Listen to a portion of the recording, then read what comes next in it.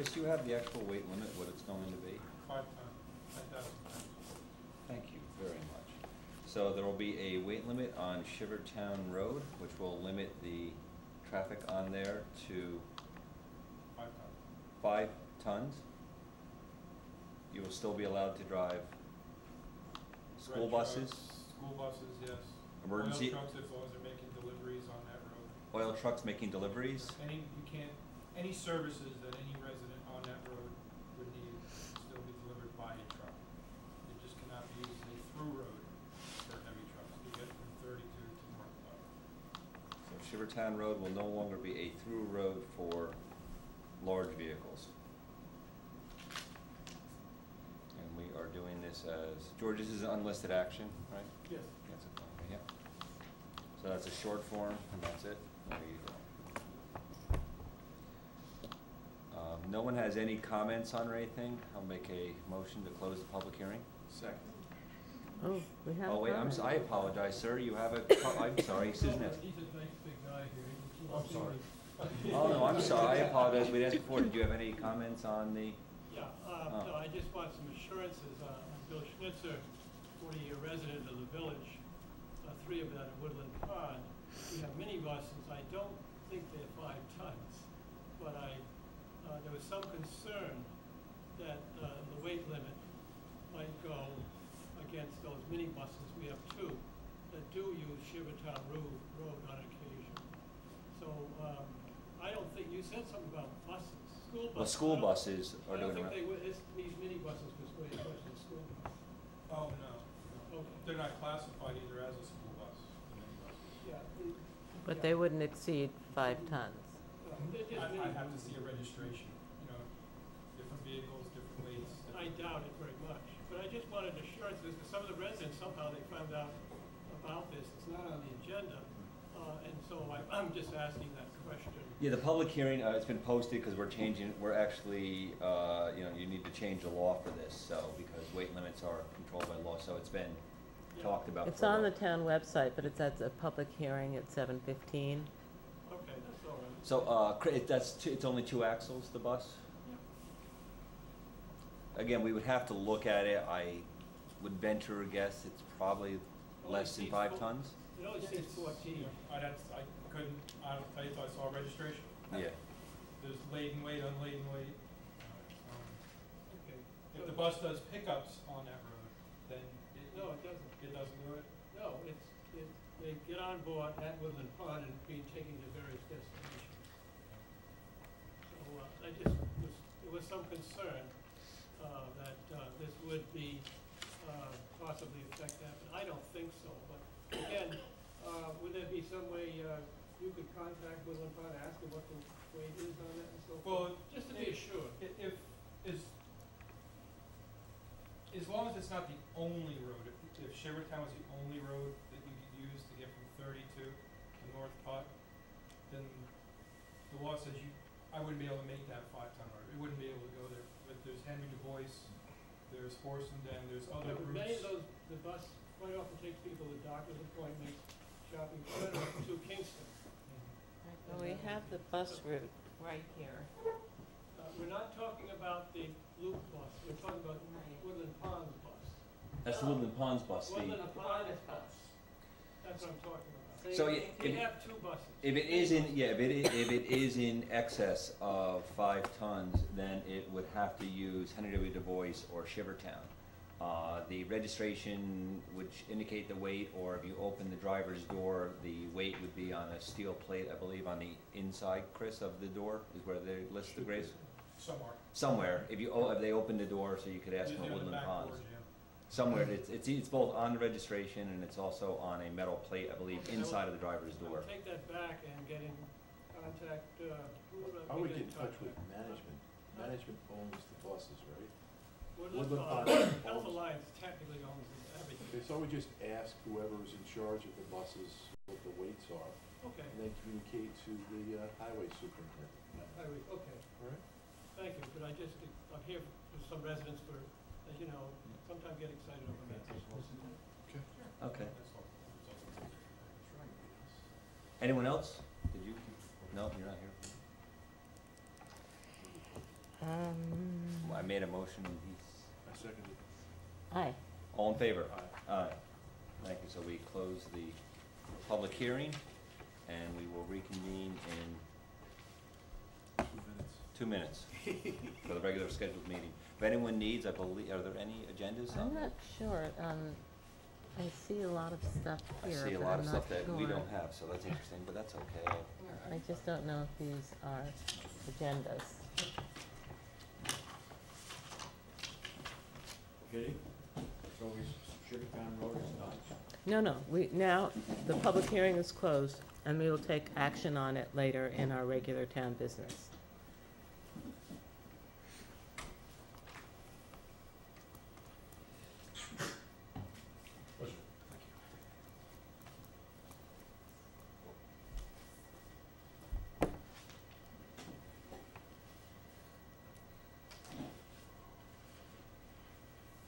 Everybody please stand for the pledge.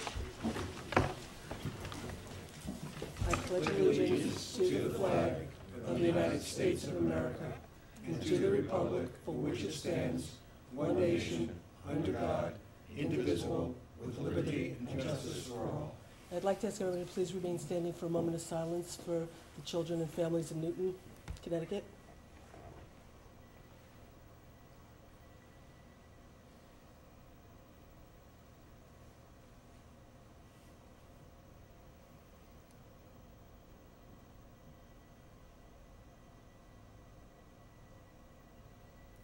Thank you. Okay. We have a lot on the agenda tonight. I have a lot of announcements. We're going to have a little bit of a presentation when Al Wagner gets here. And I'm going to try to keep moving it along in case the weather gets bad. So what I'd like to know, quick, in terms of the agenda, we have a resolution for Newton, Connecticut, Shivertown weight limit, explanation of the tax rate worksheet decrease, designation of 1/1/13 as a holiday, release bond monies on a project, a bike ped letter to the DOT, a court copier that we need to purchase, the Time Warner contract, fire contract, guide for planning board for scenic views, which we'll do when Al Wagner gets here, and he'll do a little update on some great news about planting trees up and down Main Street, groundbreaking for the state of New York, so he'll get into that. Lent Drive safety, discussion of the Pine Point letter, and a conversation about the pavilion out at the Field of Dreams. Then we have a few appointments to do, and then a personnel issue, and some warrants, prepays, and modifications. And I'll probably move the Park Point letter up after the Newton, Connecticut, because George is here, and we might as well use his time while he's here. So do I have a motion to adopt the agenda? Okay, this is for Newtown, Connecticut. Yeah. I should pronounce Newtown. I'm sorry. And this Yeah. is, do we have a copy of the Yeah, resolution? I put it in your box, but I have more copies here. But Oh, it is in your okay. box. But I have the copy here. I'll hand them out in a sec. Great. Okay, so do I just have one thing. Sure. I would just like to convene this meeting in loving memory of Slade Plantinga, who was a colleague of mine at Unison Art Center.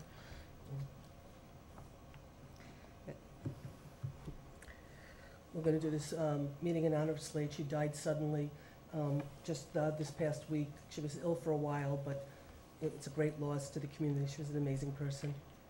So, Thank you. okay, so the meeting is in Slade's honor. Okay, so I have a motion to adopt the agenda and put this meeting in Slade's honor. Do I have a second? Second? Everybody in favor? Yes. Aye. Okay, motion so carried. I'm going to start with, let's get the sad stuff out of the way since Kitty's already a little broken up anyway. And I'm going to, do any of the board members not have a copy of the resolution I'm about to read? I didn't get it out of my Okay. mailbox. Okay, here. Sorry. And you got your copy, and I have extra copies for the public. This sort of came up pretty quickly in terms of with the tragedy that happened this past week.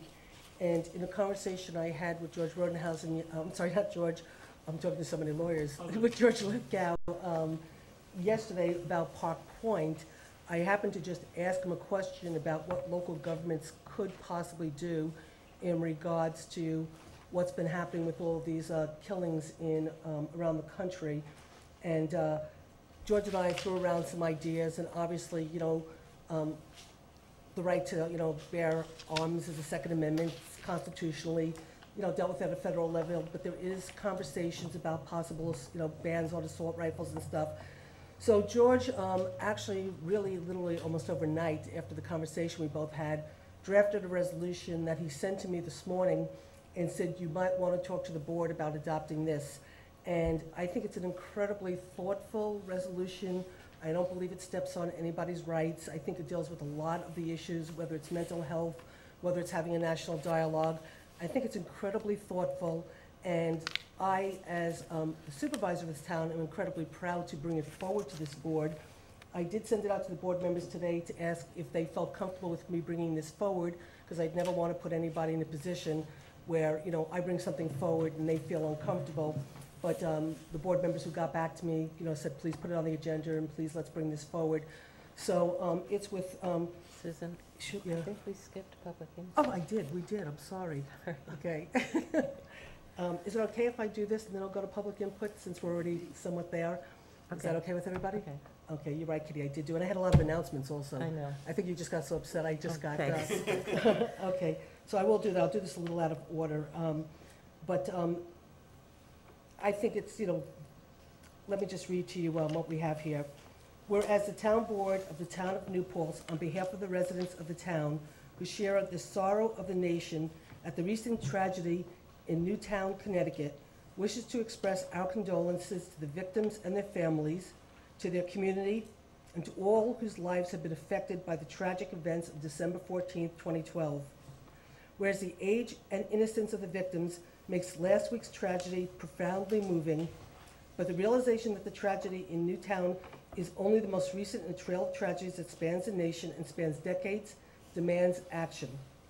Whereas beyond the tragedy and the unbearable loss and pain that was inflicted on one community in Connecticut last Friday morning, the carnage at Sandy Hill Elementary School is a call to action by our nation and our leaders at all levels of government to prevent violence against children. Whereas such actions would honor the memory of the children killed in Newtown and honor the actions of the brave educators who stood up to the violence, 6 of whom died trying to protect the children in their care, while others risked their own lives to protect other children. Whereas it is important that we honor their actions, but it is even more important that we take action to prevent future tragedies and ensure the safety of our children. Whereas the town of New Paltz therefore wishes to express support for the efforts begun by the President and Congress to understand the cause of such violence, the role of firearms in such tragedies, and effective actions that can be taken to prevent and deter such actions of violence. Whereas the town of New Paltz also wishes to express support for the call by the United States Conference of Mayors and others for the President and Congress to immediately take legislative action to, 1, reinstate a ban on assault weapons, which are semi-automatic firearms designed for military purposes with features that facilitate rapid firing primarily intended to kill humans quickly, efficiently, and indiscriminately. 2, to impose a national ban on the sales and transfer of high-capacity magazines for firearms, which have been used to facilitate acts of mass violence except for law enforcement purposes. 3, to make the national background check for firearm purchase effective to deter individuals intent on violence from acquiring firearms and increase the penalties for straw purchases or illegal transfers of firearms. Whereas such laws will not prevent the safe and responsible ownership and use of firearms by the citizens of the town of New Paltz, the state of New York, and the United States of America for sports and recreational purposes. Whereas such laws will promote and enhance the safety of our children and their right to grow up and live full and productive lives free of fear and injury. Whereas the town of New Paltz further urges federal and state legislators to allocate funds to federal, state, and local law enforcement agencies to enforce existing and proposed firearm safety laws. Whereas the town also urges federal and state legislators to allocate funds and resources to mental health agencies to identify and provide services and support to those individuals who may be prone to acts of violence and to their families in order to prevent such acts. Whereas such legislation is a necessary but not sufficient step towards preventing gun violence, but is a step on the path of leadership towards accomplishing that goal. Whereas the town of New Paltz urges our leaders to immediately take these initial steps, then continue on the path to change the culture of violence that pervades our society and our nation. Whereas the town board and the residents of the town will support and continue these efforts at a local level, now therefore be it resolved that the town board of the town of New Paltz does hereby, 1, express the sympathy of our community for the loss of life at Sandy Hill Elementary School and for all the lives affected by the trauma of the senseless act of violence inflicted on the students and staff of the school and on the community of Newtown and beyond, acknowledging and honor the brave acts and sacrifice of the educators and staff who stood up against that senseless act of violence inflicted upon the students, and pledge to work to honor their bravery and sacrifice by supporting actions to prevent such tragedies. To express support and call for the action to control gun violence that is urged by the Conference of Mayors. Authorize the supervisor to send a copy of this resolution to the elected officials of the town of Newtown, Connecticut, and to the school district in which Sandy Hook Elementary School is located as evidence of the town's sympathy and support. Authorize the supervisor to send a copy of this resolution to the President of the United States, the leaders of the Senate and the House, and the elected representatives of the town of New Paltz in the United States Congress, the New York Legislature and the Ulster County Legislature, the chairman of the Conference of Mayors, and other individuals and organizations as evidence of the town's support for prompt and effective action to prevent gun violence and the adoption of laws that will prevent the sale and use of firearms designed for military purposes, and therefore be able to quickly and indiscriminately kill human beings and protect the safety and well-being of our children by ensuring that all firearms are used safely and responsibly. The resolution is, so this is the resolution that I'm asking the town board to adopt and for us to forward to all the appropriate people. So I don't know if somebody would like to move it, second for purposes of discussion. So moved. Do I have a second? I'll second. Okay, is there any discussion on part of the board? Okay, I'd like to see you incorporate in paragraphs 2. Kevin, you need to talk closer to the microphone, I was asked to tell you.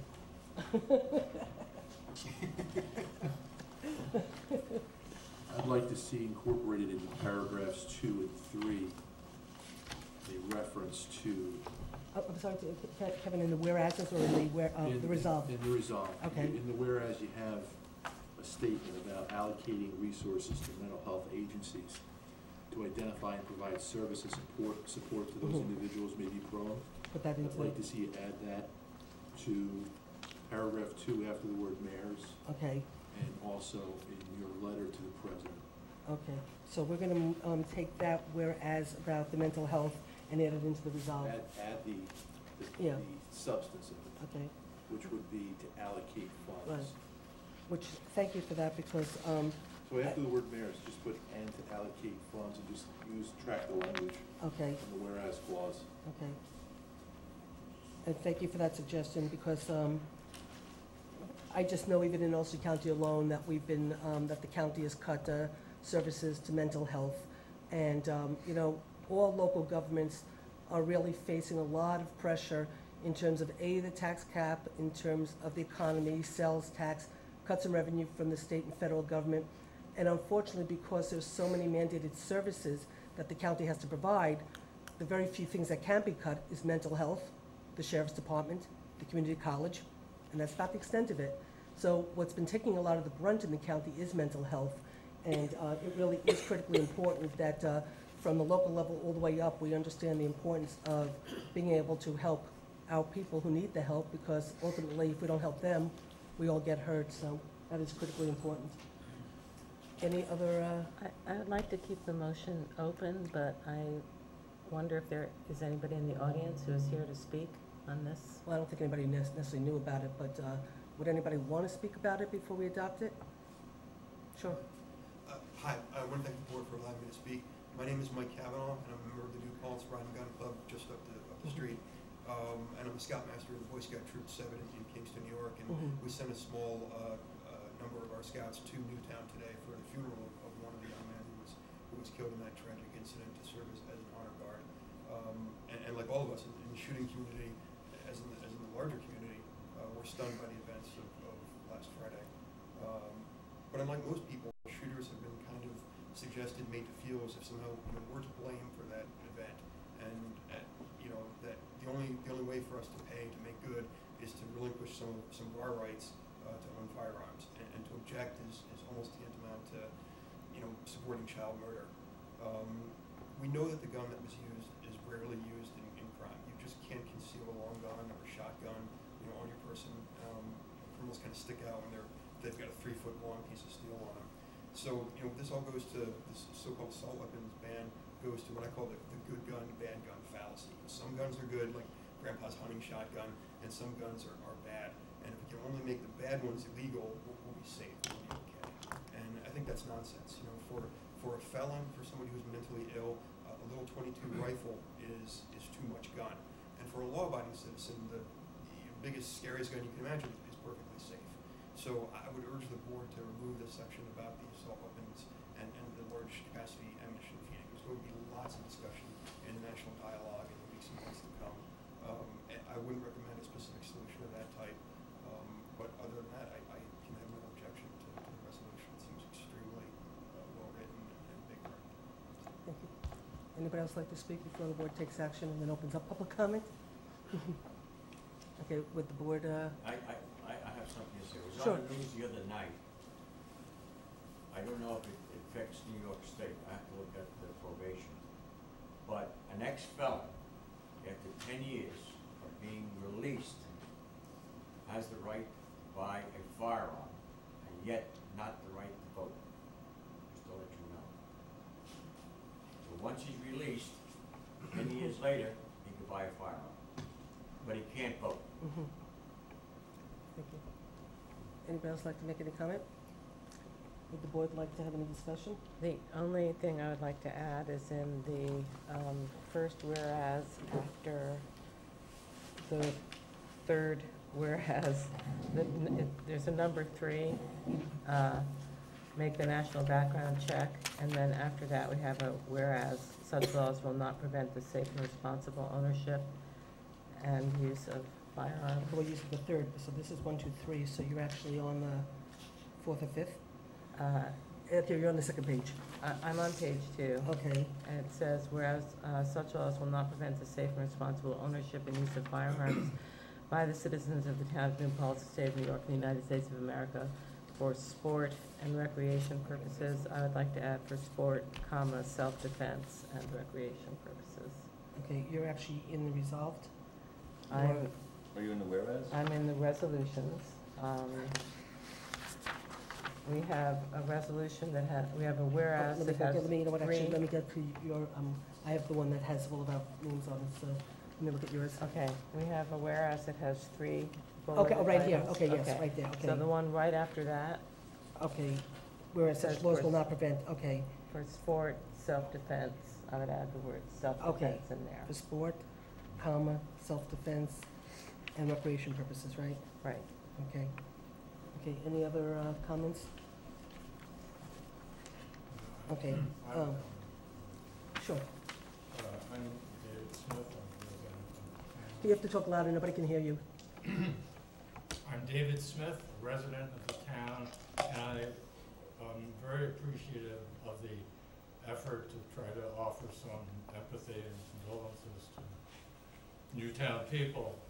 And I think it's a good proposal, but I think the weapons should be taken out of the proposal and just deal with the human element. It's almost like you have the weapon in there having to go to program. It's the people that are using them that need to be vetted. They need to have more and better controls, but to have talk of a particular type of firearm, as this gentleman said, being a bad firearm and another one being a good firearm, I think it's just shows, in my way of thinking, a lack of knowledge and a lack of understanding of firearms. And maybe some more research should go into that before it comes out of our town. A lot of people feel differently about that than the resolution states. Okay. Anybody else on the board want to? I will just respond, and I don't want to get into a debate. I do see a difference between certain types of guns, and I think a gun that has the ability to kill an incredible amount of people in one short time without having to reload is a weapon of mass destruction, where a gun that you have to keep reloading and reloading, if, they found on this particular person 400 other, so much more um, so much more ammunition, that he could have killed every kid in that school, and with a different kind of weapon, they would have had they would have had a better opportunity to get out. And this is the kind of weapon that's used in Iraq, and I just don't believe this is the kind of weapon that should be sold in Walmart. And, you know, we can agree to disagree. I feel very comfortable with this, and, If I may send it to, sure, and then I we'll, also did the other two gentlemen about that. I Mhm. really think that we should leave that out. I think this is something that needs to be done more Mhm. on a national level than our little town. we're not doing, I'm also a resident Mhm. of this town my whole life. 40 years ago, I went to the schools that my kids go to. Mhm. I mean, I grew up in this town. I went to school with the parents and the families that the towns are named, the roads are named after. Now, I lived through this town. Then over the years of my life, I've seen the town change drastically over my lifetime. The problem and the things that you're saying about the type of firearms and stuff like that, it's really not true. Mhm. It's the difference between the firearm that you were talking about compared to what the military use are different. Mhm. They're not the same. You know, they look similar and they look the same, but they're not. They're not pull the trigger, hold it, and have them go nuts. They're recreational objects. I mean, I shoot them even. If somebody who inspired and shoots guns and target practice and does competitive shooting shoots them, they are a joy to shoot and they are fun to shoot. You know, so if they go out of your way like that to try to, you know, voice your opinion on it, you know, and how you feel is, right now, I don't feel that should be the case. What would you recommend? The problem? No, what would you recommend? I would just leave it out. The whole thing that you have written out here, I think is beautiful, great, Leave it's what part heartfelt. out? To read, 1, 2 that we're at.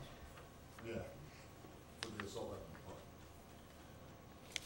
To And I reinstate really the strongly ban on assault recommend weapons. Please leave that out. I'm sorry, Katie, could you say that again? And yes, and the number 2 there as well. Whereas number one. So it's your point that any gun is a deadly weapon, right? No? In the wrong hands. Yes. Yes. Somebody had made a statement I had read somewhere, and I took it as a joke a little bit in a way, and it was like, nobody needs to go faster than 55 miles in a car, so we should sit there and reduce the car so we can't go any faster than 55. It doesn't matter if somebody wants to do something so horrific and horrendous. I mean, who here has seen, let me finish, who here has seen those Mad Max movies, or whatever it is, there was this one movie where the guy was running over people and getting points for it, you remember that, back in the 80s or How about The something like that? Walking Dead? Yeah, right, so, Professor speaking. I mean, there are so many things, if somebody wants to do something, I mean, a guy gets a kid or somebody gets in a car and just goes, he had fun in a parking lot somewhere, how many people think he could kill? I mean, there are so many things that could be used. I mean, this is tragic, please don't misread me as thinking it's sense or something, but it's just, No, I'm not, It's such a- I'm not thinking that you are making, I mean, there are speed limits for reasons, because when people go fast, they can kill other people. There's reasons for why people don't drive drunk, because they kill other people. but So you're right about the But fact that then anything, don't make the car go faster than 55. The same thing with the, I'm really trying to put it in simplicity, it's really simple way of thinking, and it's not gonna change it. All you gotta do is take the one thing, and so, has anybody gone through this in this town? County? I've never heard of it. I mean, in my life and growing up here, I've never heard of an incident like that happening. Can it happen? It can happen anywhere. It's true, but it's, how many times have you heard this? Well, no, we actually did have a shooting in New Paltz, yeah, actually, it was a real. handful of years ago, and he shot up quite a lot of, I believe a couple officers were injured even, right in New Paltz. One of He them was was downtown on Church Street. down on Church Street, and actually one of the officers that was But injured he was was- someone, but I mean, I think what we're kind of discussing here is, Oliver, we're not, just so everyone understands, a resolution is not a law, it is not Right. changing anything in our community.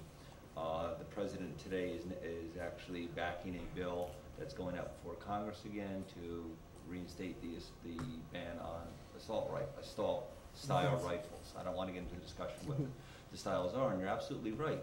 You know, some of the most heinous crimes committed have been done with 22 pistols, which, you know, there's been maybe a few shots at him and 4 or 5 people were killed. So you're absolutely right. It's that there is a problem that is much larger than just the type of weapon being used. And certainly Mike had a great point too, which is that a long rifle is not a rifle very likely to be used in a criminal's hands. So the issue is access, and what we're speaking to here is what can we do as a community. And when I say community, I'm talking about the community we live in society.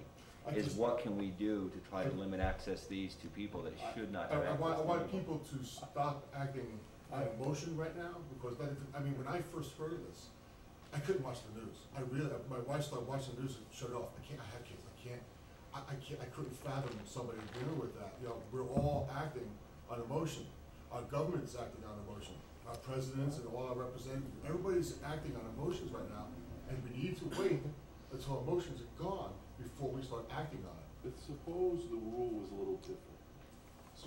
Kevin, you gotta. Suppose the rule was a little different, and the rule was that there was a ban on assault rifles, except if you can demonstrate that you're a responsible user. Then you're not necessarily getting rid of them, but then you're only going to allow people that can demonstrate their safety and use to use them. If that was What's wrong with that? possible, Because then you would have a problem getting that, would you? I've wrestled with that question, if I could, for so long. I've seen so many people handle guns in an unsafe manner. I'm a firearms instructor as well. It's all so my accent too. yeah, we work with kids actually at the club, and it's really great to bring young people or people of any age along and teach them how to use firearms safely. And there's certainly a need for it, absolutely. Some people handle them carelessly. At the same time, if you really believe that the Second Amendment is an individual right to bear arms, I have difficulty with the government requiring anyone to take a safety class. Imagine a woman who's being stalked by an ex-boyfriend or an ex-husband and feels that she needs a gun for self-protection, and oh geez, the next class isn't for a month. Or maybe your pistol license will take 4 to 6 months to get approved, but we'll give you this piece of paper, which is an order of protection that we've learned doesn't stop bullets, right? So I've gone back and forth many times on that. Mandatory education versus sort of individual initiative and education. Bearing arms is you have to bear arms responsibly, though. Absolutely. I agree with that. We can have a longer discussion about this, because I can answer some things relative to what you just said, but we can't have a, incredibly long Firearms discussion. debate. Right, exactly. So Let's let one, Mr. Schnitzer yeah, and then have we have one, to move, and yeah. then- okay. I just wanted to say one thing. I come from a background, I'm both a clergyman, I worked for the New York State Department of Corrections for 22 years, and I started my work at Mattawan, when the then Mattawan State Hospital in Caribbean, saying that I've seen the mass murderers and dealt with them and so forth. But all I can say is, in spite of some emotional content, some disagreement, I think this is the best we can do with this motion at this time, and then let the debate continue, because we could be here till midnight on this one. So I would urge you to adopt it as is.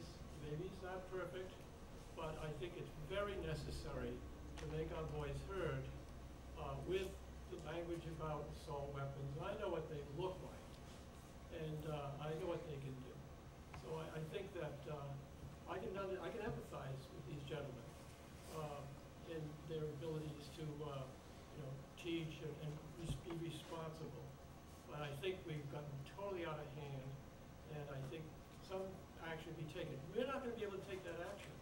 The government has to debate this, and believe me, they're going to debate it till the cows go home, right after we go off the cliff, and into next summer probably. So I just think that we've had a good discussion here, and it should go on. But let this motion go through right now, this resolution. And you probably are right, and Mike, you know this, when I got my pistol permit, I did have to take a class, and it probably was from the time I applied to the time I actually got the permit, probably was, I don't know, this is going back to the 80s, but it probably was a good 8-10 weeks, and again, this is not acting on a motion, I'll just use it just because it's in the news in front of us right now. This individual walked out of a store because he could not get it, because they had a 14-day waiting period. New York State doesn't have that I'm aware of.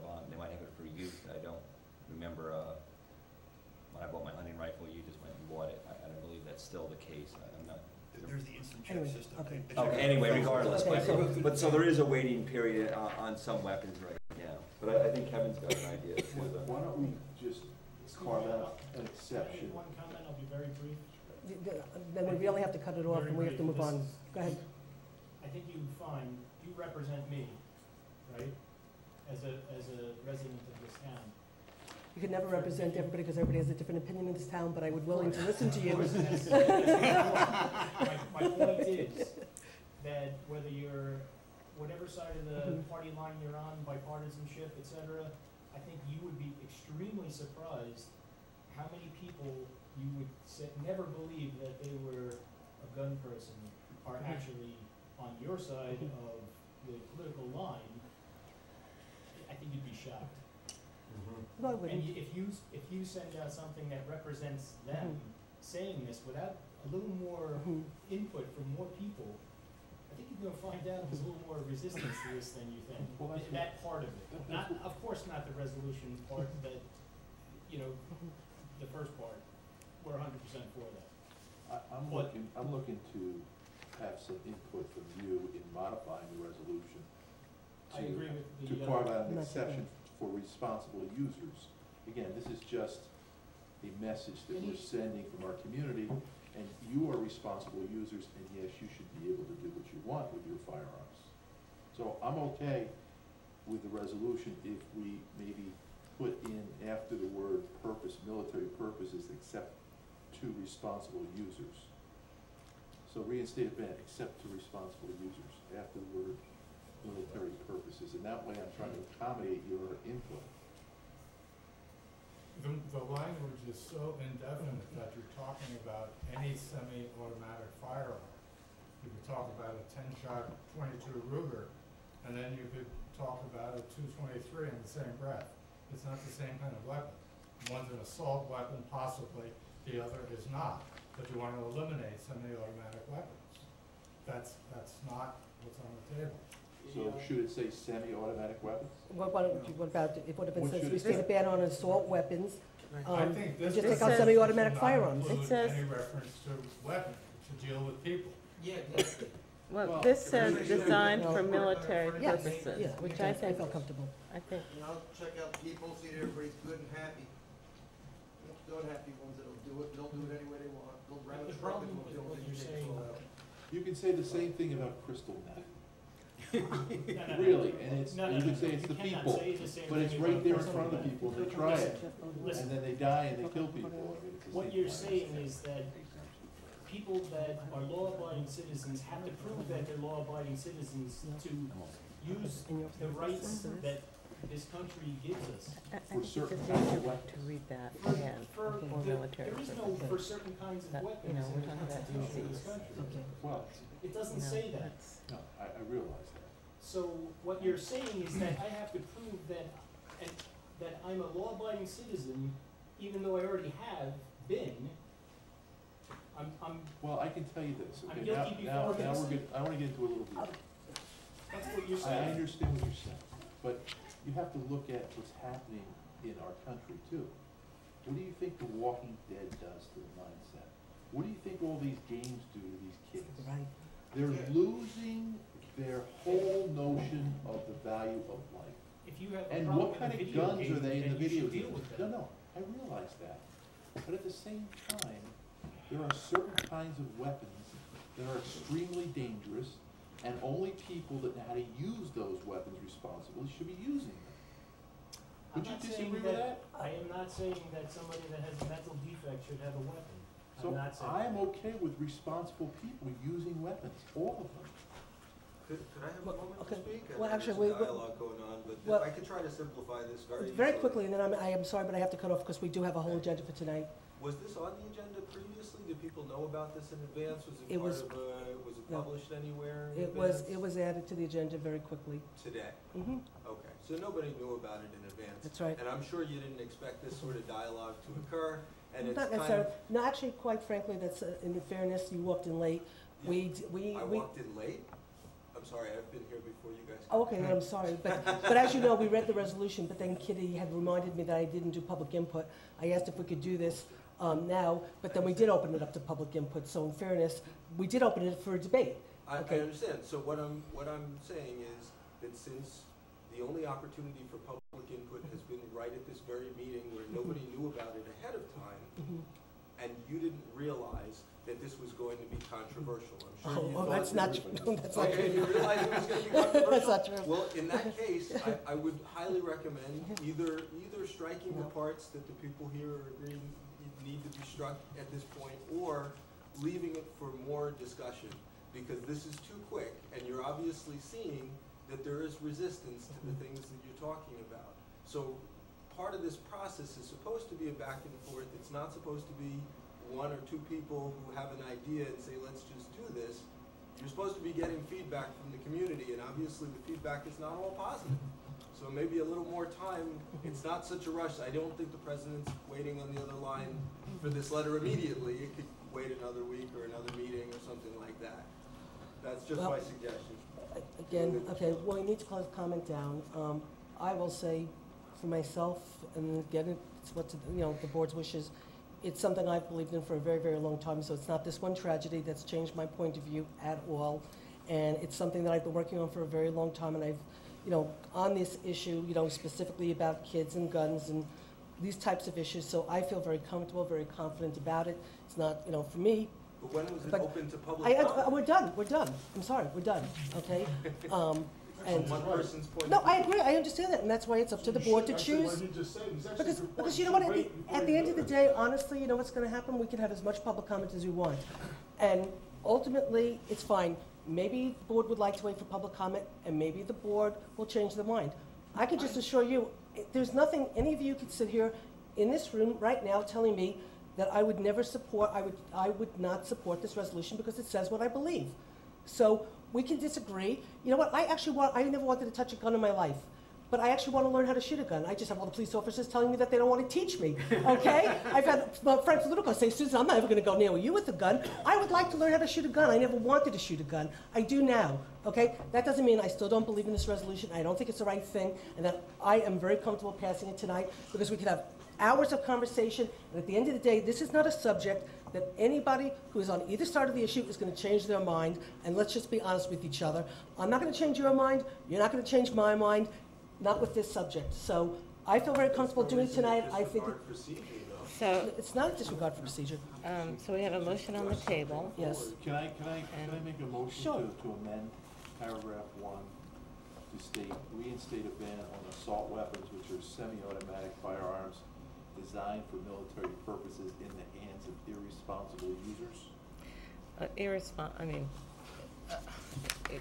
Irresponsible is not gonna solve the problem, because what you're really looking at is somebody who is in the throes of an emotional crisis, who may have been responsible,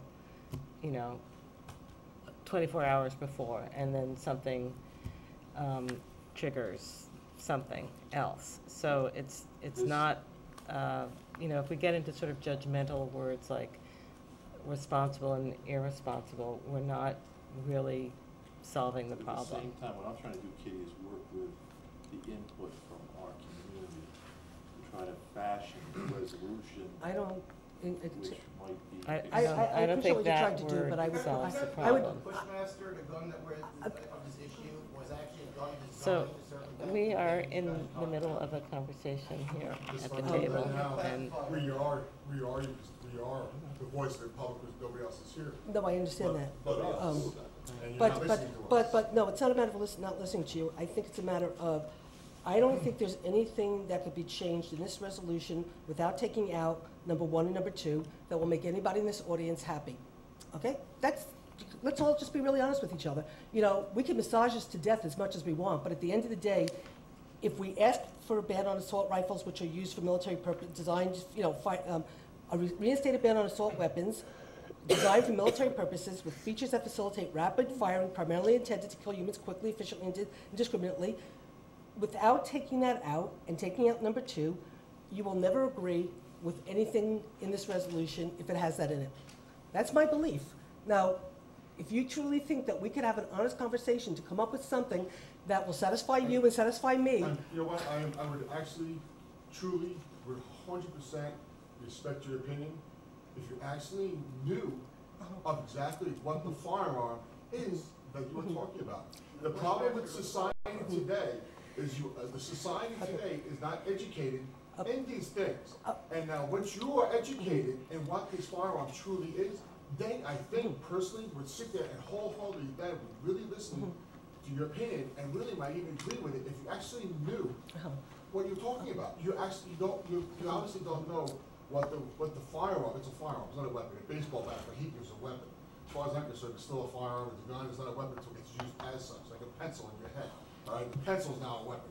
Before that's Okay, not a so, weapon. sir, I just want to, it seems to me that if people feel that the word weapon is too general, we could say reinstate a ban on semi-automatic firearms designed for military purposes. Strike the rest of that sentence. I have had this argument and discussion with friends who are gun owners and members of the New Paltz Rod and Gun Club for 20 years. And Ira is one of them. And we just don't agree. And I want to say that I think probably the members of the Rod and Gun Club who are here tonight have done more to advance the cause of what you're talking about by your reasoned, civil, and informed discourse tonight. I think you've probably done more to reassure people about the face of gun owners in our community, but you have not changed my mind about the importance of this resolution. And I just feel very strongly that this town needs to take a stand. I don't have a problem with you having your opinion, and I hope you don't have a problem with me having my opinion. The problem that I have with what you're saying and how you're saying it is that you're literally telling us you don't care what we say, but you represent us. You're basically just you are being representing us Sir, now. we listened to you. We listened to you, and in my case, you did not change my mind. I am very glad that you were here and that you presented your feelings, not just to us, but to the public, because I think you have done a lot to reassure the people in our community about who our friends and neighbors are who carry guns. But you have not changed my mind tonight. I get emails, I read magazines, I see a lot of literature from the NRA, and it doesn't convince me. I honestly never expected to change your mind, but what I do expect is that if you're gonna write a proposal and send it to the United States President in my name, that you should take into account my opinion. And Well, your name will not be on this. My name will be. I'm a resident of this town.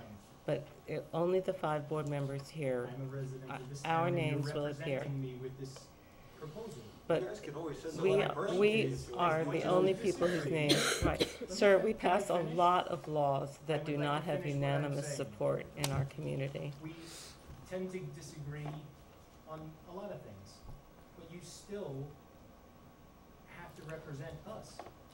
It doesn't, just because you have a personal opinion on something, doesn't mean, well, now I don't have to represent these people anymore. Well, I do represent you, and I believe that what I'm doing tonight is the right thing for me to do as your elected official.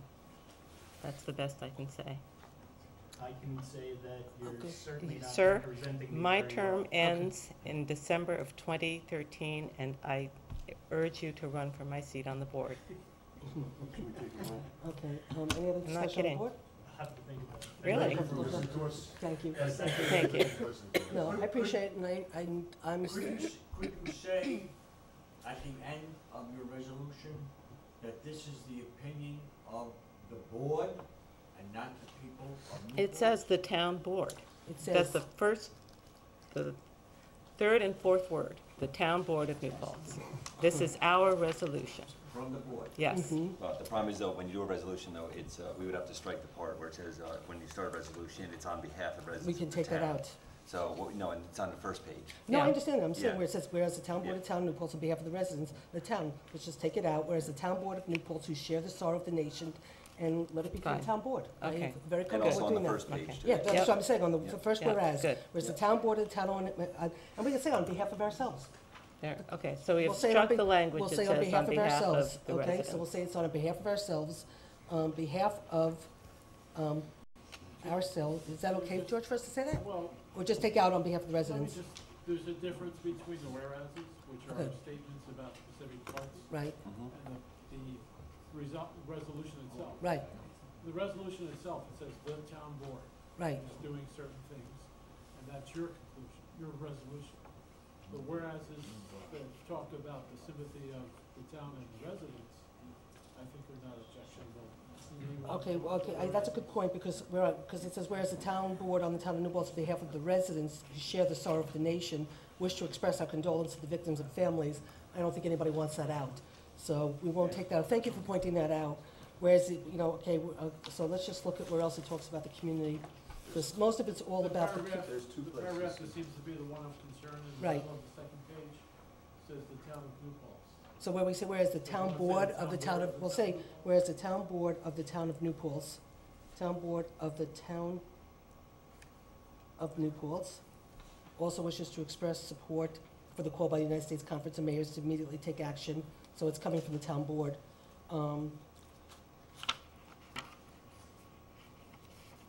Whereas the town of New Paltz further urges federal and state legislators to allocate funds to federal, state, and local law enforcement agencies to enforce existing and proposed firearms safety laws, So let's just insert board Board. everywhere it Okay. says the town. except for the front where the town, on Yes. behalf of its residents, is Yep. doing the sympathy. The town board of the town of New Paltz.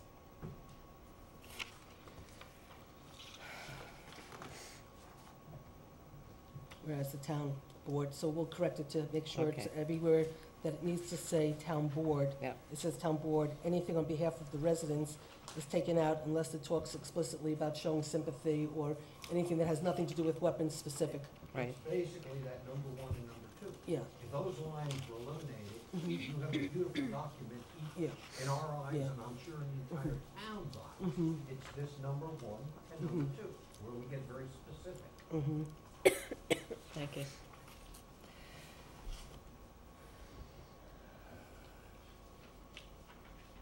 Just take them out.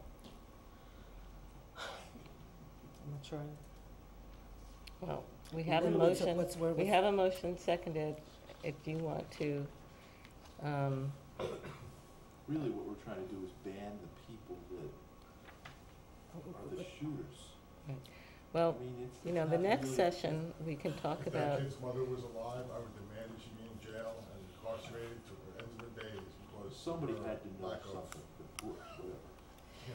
so later on, we're gonna talk about taxes in our community, and maybe we can get some taxes restored to our mental health department. There used to be a mental health office, walk-in center, right where I think Crossover Law Offices is right now. Yeah, I think everybody kind of agrees what stems from this. It's family values and all those things have changed over the course of the past 40 years. That's what caused all this. It's not the thing, it's the home that's caused it. How do we fix that? That's where we have to fix it. We gotta fix home. Gotta fix home. So, So you're all fine with the balance of the resolution except for 1 and 2? That's it, basically, yes. Okay, but I'd only be I mean, You know, the whole root of this problem, like I just said, it's home. It's got nothing to do with the But you know what- firearms or. no, but you know what, arms, that's I mean, if you can help me figure out a way to, and maybe we could put this on till later and come back to it, I don't know, but I mean, again, when you talked about the NRA earlier, a number of years ago, when some kid got his father's firearm or something and killed his younger brother, and so what did they do? They talked about putting safety locks on guns. And I thought, oh my God, the NRA can't argue this one. How could you argue safety locks on guns for kids? Okay, they can't argue this one. But of course, the standard response back, excuse me, wait a second, I'm talking. The standard response back was anything to in any way put any restrictions on our right takes away, if you put a safety lock to protect a kid, you're gonna take away our guns. Yeah. Okay? And so it goes from one extreme, it's like another, it's so extreme that it's like, I remember reading that and going, okay, you can never have a conversation, ever, because anything you do to have any intelligent conversation on how to, you can all have as many guns as you want, but if my kid goes to McDonald's, I want my kid to be safe, okay? If my kid goes to school, I want my kid to be safe. I agree. You can guarantee me that when I walk out this door, my family can be safe, have all the weapons you want, but you can't guarantee it, okay? So you force people like us to sort of say, what can we do to try to take some step to make our community safe, okay? I would love to have an intelligent dialogue. And actually, after this whole entire thing, it was the first time I ever saw the NRA ever, after a couple of days of all the Congress people who, support guns and stuff, not saying a word, because all of a sudden they can't say anything, okay? But finally, the NRA finally came out and said, yes, we have to have a discussion. First time. First time. Okay? That's great. We should have a discussion, but you're not allowed to have a discussion. You can't have discussions. You can't have a session about police budgets. You can't have a discussion about, library budgets. You can't. There's so many subjects that, God forbid you have a discussion, it becomes an emotional, politically incorrect thing to have, and, and then you got to worry you're going to lose an election.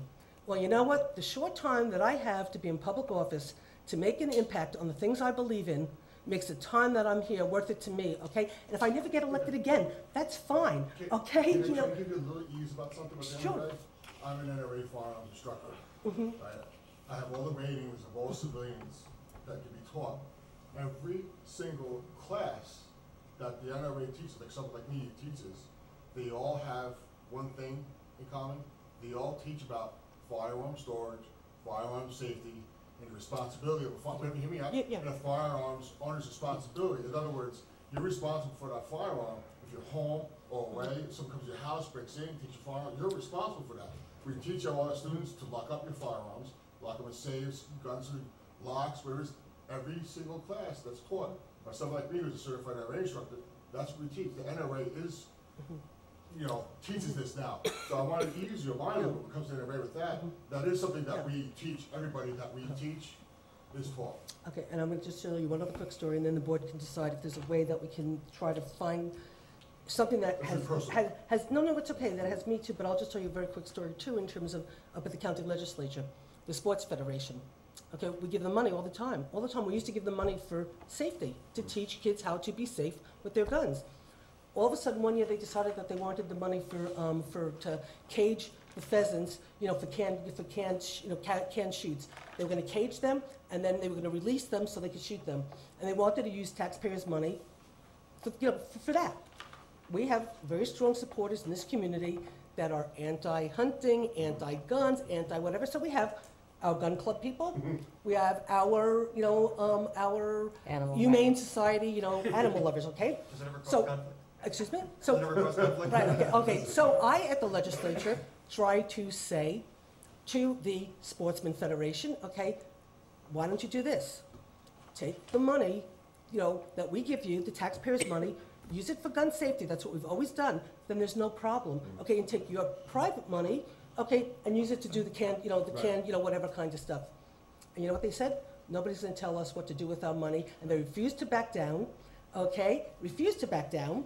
So when it came to a vote on the legislative floor, there were only 3 people who voted against it.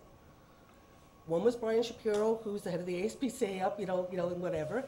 Myself, and one legislator who I turned around and looked at and said, you better vote against this, okay? Because he was from New Paltz, and I knew he'd probably never, it was just the right thing for him to do.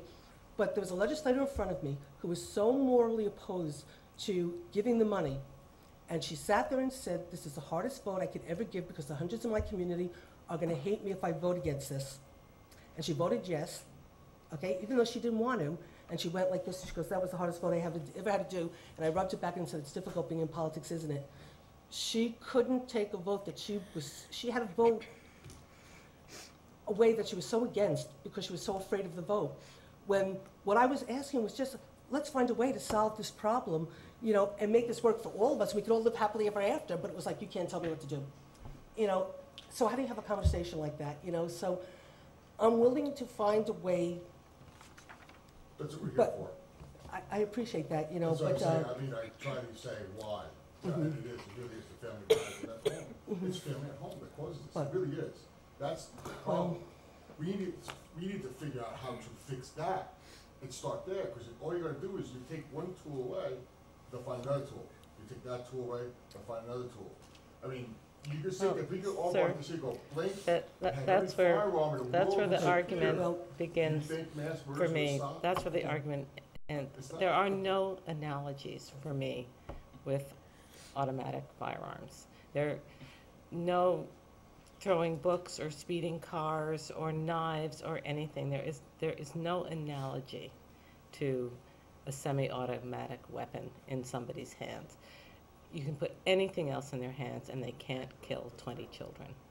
And it's just that simple. Ms. Brown, Yes. are you aware of the knife? Yes. slaughter that happened in Nobody China? died. That's right. Nobody There died. have been multiple incidents. Nobody like that died. over the past Nobody 10 years. died. People have died. Nobody China has died. had a repeated problem in their schools. No, You're not aware of this? Yes. People have come to schools, killed people, no firearms. No, I'm sorry, I'm not aware of that. Go Please ahead. look it up. It's Question. been multiple times over the past decade. You said that we don't know what we're talking about in paragraph 1. No, I was suggesting, Susan, I'm sorry if I called That's you. okay. You can, that's, please, that's my name. I'm sorry, I mean, Yeah. from what you're saying, you wanna try, you wanna learn, it told me that she didn't know what it is. No, no, I know the way I feel, and I'm very very comfortable with this, okay? I'm just trying to find if I there's, don't know who you are. No, I think you were saying that we didn't know what kind of weapon this was, or what kind of weapon we were talking about here in paragraph 1. Did you say that earlier? Not, I was saying that I don't think you understand what an AR truly is, that is not the same as what the Army carries. It looks the same, it has a lot of similarities, but it's not exactly the same firearm. There's a different type of firearm that happens to look mean and nasty. You know, it shoots a little bullet that's this thick, you know what I mean, compared to a hunting round that's this big, but that's okay, but this isn't. They both similar, you know, it's, what do? You know, it's just because it's black, it looks mean, it looks nasty, and in essence, it's still, No, but an AR, I mean, I'm fine so keeping it in. wow. I am a weapon owner and a pistol owner and I'm a law-abiding citizen, they're all owned legally. But no, an AR-15 carries a 223 round. No, I know that. You're almost, you're virtually at a 22 round, so it's not that, I apologize to say, I do, some of our worst crimes have been committed by 22s. The most murders in the United States are actually done with 22s, I believe. But the one thing that most sportsmen do when their son turns 12 years old is what? And I agree, you know, I mean, I think we all own Ruger 1022s, I own one, I mean, it's a very common rifle that everyone owns, but what I'm saying, I think what Kevin's trying to get to is, in statement 1 there, in the whereas, what would we, what would it make you comfortable for us to have in I there? think that we should sit there instead of attacking the firearms, to maybe attack try to figure out what the root cause is and attack that in our letter to the president. You know what I mean? Because the root cause is not the firearms, the root cause is the demented people that use them, Well, to do what they're doing. We need to be able to attack them and somehow come up with something to give our Well, I president think, that. I think we inherently disagree in a way, because somebody walking in with a rifle that shoots, you know, one bullet, and then you have to reload, versus something that shoots this many bullets at one given time that can kill so many kids or anybody. You know, you walk into like any place and, you know, within 5 minutes, you know. But your comment just there just told me that your knowledge of firearms is really not, you don't have that much knowledge of firearms other than what you read in tabloids or something. Okay, I don't sir, read- so item number 1 says reinstate a ban on assault weapons. What, It didn't work, it didn't what It didn't would work. you propose? You know what we think we're saying, but apparently we're not saying know it. your heart So is, what, and I'm so what, for your heart. what words should we put in there, sir? No, he's not gonna. Tell you what words you should put in there. I want to give you just a piece of information which I think is just objective, which is that your statement in the language is correct, that they were semi-automatic firearms that were originally designed for military purposes. Your statement is correct that they were, that they're semi-automatic firearms which were originally designed for military purposes. However,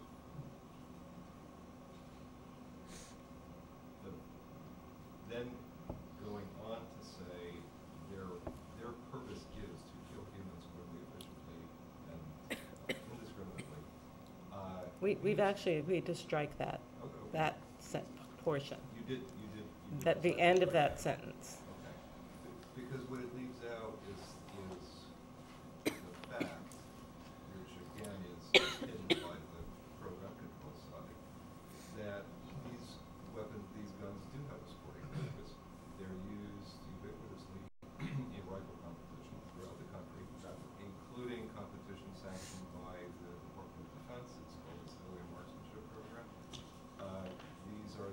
where civilian sportsmen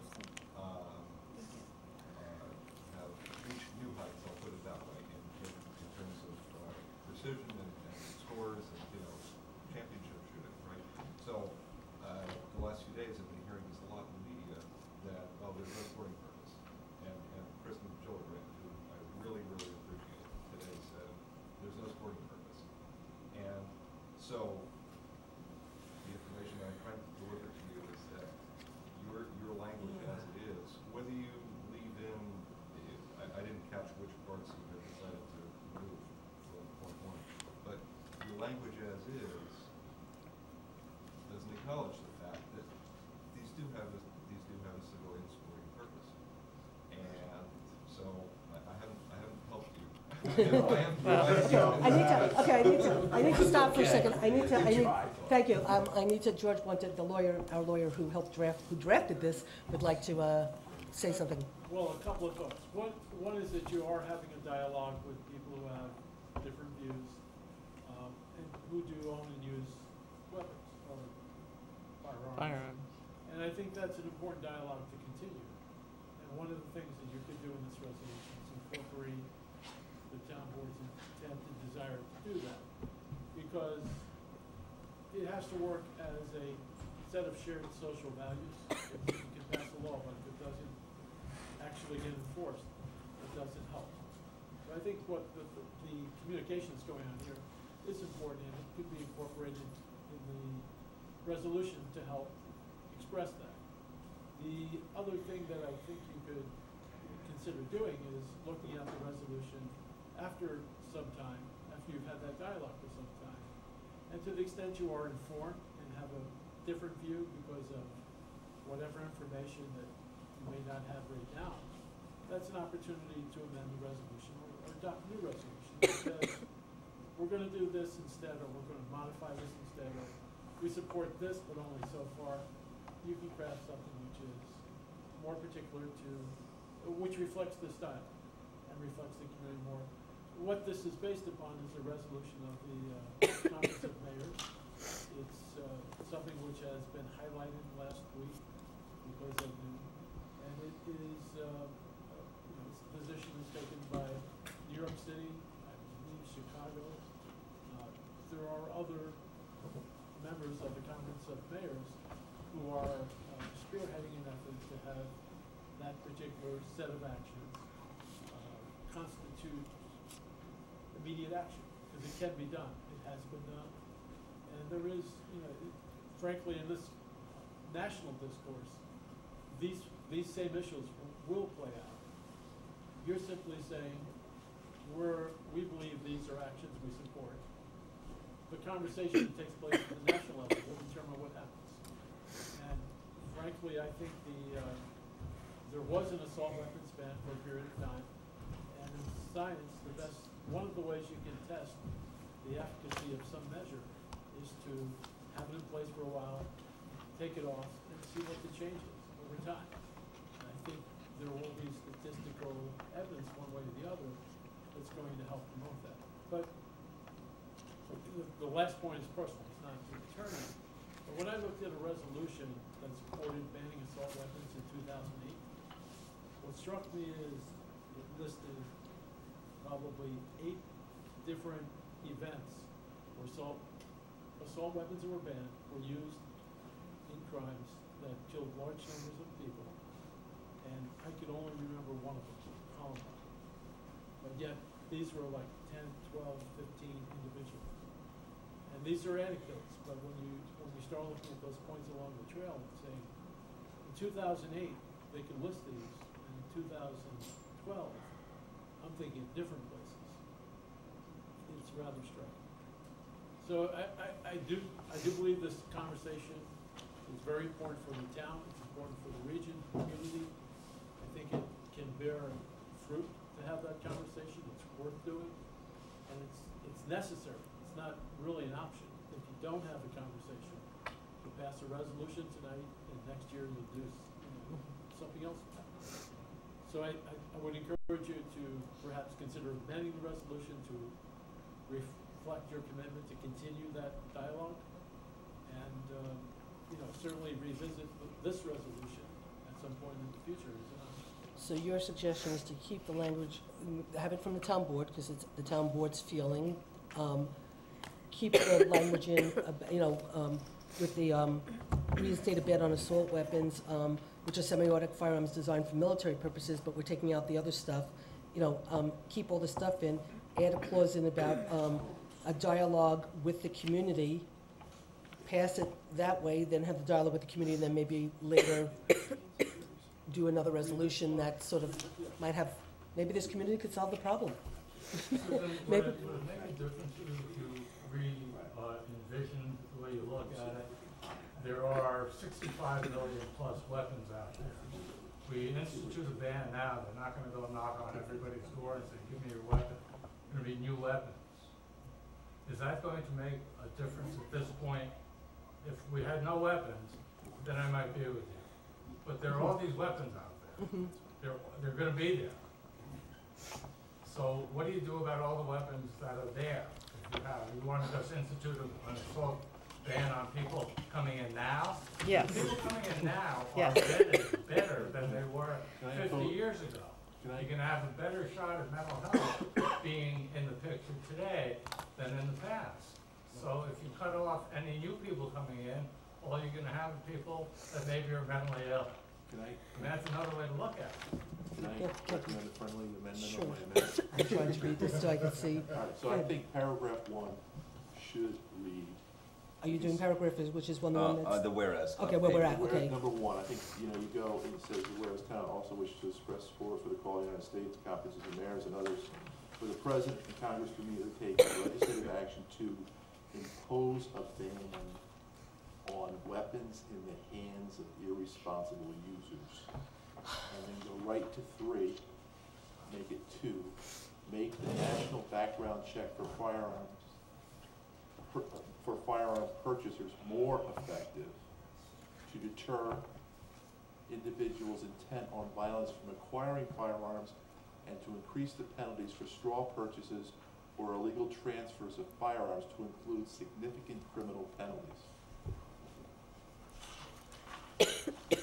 So strike 2, Amen. 3 becomes 2. 3 becomes Yep. 2. So Kevin, I will, Kevin, no, go ahead. No, I'll accept his friendly amendment. can you just, Kevin, start with, just do me a favor and read from whereas the town of New Paltz therefore wishes to express support. Okay, now read from Number whereas one. the town, from where you say whereas the, and right now it says the town board of the town of New Paltz, but go Right. ahead. We'll read whereas the town board of the town of also wishes to express support, so read it as you think it would be constituted. Are you, you want me to go on? No, I start just with want you to number just, I one. want you to, Start because you were number telling one us what should you just want, say- just read it as it would show. Should say impose A ban. a ban on all weapons in the hands of irresponsible users. And then everything else is stricken. And then go right, 3 becomes 2. And wait, I'm sorry, hold on, let her catch up, and then you're gonna, so you're gonna strike the rest of that. Yeah, the responsible users, then you're striking this one. What you're striking is re. Well, it's saying it So it would it's, be it's actually, impose a ban. it's actually taking all this out, it's just saying impose a ban on all weapons in the hands of irresponsible users and make the national background check for firearm purchases effective More effective more effective. to deter individuals intent on violence from acquiring firearms, increase the penalties for straw purchases or illegal transfers of firearms to include significant criminal penalties. You know, it's funny, I think the biggest people to really get into on is not just us, but other firearm owners, because we love and cherish our firearms. And the last thing in the world that we want as firearm owners is for stuff like this to happen. I mean, we don't want this, because then it makes us look bad. I mean, Well, I you know, actually, so really yeah, no, I include us more. Yeah, and no, try I to come up appreciate with the this fact that if we can, I solution. appreciate the Ways to fact fix that it. if we can as a community and working together and afterwards we can get everybody's names and start having a discussion, because if we can, and maybe this is where it can happen, is a bunch of rational people who have different opinions trying to say, how are you gonna make me feel comfortable? And how can I support what you want? Because right now, again, like I've said in this discussion, at least as far as I've been following it, and I follow it for a very, very, very long time. And I had to answer when I ran for state senate, when the NRA asked me to fill my thing out, the person advised me, said, don't even fill it out. And the NRA said, oh, we're gonna print it no matter what. You know, and I said, no, I'm gonna fill it out and I'm gonna put in what I believe and let the people who choose to vote for me see how I believe on this issue. I'm not gonna shy away from it. And I think you should do that. So I am very, you know, I'd be very willing to have a debate with you guys to figure out, is there a way to come up with a way that we can all feel comfortable around this debate versus the politically incendiary debate that you have on a national level where, God forbid, you have a real conversation, you know, oh, you know, all the money goes against you to make sure you get thrown out of Congress and you'll never be seen again. You can't have that kind of debate, okay? And maybe it has to happen here on a little local level, which is something George had actually said to me in one of the emails, is this might create a debate on the local level that you could really start to have an honest conversation. And maybe this is the beginning of something really big, and I would really love to do that.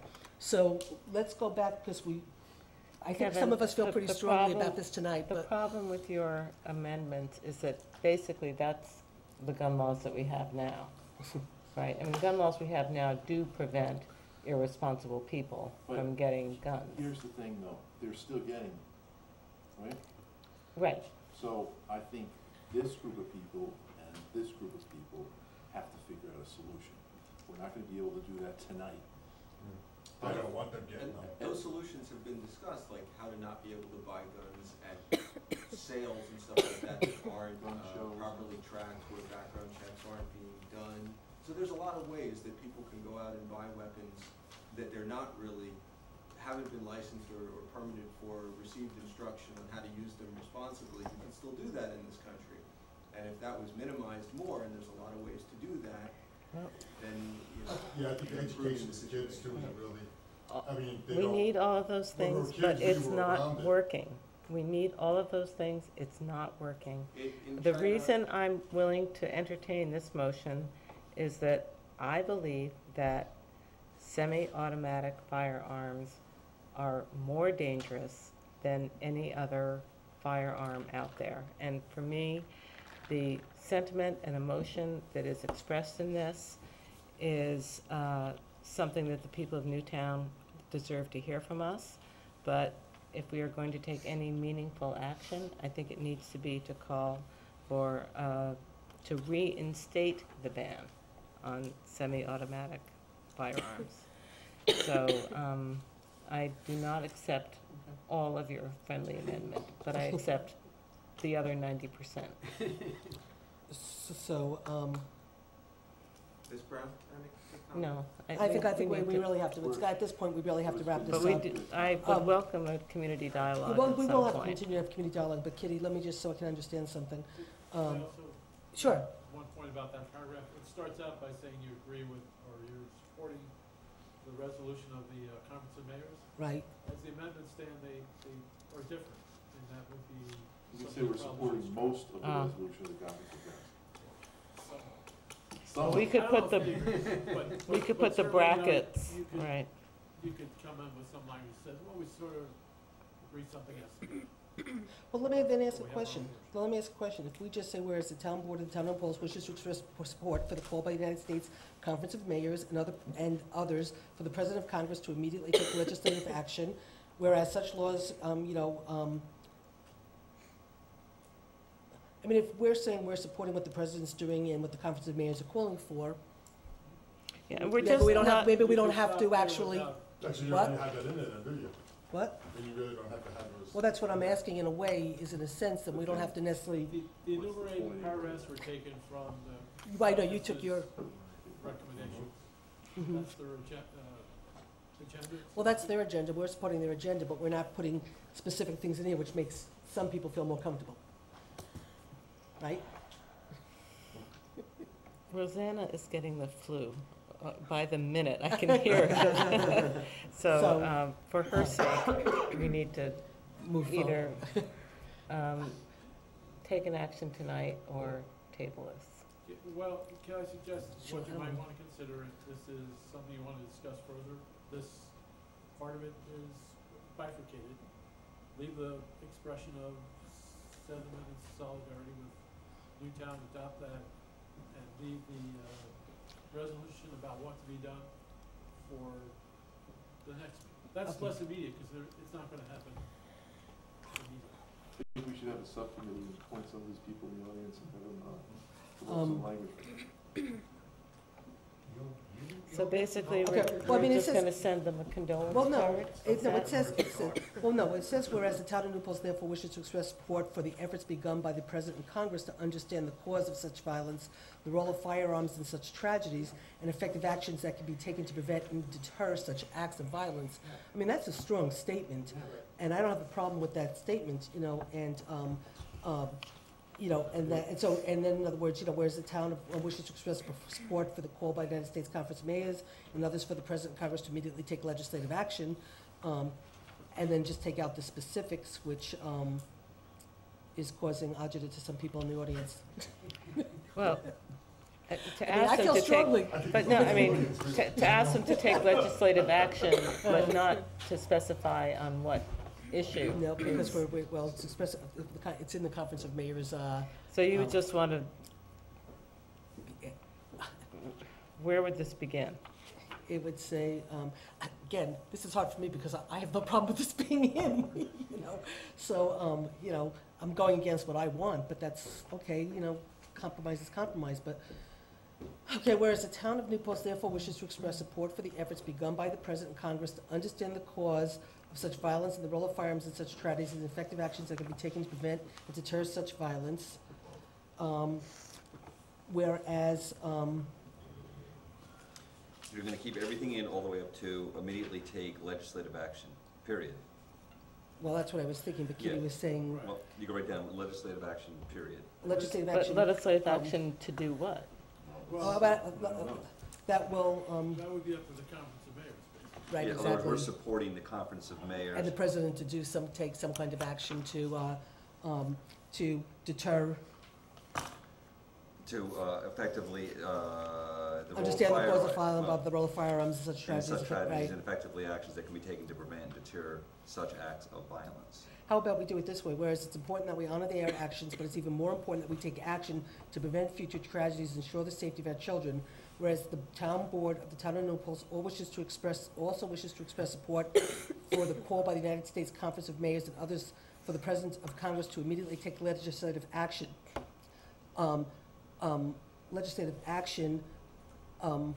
Begun by the President and Congress to understand the causes of such violence, the role of firearms in such tragedies, and effective actions that can prevent and deter violence. So that's the legislative action we're asking them to take, without defining, You could say to accomplish those. Right, those goals. Why don't we just do that? Is that okay? So we're actually making, what we're gonna do is take this paragraph here and make it stronger, you know, and that, asking them to take this action. And then we could try to have a committee as fast as, you know, and see if we can meet a bunch of times and see if we can do this in a real timeline. Okay, I would like to just call the vote, sir. I We wanna have, make a we comment have on something. hours Let me and do this. hours. Sure. But did As you- a parent of kids going to New Paltz schools, I will say that I feel without any problem safe that my kids are out of school. I think that our school system is outstanding. And I just want to convey that right Okay. now. And I We're appreciate- talking about something like this. And I appreciate and I understand it, but I will also say that I have to put my kids through the New Paltz school system, and at different times when different things have happened, I have felt very uncomfortable and not safe and haven't sent my kids to school, okay? And I'm one of I'm a the. 70s kid, so. Okay, and I'm a 60s. So, after a bunch of incidents happened, I'd probably get my kids home because I was terrified. Yeah. So, All right, again, so- you feel more comfortable with firearms, I feel less No, comfortable. it's not so- that, it's the schools, So, the people in the schools. so let me just get the sense of the board. So, I mean, Kitty and I are comfortable passing it the way it is. I would be willing to Was make. that a was that a friendly amendment to make, because I Well, did, Right. It We're- could be a friendly amendment. I really want to get the sense from you and Yes. Kevin. I mean, Kitty and I are okay with it the way it is, but, I'm prepared to make a change and then try to have a conversation and see if we could, Well, we're basically taking out the heart of this resolution, but we're coming to a compromise that means we can send the rest of it out. yes. right. So- And we're making the part about the role of firearms, cause of violence, and taking action to prevent it, the meat and potatoes, but we're not defining what that action is. We're sort of letting Okay, the I debate I happen, just and then we'll have a feel, sideline debate to see if we can come up with the answer before they do. I Well, feel yes, like as a the, board, I feel sorry, we need to do something about it, we need to fix it. That's basically- I feel like the legislator who sat in front of you at that meeting. I mean, I will vote yes, even though, to me, this, this feels like a very nice condolence card, but it doesn't feel to me that we're telling the people of Newtown that we're actually going to do anything. On the other hand, I think it is really important that we send a message to those people as soon as possible. And if this is the consensus, if this is the best we can do as a community, I will vote for it as amended. Okay, so let me ask George a question, then I'd just like to hear from Kevin and Jeff, and then let's decide how we want to move on. So, George, here? Paragraph 4 in the resolution part does require amendment to reflect. Yeah. Whereas, I I can do that. Actually, Okay. or Kevin, I can hand it out to Kevin, and actually, you have paragraph 4 up there. It was to go, and then we would strike the last 2 sentences virtually after, what is that, Kevin, I believe? So George, I think it could read that will prevent the sale and use of firearms by irresponsible persons in order to protect the safety and well-being. I thought you would do the same thing as up above and say you support the adoption of laws to accomplish these Do purposes. the same thing. You want to do- would that be? Yeah, so you can amend it You too. just want to mirror it, that's I fine. mean, if that's. Either one is fine, yeah, that would be, Okay. either one of those would be So fine. before we do a vote, because, I just need to get a sense, because there's 2 votes here to support it the way it is. There's 2 votes here to amend it if it makes you two feel more comfortable, so I really, you two I feel tell. more comfortable with it amended because of the input we've gotten from people from the community, and because this is a very complicated problem that requires a more complicated solution, a more sophisticated solution, just by blaming one item on, I guess my problem is that we're saying that this particular weapon is causing all these deaths, and it's really bigger than that. It's the people that are using the weapons that really we have to attack that problem. It's really a mental health problem. Well, But that's why I want the amended version to the version that comes I from. completely disagree. I do also. I In completely the disagree. interests of, I just want to finish Yeah. saying that, the one thing that I think prevents people from not going on rampages is our failure to compromise and listen to the other side. So although I completely disagree with everything you just said, I will vote for this compromise because I think it's important to send a message to the people of Newtown as soon as possible. I happen to disagree too, that it's not just mental health, and whatever, and, a totally sane person could lose it in a moment and whatever, but regardless, Jeff, how do you feel? And then let's just move. I think just in an interest too, and I think part of this, and Kitty said it earlier, is I had just seen the email earlier, and I actually had a brief conversation with a gun owner in this community, and it may be why some of you are actually here, I'm not sure, because it's someone I do know in the community and very active in gun, and I own guns also, and I think it is much bigger, and Kevin, I don't fully agree with you. I don't think it is just, as it just is not guns, it is not just mental health. There is a very large dialogue here, and Kitty, like you, I would like to get a message out sooner than later. So I think the compromise is between, hearing from our community members, and we have 2 attorneys here.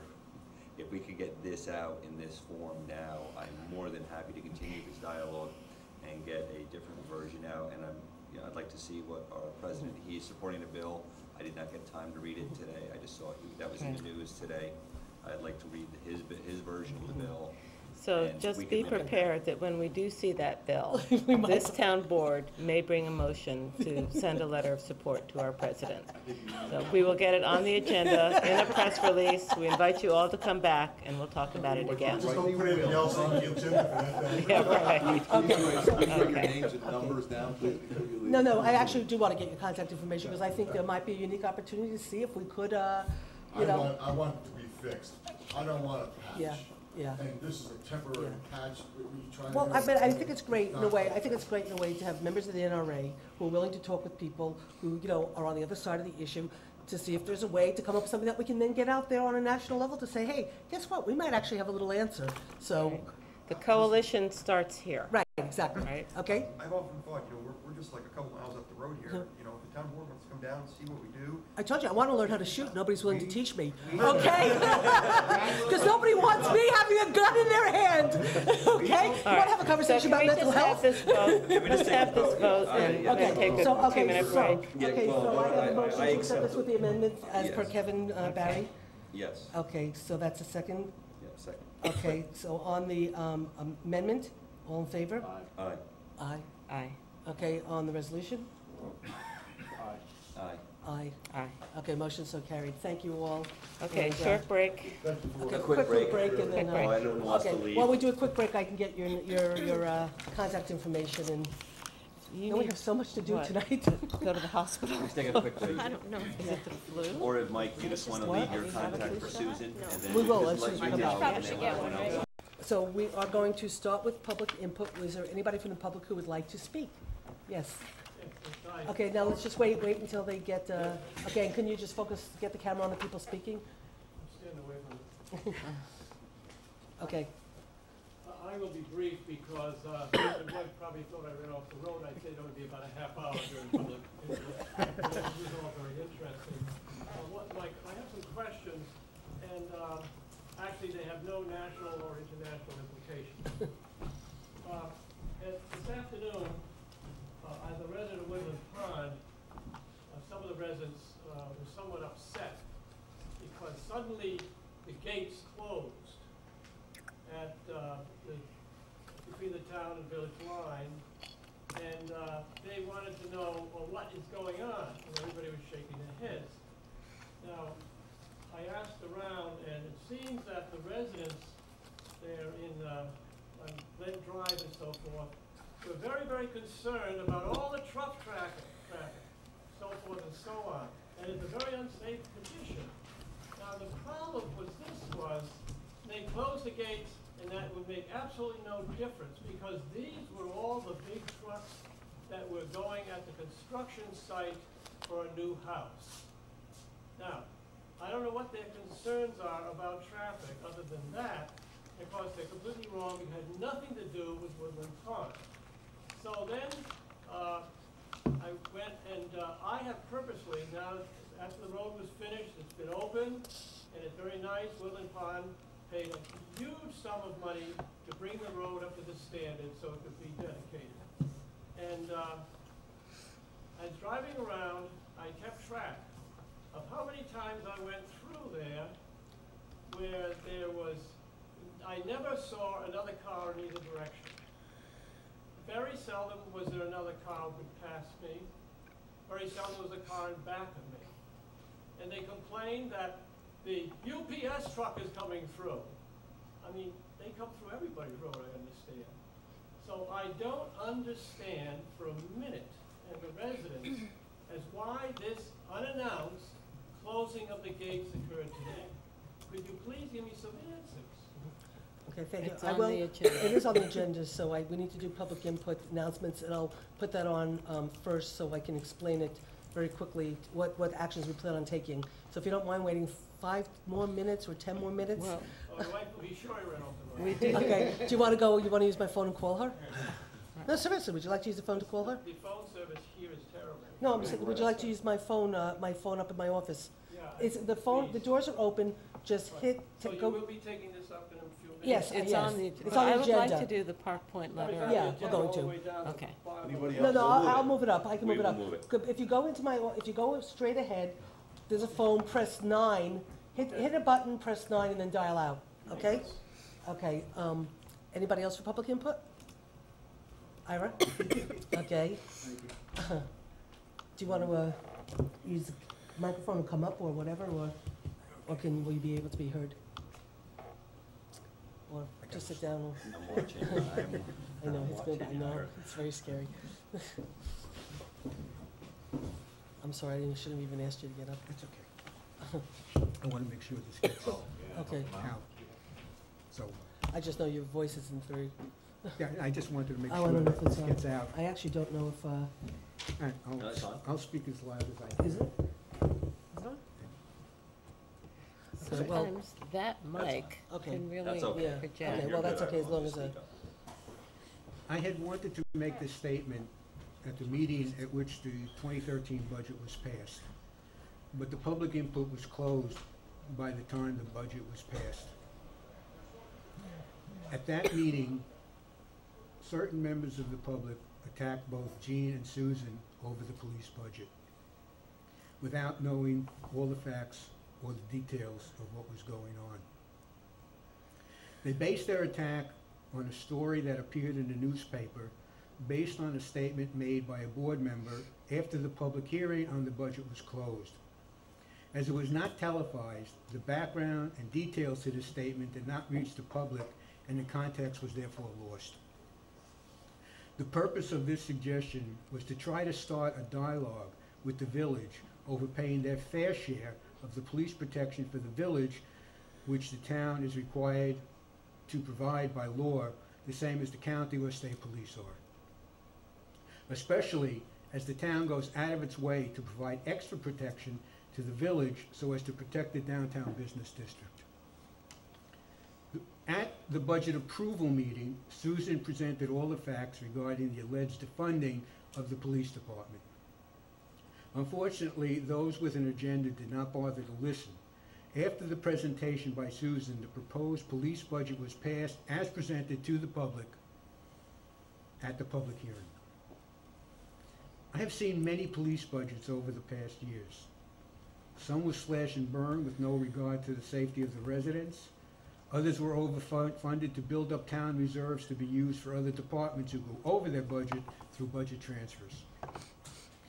But the town did not want to show, because the town did not want to show the true budgets. In neither case had the taxpayers been looked out for. The 2013 budget was put together by Jean and Susan with thought and consideration for the taxpayers' money and safety. They also took into consideration the needs of the police department to be able to run efficiently and do the job properly. Reaching this type of balance is no easy task. And Jean and Susan deserve compliments and kudos for putting in the number of hours necessary to do this. As the town is about to enter negotiations with various unions for new contracts, we are lucky to have people like Susan and Jean looking out for the taxpayers' interests. I am sure they will enter negotiations with the same scrutiny and intelligence they used in preparing the 2013 police budget. Thank you again, Susan and Jean, for preparing a workable and reasonable 2013 police budget. Thank you, Eric. Thank you. Kevin. No, I'm okay, I'm okay. Okay. Because if I fall down, I don't want to fall on top of the seat. Is there anybody else who would like to speak for public input? Sure, come on up.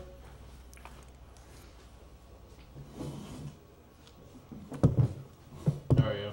Right, I have two things, I'll make it quick. I'll just pull this up. First, I used to come to a lot of town board meetings, and I always see Fred Van Ostrin and his wife here. And I haven't seen them here in quite a long time. I checked on them, they seem to be doing okay, the neighbors told me they're healthy. But maybe it's the time of night they need a ride. So if someone could check, see if some town person can give them a ride if they want to come to the town board meeting, that'd be good. Secondly, in my line of work, I go to a lot of different towns, and a lot of the towns around us seem to be decorated in the holiday season. Pine Plains specifically is like, it's a gorgeous town. The holiday decorations are outstanding. But I drive down Main Street and I see nothing. Some of the stores have stepped up and put decorations in their window. I know the snowflakes were given to the stores, but I don't even see the snowflakes anywhere. So if we don't have it in the budget to do it this year, maybe we should be working on it in the future. Because the town just, you know, it just looks kind of drab. All right, that's it. Thank you. Any more public input? Go ahead.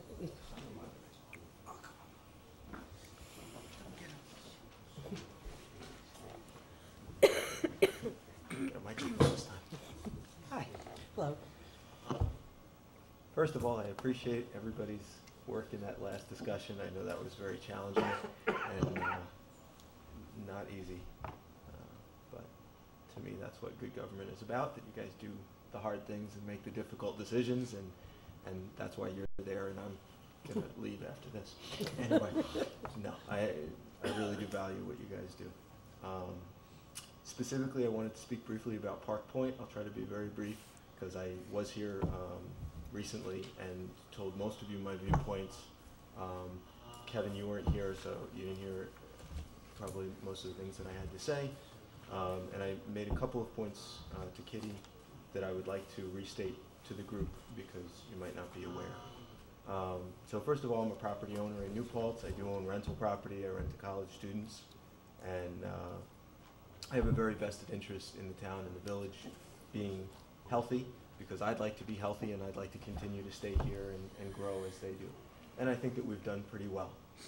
I do think that Park Point is one of the largest projects facing us right now, and that the proper or improper handling of said project can have a huge impact on the community in the years to come. Specifically, you guys are addressing the IDA and the pilot and the possibility of them paying less in their taxes.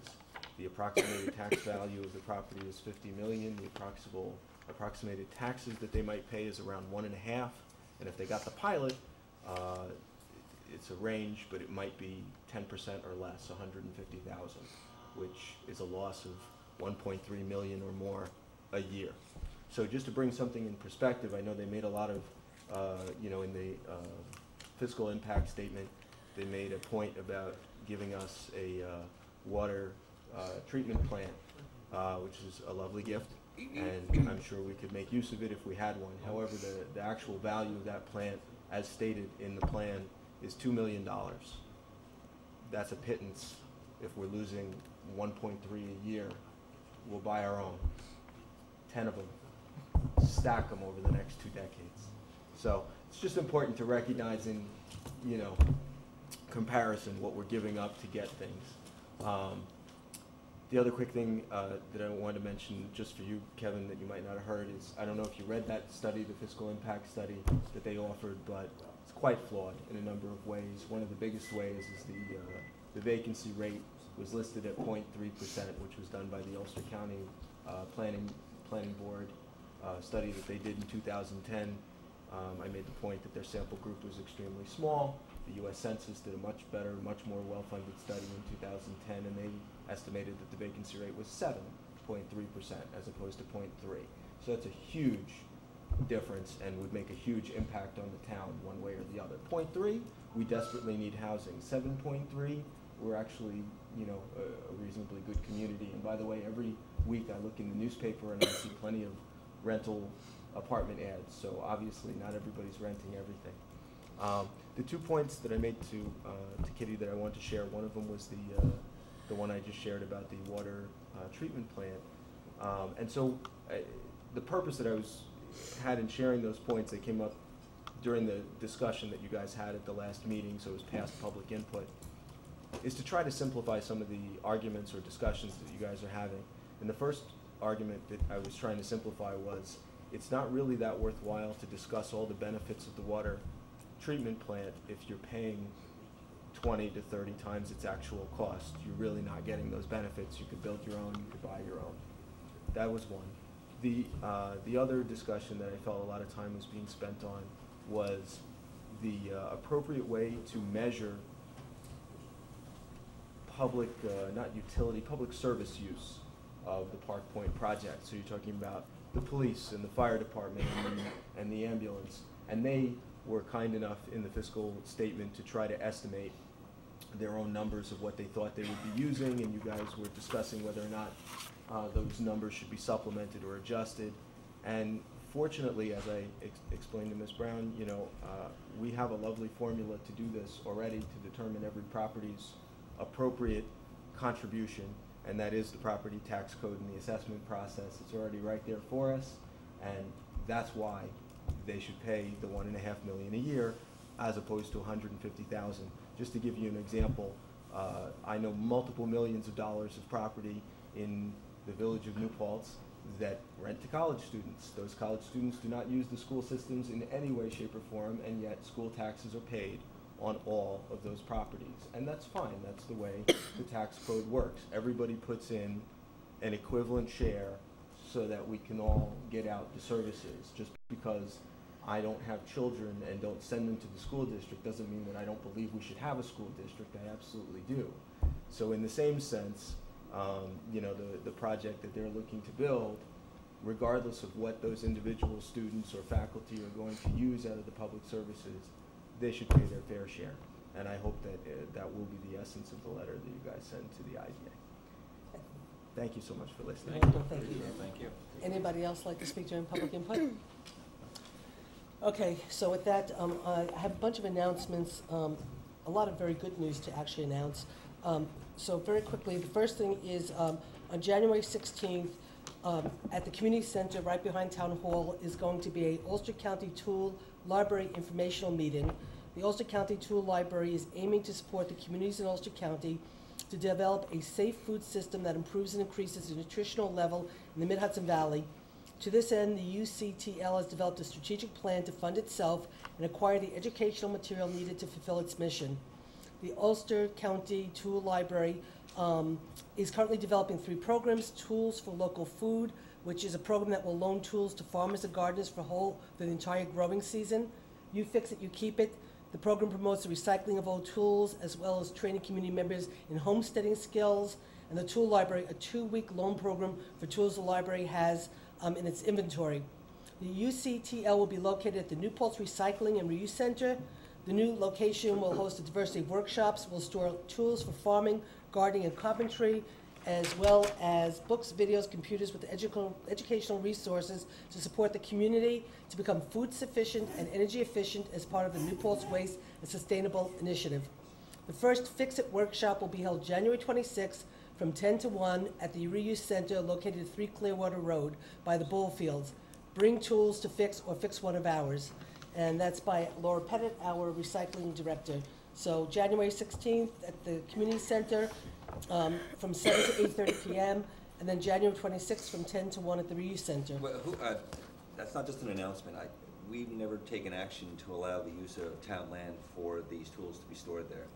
We've never taken any action for She has it in the we never took action on any of this, though. You actually, when you built that building, that's part of, No, but we've never agreed to allow the Ulster County Tool Library to be using I think Laura town of created New. it. Well, you can't, she I can't. know, I The know. town, Okay. this is So not the- just an announcement. We so- need to discuss, you need to. Okay, so why you don't can you- hold an educational seminar there. No, but they're they now can't store tools. No, but This she is- has no, this. She they're has having, in her- they're storing tools out In there. her reuse center, she's storing tools. No. Yeah. Okay, but no, her and I had a conversation about this, and I apologize, Okay. her and I had a conversation about this, that this is something that the town board needs to discuss, that we've been down this road, and one of the first things I did in office, and it took 2 lawyers and 6 months to evict, and I think we're still stuck with one of the trailers? Or are they finally off the property? I know what you're talking about. Yeah, they're finally off the. I got the last one. Okay, so Chris got, but would that cost this community tens of thousands of dollars? I know what you're talking about. We cannot have another person, this is not legal to have someone come and use our property to store Okay, tools. you know what? I didn't say it. Forget about it. Well, I appreciate But- Laura's but- efforts, but but- we cannot have people using our property. But And she when I say has- our, I mean our town property to do other ventures, regardless of who it is. Well, Laura was, okay. And I had Strike this it, well- conversation, I had this conversation with Laura, that this Well, needs to be obviously approved by the the- town board. I had actually been approached about donating space at our, the property we own at Village Hall for this purpose, and said I just didn't know if we could do it, so. Okay, well, actually, And when I went also, there. and for I already ground- told her this already does exist, there is a shed of tools that are down at the Gardens for Nutrition, and if they are that interested, they can then maybe man that more frequently, but this is now going to turn into something that our employees are going to have to now Right.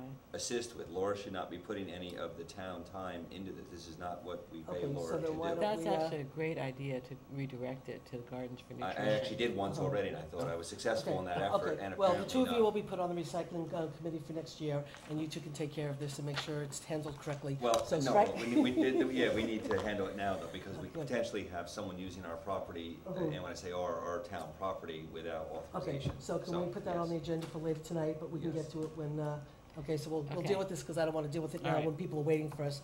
So a couple of other things. This is good news. In Mohawk Preserve just received their largest grant in their 50-year history. They got $500,000. Wow. $500,000 that just got awarded yesterday through Governor Cuomo's initiative. The grant will go towards their capital campaign and be used for acquisition of the 534-acre foothill tract that they're contracting, in contract with to purchase from Open Space. So they just received $500,000, and they wanted to thank the board for supporting that initiative, so that's pretty big. A couple of other things. Remember, we thought that that the board had put in for the feasibility study for South Park Corners Road for the sewer district, and it had never been put in, so we took action. So we got the grant, and so on August 15th at the 2012 meeting at the UCIDA, the application for funding in the amount of $4,250 was approved, and so we've gotten the grant approved for South Park Corners Road for the feasibility study. That was approved, and at the same exact time last night, the county legislature, and I have copies for everybody, the resolutions from last night. Here, Rosanna. And then there's another copy here. Last night at the county legislature, they authorized the issuance of an additional $163,000 in bonds from the Ulster County Legislature to pay part of the cost of the reconstruction and repaving of South Park Corners Road in the town of New Paltz. And so, where the town of New Paltz has been part of this TIP program waiting for a long time, last night the county legislature actually not only authorized the money, they actually then so they amended the capital project for the repaving of South Park Corners Road through the Transportation Improvement Project, and that they actually authorized an issuance of bonds. So they actually took action, so it looks like some work on South Park Corners Road is actually going to happen. It does, Increase indeed. the maximum they were giving us too, because we Yeah. were short. Yeah, so they're amending the capital project, they're putting more money into it. Early next year, I'll be putting together a meeting of, like all the different groups that are working on South Park Corners Road to make sure everybody's sort of coordinated, and we start working with one voice as opposed to the bike ped doing one thing, and the communication, Time Warner doing something else, and the county doing something else, and, just trying to make sure everybody's on the same page. So that got accomplished, and I found out from Ken Wishnick today that they did this last night. So it's nice to be able to announce the grant that we got for the feasibility study and the county working sort of in coordination. So I had met with Gail Gallery the other day, and she was concerned, that we're getting the grant, but she thought we might get pushed back on the transportation money because the federal government's cutting back. So this is a real plus to know that that's not happening, but we still have to sort of keep on track. I'm sorry, the next announcement really quickly is, I did send you guys a email about a grievance from the PBA, that the PBA is grieving the fact that we took the retirees from one plan that they were on to another plan where they still get great coverage, they're not being asked to pay anything. It's a really wonderful plan, and per the contract, we were able to do what we did, but we did get a grievance. The chief, just so you know, turned it down because he said it's outside of his scope of authority.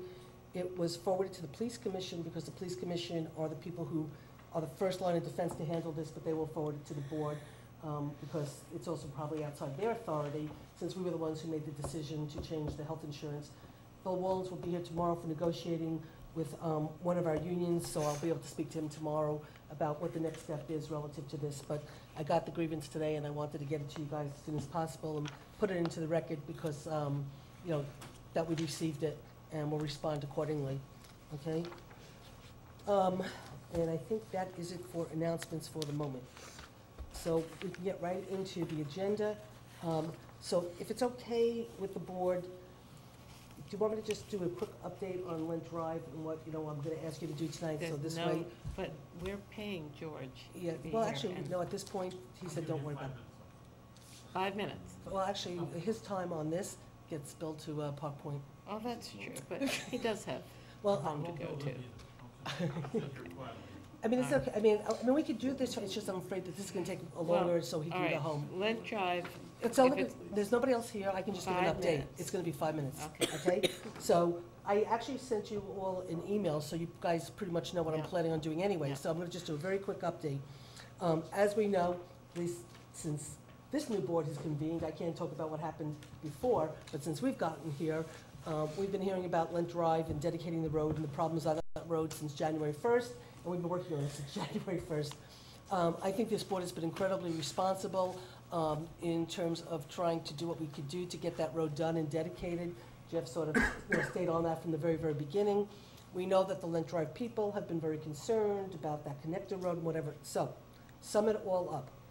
We put a gate in on that road about a month ago because of the fact that the road was a liability, because it was not a dedicated road, and we weren't able to have the police there to make sure that people weren't speeding, and giving tickets out and whatever. And so we put the road up to sort of control the problems until the road could get dedicated. The road is now paved, but it still has yet to be dedicated.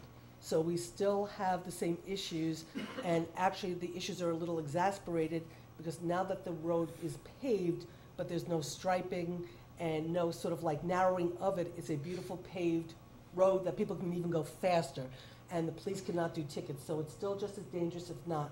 So the town attorney said, Susan, put the gate back up, you're legally allowed to do that.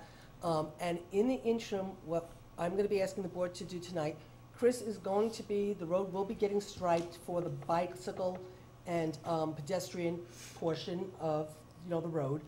That will be put in. There's already a speed limit that was done through the site plan, so we already know that that's been determined. What I'm asking this board to do, and I've spoken to each one individually and there's support for that, we're going to tonight, I'm asking the board to authorize a resolution to allow Chris to communicate with the town attorney to work on a local law so there would be no through truck traffic on that road. There's no reason why trucks need to use that road. They should be using North Puck Corners Road. And Chris likes that idea because it keeps the integrity of the roads when we take it over from being beaten up. It takes away the burden of the trucks and the delivery trucks that are going to Woodland Pond that are burdening the local residents. So we're going to hopefully authorize Chris tonight to talk with Joe Moriello to establish a local law to ban through truck traffic. Then we will have it come back to us, we'll set a public hearing, we'll do the public hearing, and once we pass a local law to ban truck traffic, the striping is done, the road will get dedicated. At that point, the gate will come down, because once the road is dedicated, A, it'll be a safer road because we'll have done everything we have to do to make it safe, and B, the police at that point can start writing tickets if anybody should speed, thereby setting a precedent for people to understand that it is a neighborhood and people need to be careful. And so its goal is to make that road as safe as possible for the residents, but as soon as we do our due diligence, which we'll do tonight and everything, then take the gate away.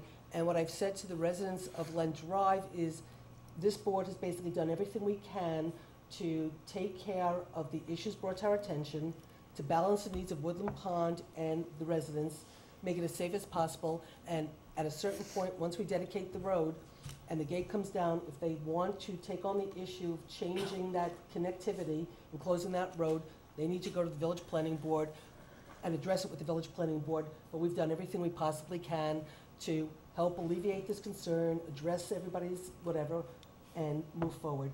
And so that's what I would like to do tonight, is ask this board to authorize Chris to speak with Joe Moriello to draft a local law for no through traffic on Lent Drive, and for us to move forward as quick as we can to dedicate the road and go from there. I think it's great. I just think we should be aware, though, that we've had requests from many neighborhoods like Plains Road to stripe their roads, and it's always been a kind of budget buster in the past. But I think everybody agrees that they do make rural roads safer. So if we are going to start striping roads... Actually, I have to stop. I'm probably using the wrong term, stripe. In the plan, the approval plan for, because Joe Moriello said to me about striping roads too, so it's my fault. In the approved plan for South Park Corners, for Len Drive and yeah. stuff for that subdivision, in the plan is supposedly to be a bike ped, Okay. carve out in a sense. So that's what I talk about striping. I just mean that, in other words, they have to But it put will in be that. striped. Well, it'll be striped to have a bicycle I pedestrian. mean, I would like to see that The on road all, designed for a bike Right. lane. Katie, remember a couple of Right. years ago, Yeah. we approved it for about 3 feet of extra paving for a bike lane, and the Right. developer is paying for, yeah, but we will have the maintenance of that. yes, we will. And, absolutely. I mean, I would like to see it throughout the town, is all I'm saying. Well, we could start to put into the budget and start to come up with a plan, but right now, in this particular case, it's in the Right. site plan approval because the road I'm is so not much wide. opposing this, I'm just Yeah. saying, let's keep Yeah. doing it. I just wanted to make sure I wasn't using the wrong, Okay. right. So Okay. this is what's in the plan, and so we have to get that in. Once that gets it in, it narrows it, makes the road safe, you can't speed as much as you can now, Right. and so. They are traffic commerce, I think they're Right. called, when you put So those anyway, stripes. so that's the plan, and, so can I have a motion to authorize, Chris to start talking to our attorney? So moved, To draft a local law for the purposes of no through truck traffic? so moved. Okay, a second? Second? Any discussion on the board before I just let somebody speak real quickly from the audience? Anything? One thing and then, Yeah, the question is, a piece of that, once they get into the village, is village road. Now, are you coordinating with the village on this? Once you can let people through, we still have that piece. Is anybody aware of it? I know I think that the part that I think you're talking about, it's part of the village road, but I think for some reason, maybe you know, Jeff, I think they sort of gave Woodland Pond sort of the, I think it's sort of like been sort of like bequeathed in a way to Woodland Pond as. I'm remembering something like Right, that. right. Yeah, What? there's a very small piece that goes between the private road of Woodland Pond that is actual village, but the maintenance of it is the responsibility of The Woodland Woodland Pond. Pond. There's an agreement there between the two Yeah. of them. Yeah, It's for where the urban lane is, comes into Mhm. it there. And that is already set up for a bicycle lane. Mhm. So everything, see, I'm the messenger, I have to take this back. right. to the And I'd be more than assembly. happy to come out there and talk to, I mean, I just didn't have a chance to honestly. I know Bob Simon was trying to set this up. Well, no, what ends up happening, actually truthfully, I asked to set up a meeting with Bob Seidman and with Dan Winfield, and to get them both in the room and say, this is what we're doing, and you can't bring anybody else because it's not gonna turn into a big gigantic whatever. And Bob Seidman said that he couldn't come without, he didn't represent the residents, and so he wouldn't have the meeting without a resident. So Carol called me and said he wants somebody else to come, which then I had to think about, okay, then what happens with Woodland Pond? They're gonna want somebody to come. And then I said to Carol, you know what, I gotta think about this. I'm trying to get a meeting to get this going, and it's gonna turn into a big gigantic whatever. So then me and Chris just talked and said, Okay, so anyway, let's so take the yes, vote. I'm willing Let's to come take back the and vote. talk to people. Let's take the Yes, vote and I'm willing let's to come and move talk on. to everybody, okay? Okay, let's Okay, move on. so, all in favor? Aye. Motion's so Okay. carried? Okay. Motion's so carried. What, I'm sorry? So I will talk about, if that meeting takes place, that resident would probably be me. Oh, well, if I knew it was, well, So we're not gonna have the assembled throng. okay. We Well, have the- enough trouble getting things done with Yeah. our assembled throng. Yeah. I mean, I'd be more than happy to come out and speak to the group like I did last, to the big gigantic group, but right now, it's a temporary fix to keep things as safe as possible until the road can be dedicated and we can do the legal stuff to whatever, okay? And so, that's what we're doing. Thank you. Okay, thank you very much. Okay, so now what we're gonna do is move on Wish to, that could have happened at 7:30. to Park Point, and then we gotta get to Al, who raced back from Marbletown to come here and talk to us. But anyway, okay, so I think the easiest way might be, because Kevin wasn't here last time, how does everybody feel? Should we just go through Kitty's letter? Yes, let's just go through it, take out, put in. Okay, so do you wanna does everybody Do you have a have copy? a copy? I don't know. I have the last version. Is there a more recent version of last week? It's the last version, what the you last said- version? I'm hopeful it is. There's a- It says something consensus on the top of it. Do you have a copy? Mine says Should all we- no, text. do you want me to go run Tsunami. This is the one that I was last Wednesday before I the meeting. sent one out. Yeah, no, my copy, I have stuff written on. There was one that I sent out that said consensus at the top. Yes, and then I of what I responded thought about I those remembered things in us all consensus. agreeing to. It's not that different from what you've Okay, got, but so. they don't have copies, so I'm gonna have to, so, This is the red line version, Kitty sent out a copy, that I took out a bunch of stuff. this is Kitty's copy, which is different multicolored. Do you guys want me to run and get make copies, or can I just read it and? Let's see what, yeah. Okay, let me just try, let's just see if we can try to start going through. Kitty, do you want to, Okay, well, this document is what you're gonna help us finalize as our comments to the planning board. Right. The draft EIS. Okay, and then later on, when there is an application before the IDA, we'll need you or somebody to Right. help us draft our comments to the IDA. But for Right. right now, right, we're talking to the planning right, board. exactly, because there is no application in front of the ID as of yet. Right. And But- George has been speaking to them about concerns, trying to get a better understanding. But the one thing I'll say is that the draft the final impact statement should include or address the issues of concern that the IDA should consider. And one of those considerations is town impacts.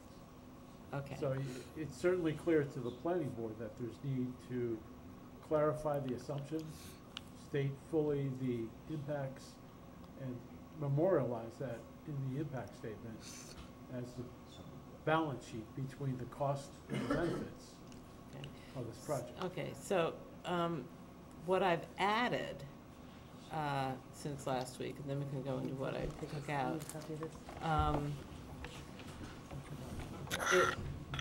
The very last section was open space. Oh, you don't have copies? I didn't bring the copy Okay, over. so we'll wait. I didn't know we were gonna be doing the fall. But while Susan's doing that, is anybody, I know when Crossroads was gonna go in, the developers had to do a balloon study so that you could see the vista, you're not just looking from the town, how it would affect the town, but like from Bontecoot Crag, like from the preserve down into the town. That Are has they been doing done. that kind of scenic Yes, there is study? an appendix in the EIS which shows both a balloon study from Route 32 and a couple of other points around the project, and then the balloon area is shown from the turnaround, and I'm Oh, not from sure where the else. hairpin turn. Yeah. So they have done that study? They have done that study. It has been done as the planning board directed, and my recollection is that if you look at the photos, you don't see any obvious balloons in this area. Will these buildings be, I mean, you know, the faculty tower is the sort of standard of the blight of the landscape, right? So, It's visible in those photos. yeah, and so these, I mean, compared, how tall are these buildings gonna be? 40 feet. 40 feet? Well, they're in front of the ZBA right now, though, for a height variance. They are in front of the They're in front of the ZBA? ZBA, The so zoning allows 35, this would be 40. if I'm right. 40, they were looking for 5 or There's 6 some pretty feet. significant woods, though, between the project and the ridge. But Right. are they gonna be permanently there? I mean, if Well, we that's get another it, negotiation. Subject for discussion. That's another discussion. so, There's some pretty thick woods there. but we can't guarantee they'll always be there, Well, unless we can get a conservation easement on those lands. which is another thing I've added. Absolutely, I did read yours, so yes, Okay. that is it, that would be Right. the other part of that conversation. A big part of the woods, though, on the college property, right? There is, my recollection is most of the woods are on the foundation piece, and then Okay. on the other side, there's a field. Is that the soccer Not field? sure. Not sure No, what it it's, is. you're actually, South. and Al, I don't know if you got a chance to look at any of the maps, help correct us if we're wrong here, they're actually north of, if you know where the coordinates now Bellaterra is. So now you're going north of that, you're heading back into the village. Right. There's a ridge there, and the ridge that protects a lot of that view, that Mhm. protects that property, is in the foundation's property. So you're almost going straight across there. You're going behind that development, which is Hawk Hill. Oh, right, okay. And then you're coming down along the back of the college, along the tripping fields, the soccer fields, all of that. Those are on the opposite, yeah, those are all to the west. So you're on that property. Yeah, I mean, my recollection is when you look at a Google photo, you can clearly see where the college is. That area south of the power plant, that's the foundation property, is much Yes. more wooded. Yes.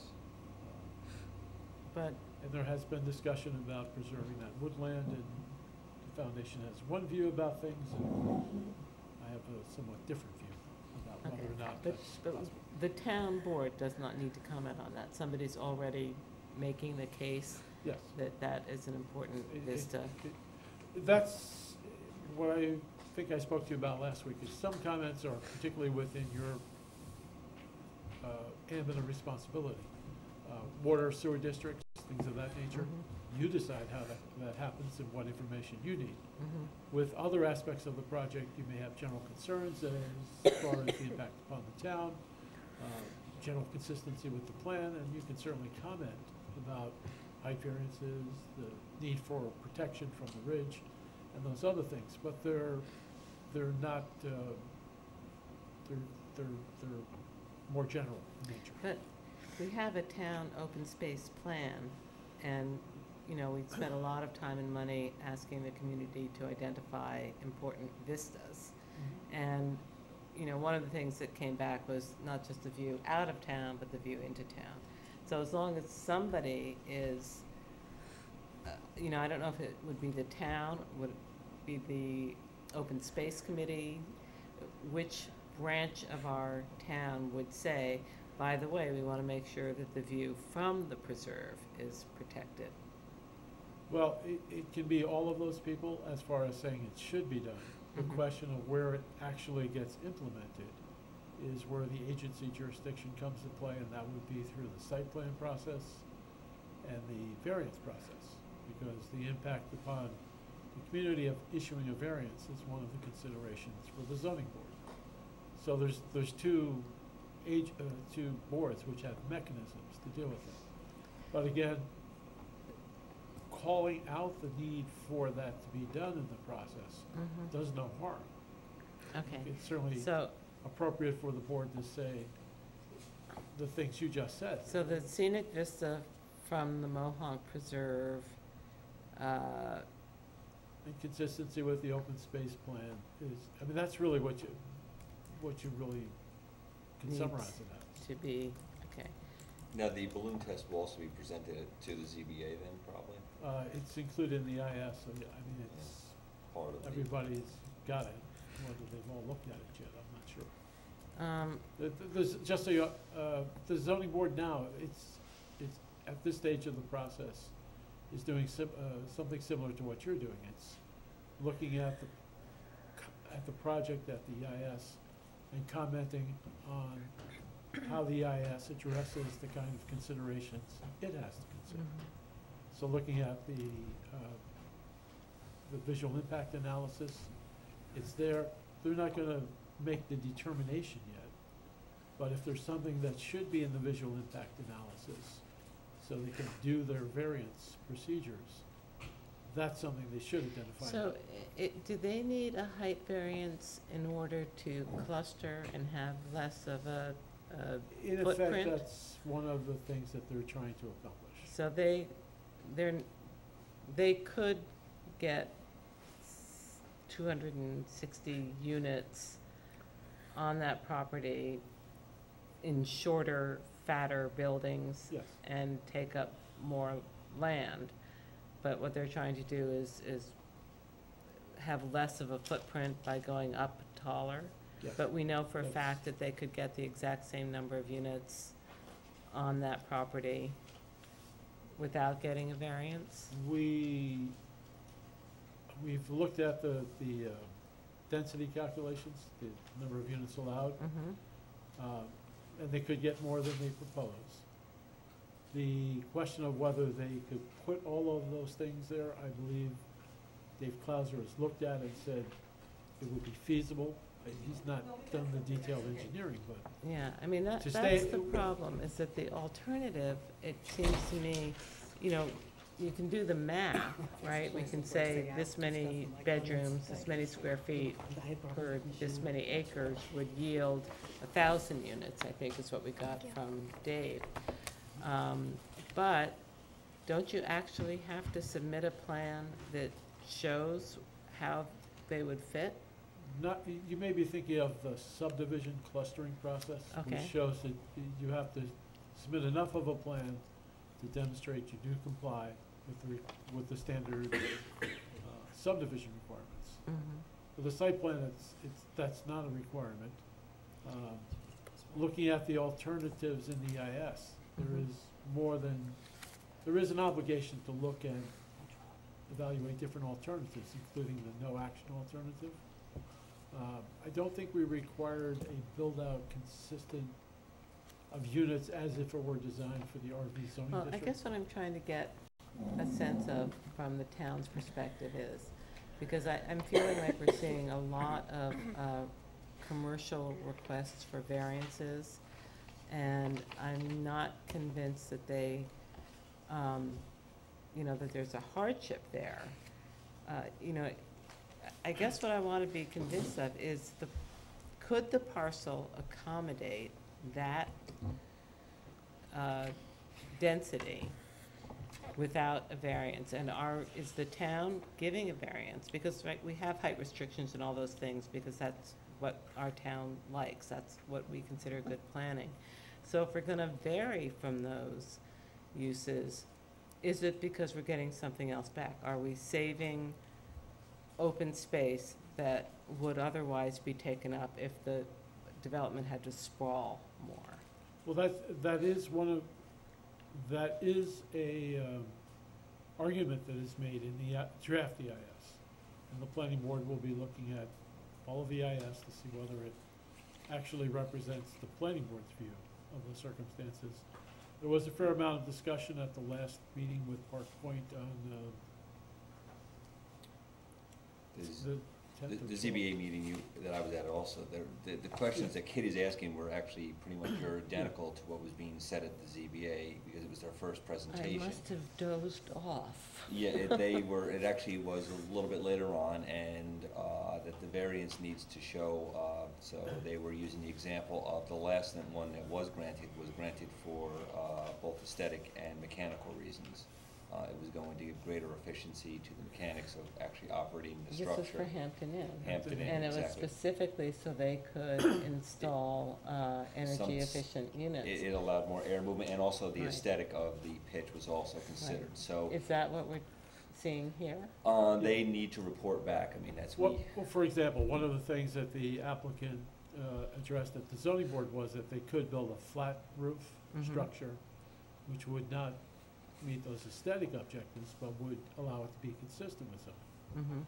And the planning board, and I believe the zoning board, has certainly expressed an appreciation for the architectural design that's going into this. It may not be the final design, there may be other suggestions, but that has been, it was certainly one of the objectives of Hampton Inn, and I think it's going to be one of the objectives of this review process to ensure that it's as aesthetically pleasing as possible. Well, and that requires I think, but we could have an aesthetically pleasing building that is 35 feet tall, right? I mean, why are we saying that in order for your building to be aesthetically pleasing, we're giving you a 5-foot variance when every other builder in our town has to conform with our aesthetics at 35 feet? Well, the purpose of a variance has changed in the last decade, I guess. It's an attempt to balance the regulations that are applicable by zoning against the benefit which could be granted to an applicant by virtue of the variance. And if the benefit to the applicant is less, does not impose a burden upon the town, the duty of the zoning board is to weigh those two things and see if it can strike a balance. So it used to be a hardship. It used to be you had to show you couldn't do something and there was going to be a bad consequence to you because of the nature of your property. It has become a little bit more flexible now to say if you believe you want to do it using a variance, you have to show no harm. Well, what I'm concerned is that we now have a series of designs which it appears pretty much from stage one say, this is our plan and it requires a variance. and this is how we're designing it. And why bother having planning? Well, because it does go back to your original point, which is not to say you can just ask for a variance and we'll give you a variance. You don't have to follow the rules. But you have to show there's a reason for the variance that requires the variance be granted, which could not be accomplished by just following the rules. And the point that goes back to the original point you made, which is by moving these things in and making them a little bit higher, you avoid a broader intrusion upon areas of the property that have more environmental Except, significance. okay, this is the fundamental problem for me. If you cannot get that number of units on, if there's not enough buildable land to give you the 250 units that you want at 35 feet with a pitched roof, then that's where we should start, right? The zoning in our town says your building, you get however many 250 units, but they have to be 35 feet tall, and our aesthetic standard is that it has a 7/12. I don't know what our pitch is that we like around here. So Don't actually have a zoning standard. for I know we don't aesthetics. have design standards, But we do have something which allows the board to look at Right. aesthetics as part of the tender process. So wouldn't that be the place to start? Say, how many units can you build on this land that are 35 feet tall?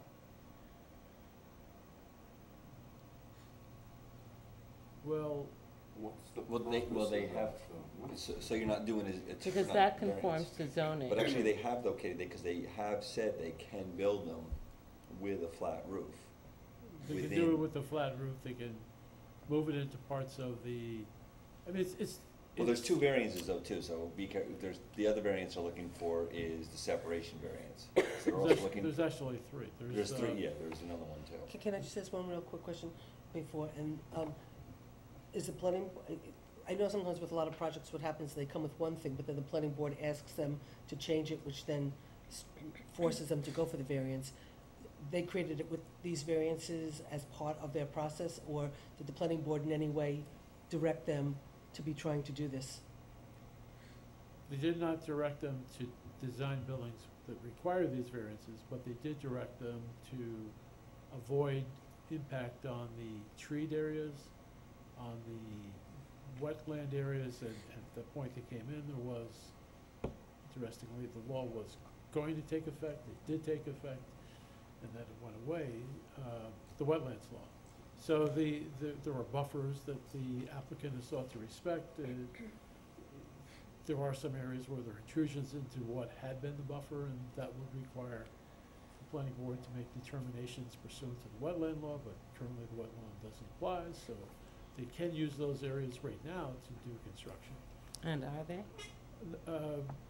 I think only in very limited areas is there an intrusion into the buffer. Well, okay, I don't mean to, obviously this should be talked about at the ZBA, but from the town board's comments to the planning board, I just wondered if we should say that we are concerned that we are seeing, in my opinion, a steady erosion of our planning and zoning because applicants appear to be coming with the intent from the beginning of building something that is not up to our code. Is that an assumption that you're making though, or is that fact? Well, I haven't seen an actual alternative build-out plan that would say, yes, we could build 250 units with flat roofs that would be hideous and ugly, but we could legally get that many units onto this property.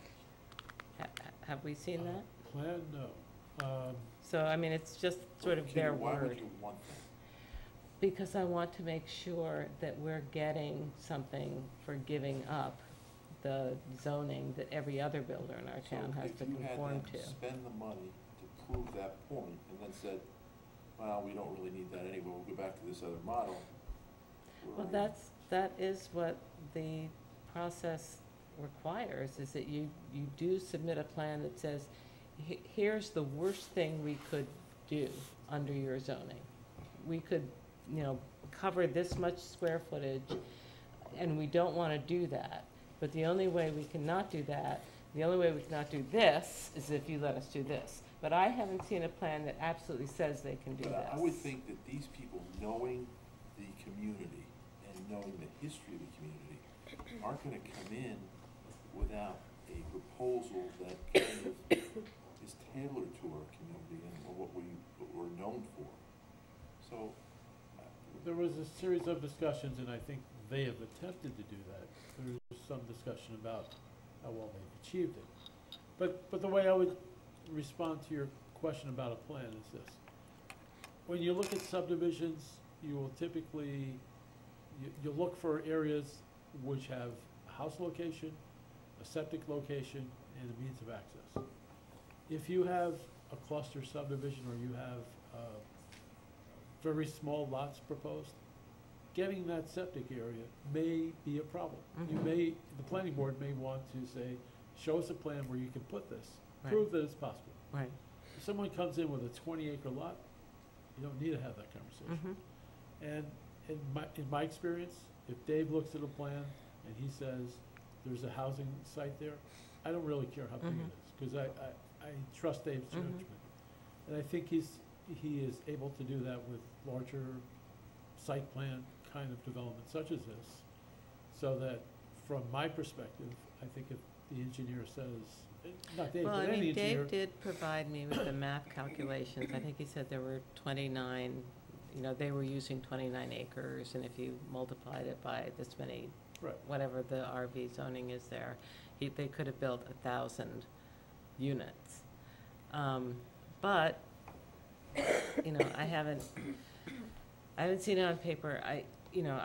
I'm not gonna fall on my sword about this one, but I am concerned that every major commercial application we see seems to assume a variance from our code. Which if it accomplishes some goal that the town and the zoning board feel is appropriate, as well as granting a benefit. Okay, in the case of Hampton Inn, we got, you know, significant, energy efficiency installation. Are we gonna get that here? There is discussion. Should we put that in our comments? Well, what I think you might want to put is that the variances are, I don't want to say significant, because that term has some legal meaning in this context. But on noting the variances requested, the zoning board wishes the planning board and zoning board to ensure that there is, that they accomplish purposes that are protective of the environment on the property. Wants assurance that variances will ensure that the accomplished purposes ensure It environmental. will accomplish the environment, allow development in a manner that's environmentally protective to the maximum extent possible. Long time Your to, environmental objectives, right? Yeah. So I mean, Efficiencies. saving the there's habitat areas that spider barbers express concern about, there's wetland areas which are of concern, so, and the trees. Okay. Are the three major. Do you want to read that back, Kitty, to make sure you got it? the town board wants assurances that variances will ensure and accomplish environmental efficiency and habitat protection. That'd be basically environmental protection. Environmental, well, but it's also efficiency. I mean, Hampton Inn got that thing. Energy efficiency. Energy efficiency, that's what I want. Thank you, okay. Okay, so I'd written, the town is hopeful that the SUNY New Paltz Foundation will donate a conservation easement that will help the town meet its open space goals. I'm not sure about the open space goals, because I'm not sure what those would be specifically with respect to the property, but I think there's specific areas of the property that have been discussed, such as the tree forested areas that they have designed the site plan to avoid. certainly you But could say. there's no assurance that they'll be protected. Well, there is an assurance that they will be protected without any action. To change the site plan and to do something different, they will need approvals. Certainly cut down those trees, it requires a clearing permit pursuant to the town code.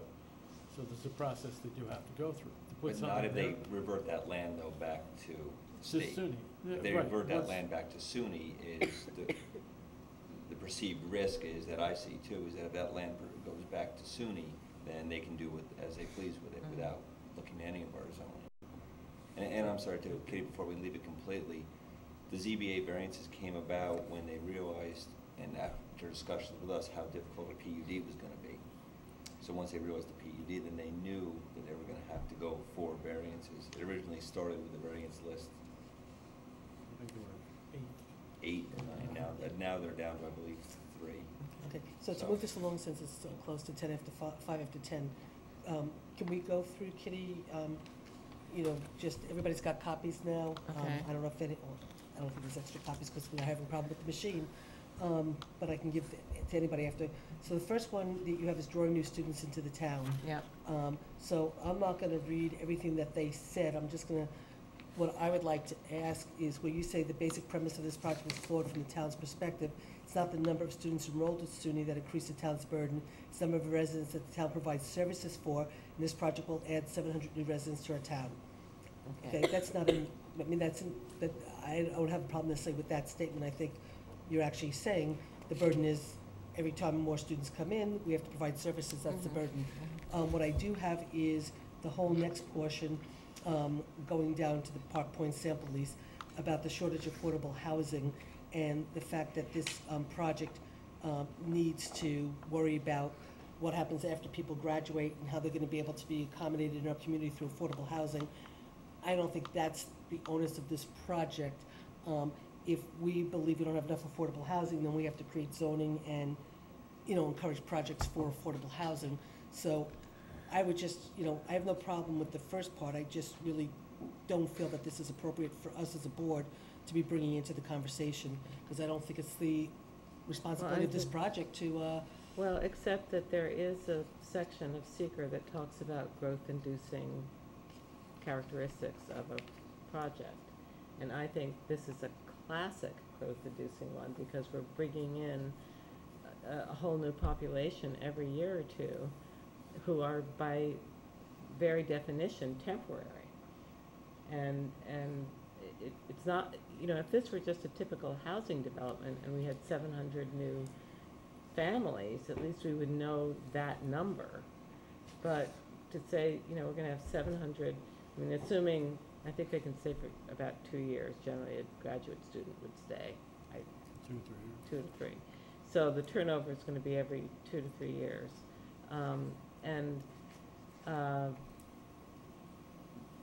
That feels to me like a growth-inducing characteristic. But they would, I think one of the things I read you were concerned about is people who stay. So people, 700 come in, 600 leave, 100 stay, and Right. next year it's the same thing. Right. Which So- is, you know, it's a question, I think, and it could be addressed perhaps by statistics the college can provide. But it may not be, because you don't really know when your students leave, how many of them are going to stay in town, how many are going to go Is there somewhere any and do law something. with them staying? We don't have housing for them. No, but- If we're gonna get 100 new graduate students, you know, they now have a graduate degree and they want a job, we don't have housing or jobs. some people build new housing and people create new. Well, that's a growth-inducing problem, and Mhm. that's an impact and a cost to the town. So I just I mean, think it if you wanna needs- keep in saying that the town believes this project will exacerbate the housing shortage, I don't have a problem with that. I just don't think, the fact that there's a shortage of affordable housing should be put on the shoulders of this particular project. Well, I just don't make I mean, again, it's open for debate, it's just my feeling is that, If you wanna take out the sentence, well, this is what I wanted to take out here.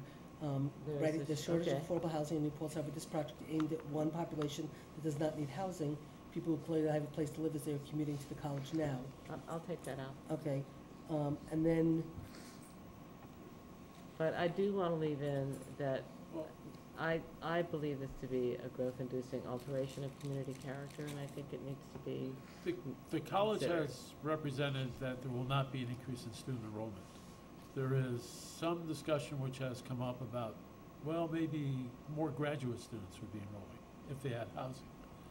I'm not sure how those two statements are consistent, but assuming the first one, that there isn't an increase in overall enrollment, then the fact that 700 students are living here instead of living at different parts of Ulster County and wherever is not really changing the, right now they're commuting here. The same people come here. The theory they have is that, well, now they'll sleep here too. right.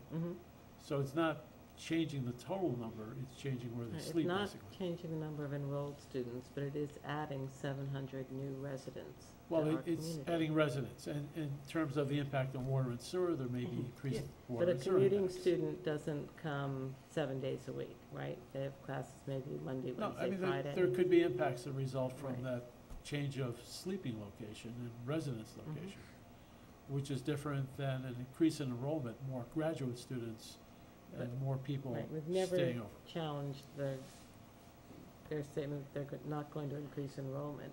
But when 700 of those students go back to Rosendale or Kingston or Hyde Park or wherever, they're not our problem anymore, right? Now they are residents of our town. Right, but when they graduate, they may change that status, if there's no housing. People will stay here if they can make a livelihood here, so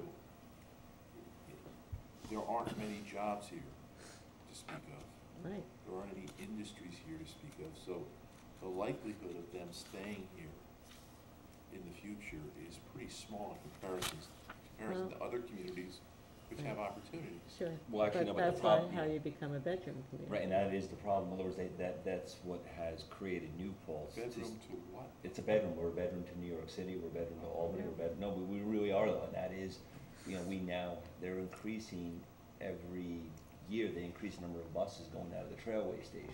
And the reason being that, and that's now become a parking issue that the village is trying to figure out because so many people commute to the city via bus.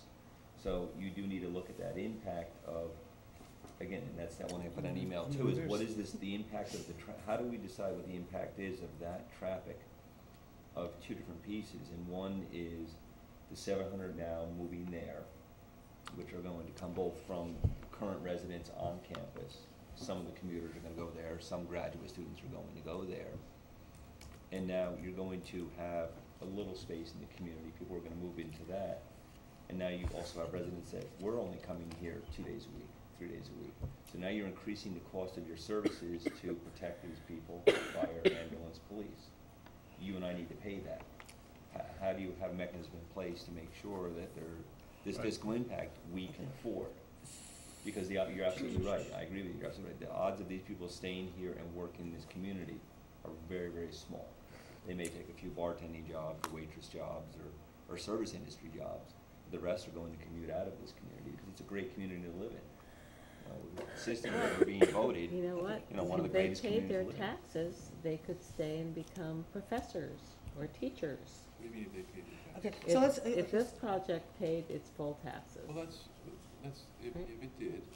right, then it then would our pay for district itself. could hire more teachers, our college could hire more professors and okay, secretaries. so let's just, because we really have to get through this, so the point is, Can I just summarize what I Yes, think please. I heard? Is what you're talking about as the principal concern is the impact on the town of having students, existing students reside, change their It's, residence. for me, it's important that the growth-inducing part of this, we're guaranteeing that we have 700 temporary residents here. Yes. And, You're saying So- 50 of those each year will no, stay? you know what, Is that exactly, what you're Well, saying? so yeah. all, I think at this point, what we need to get to is, I think we all agree, the basic premise is flawed in the perspective of, it's a town burden that we're interested in, okay? Kitty's saying that it will add 700 new residents to our town. I So would just like that- to add the word temporary between new and residents, because as temporary. I'm talking about it, that's the part that Okay, worries me. So it's temporary new residents, okay. So, and I think what you want to get to, so maybe George, you can help us phrase this, is really, all this other stuff is I not can to the take that point. out. And even that will exacerbate the housing shortage. I think what you're saying is, it's gonna bring these new residents to the town. This project is an example of growth-inducing alteration of our community character. And then I think what you want to do is basically ask the planning board to assess the impact of these students in our community and the impact it will have on the possibility of the character of our community. I mean, Well, is it the character, or Jeff was saying cost? Well, community character is important. I community just character think and cost, it's is that, its own So it's There- costing. There's Yeah, it's students, there's students as students. Well, that's And what then she's the taking that question line that I from. hear you raising and is, that's what she cares. So what it's- happens after they graduate and they either do or don't stay in our community? Mhm. You know, So how does that induce growth? Well, what Kitty is basically saying is, in there, they say, is that, you know, that this is an example of a growth-inducing alteration of community character. So how do we take her statement about, that you know, it's a burden on the services, it's 700 new people, this is an example of growth-inducing alteration of the community character, what are we asking the planning board to do? Well, we're not, I'm Okay. concerned about words like Okay. Or how- altering community character. I mean, the character of the community is a lot of things, including the fact that we have a very great educational institution Mhm. in our community, which adds to the character of the community. Mhm. So I think we have to be careful about what we say. Well, help me say it, Well, because it's- what I'm concerned about is that we have, 700 highly educated young men and women who have lived in our Sexually active. community for 2 to 3 years, get their degree in engineering or business or whatever it is, and say, this is a great town, I want to live here. And this project says you may not stay here in our project once you graduate. You may not stay here. So that, I don't know how to solve that problem, but you have to be an enrolled student to live at Park Point or a faculty member. So I don't know how to solve that problem, but I think 10 years down the road, we are gonna be sitting, you, not me, are gonna be sitting here, and this room is gonna be filled with people saying, I lived here, I love it, I need housing. Where are you gonna put it? Well, that's when we'll build some really new high-tech housing that will That'll- be really energy efficient.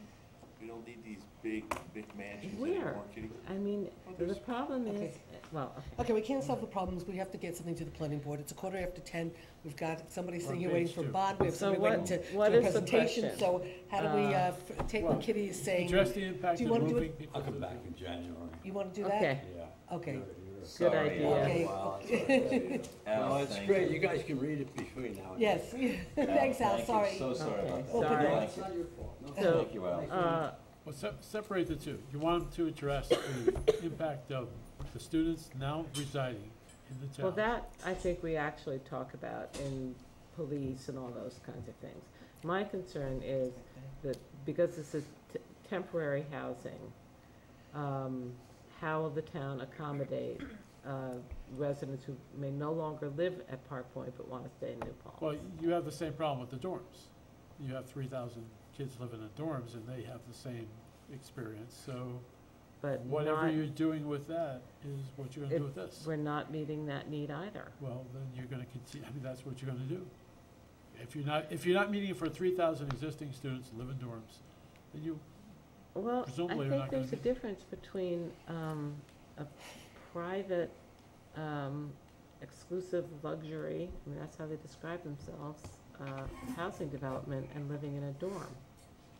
Well, the dorm is morphed from the old conventional dorm to different kinds of living accommodations for students, suites, common Okay. kitchens. I mean, so that's always gonna be morphing into the future. Okay, I hear what you're saying. So I guess what I'm asking about is the cumulative impact of, nearly, well, half of our population is in temporary accommodation. And that's a problem for us. And I think I the mean, yeah. we have a population of 14,000, there are 8,000 students. I don't know how many of them live on campus, but providing permanent housing for these residents is a cumulative problem for our community. And then how do you And now we're quantify adding to it. That's what I'm having a problem with. Like, then how do we quantify that? So what can they show us? For example, a lot of the housing inventory, for example, in the village is in homes that were designed as as a single-family home, and they're now renting, say, bedrooms. A lot of people do not want to go and rent in that environment. So what do we do with people coming out that do want to have something, a different experience than that? And can we ask the developer to quantify that?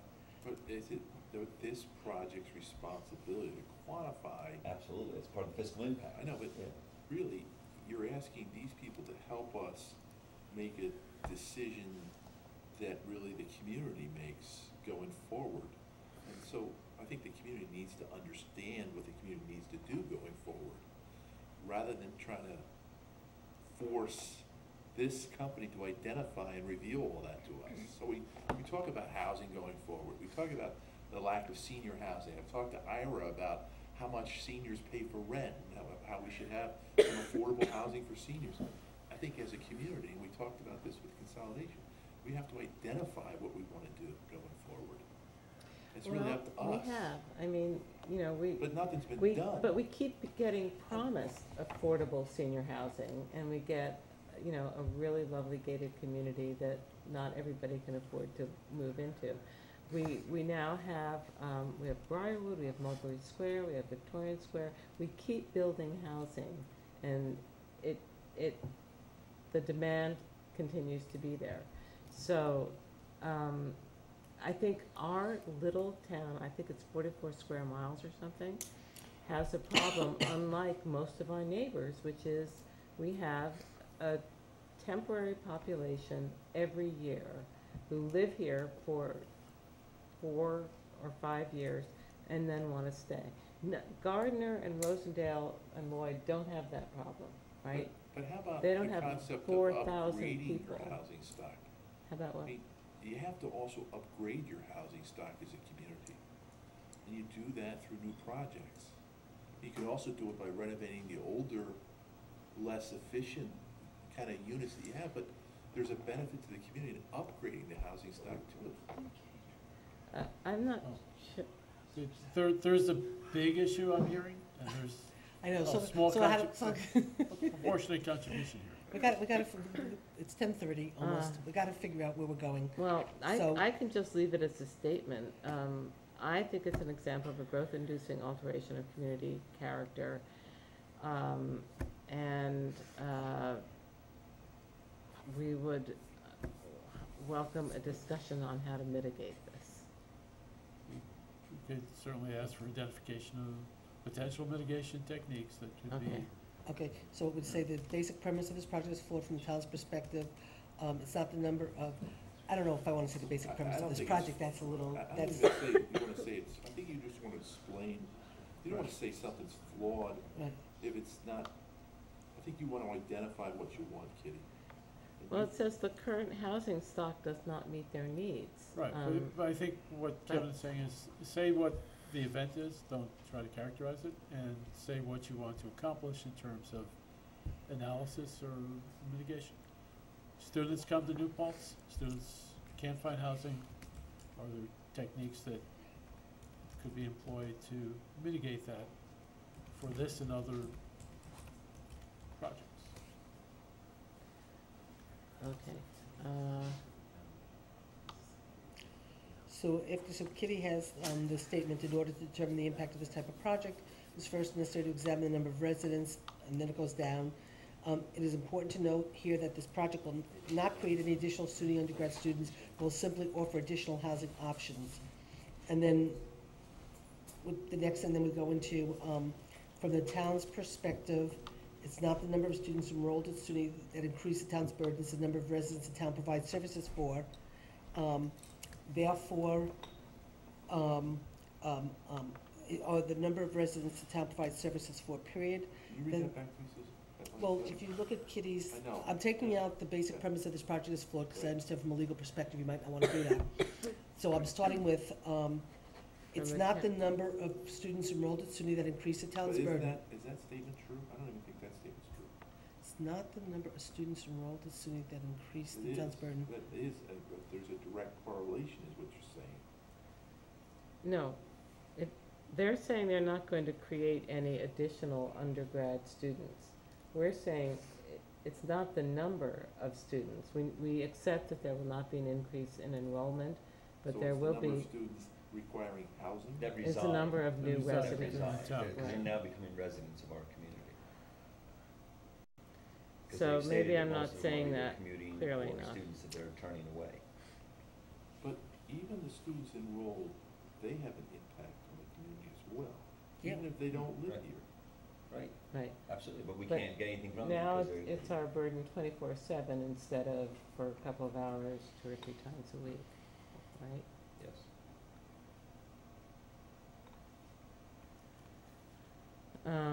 So I think what Kitty, I think the point that Kitty's trying to make, if looking at the, we talks about drawing new students to the town, they're saying, because you have to go back to her statement above, where she says, commutation patterns were analyzed to determine how many students are currently living outside the town and village of New Paltz that with the right rental options would choose to move into the town and village.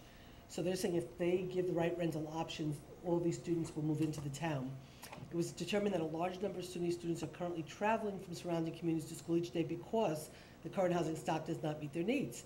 Therefore, the project would meet the existing unmet demands of the student population. It's important to note here that this project will not create any additional SUNY undergraduate students, but will simply offer additional housing options.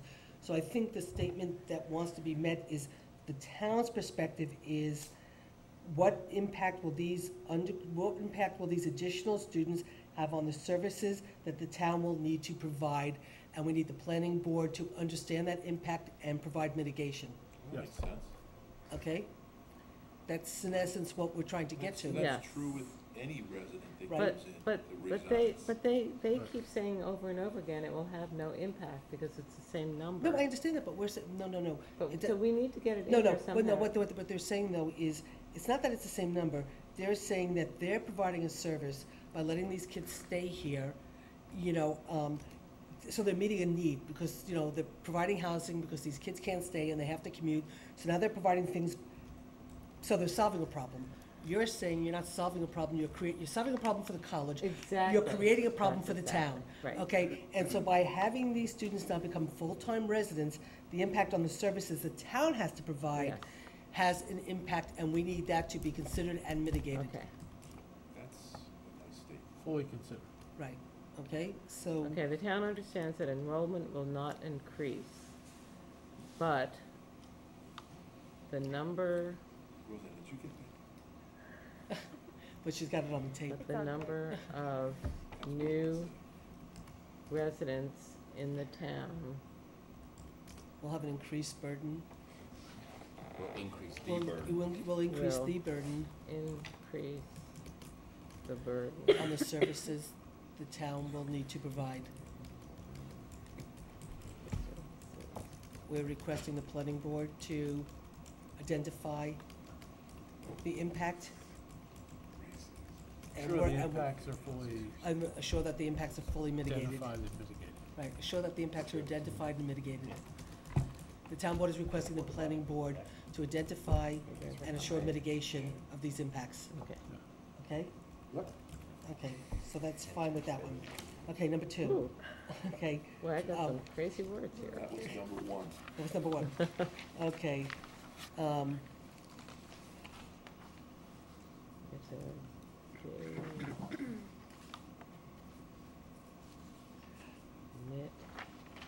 mitigated. Okay, so your next thing about the fair housing law?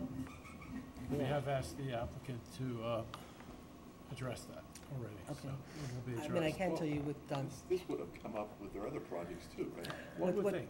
well, what the president of the college has said, and I sent you guys all his answers to all the questions that come up. But what he basically said is fair housing law protects, what's the word that I want to say? It protects a certain class of citizen. It protects against discrimination, probably based upon race, sex. That's exactly right.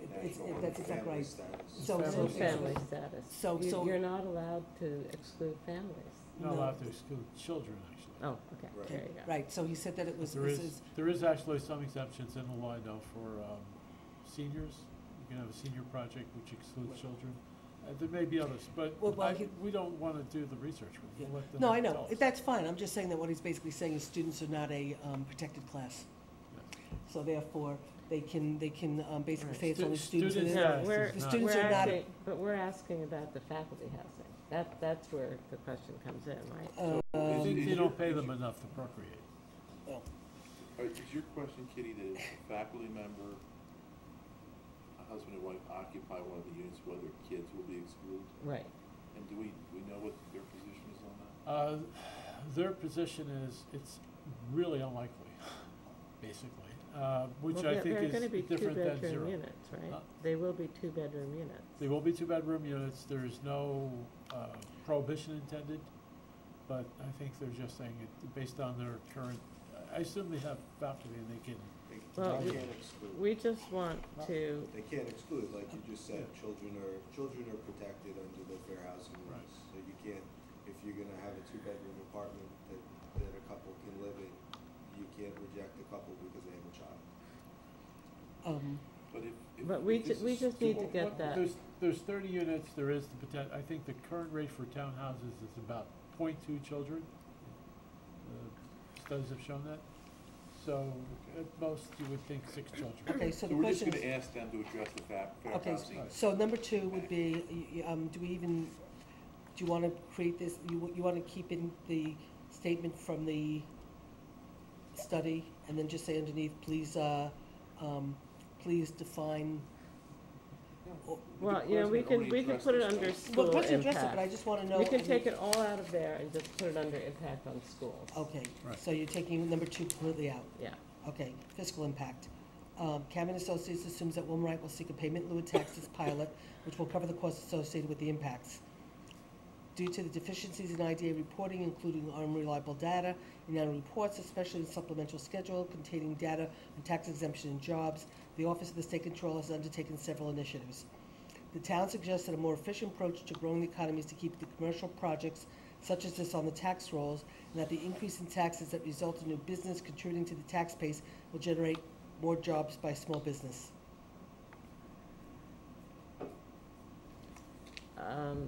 What I'm trying to get at there is that I'd rather have the taxes, and I think that in a town that collected,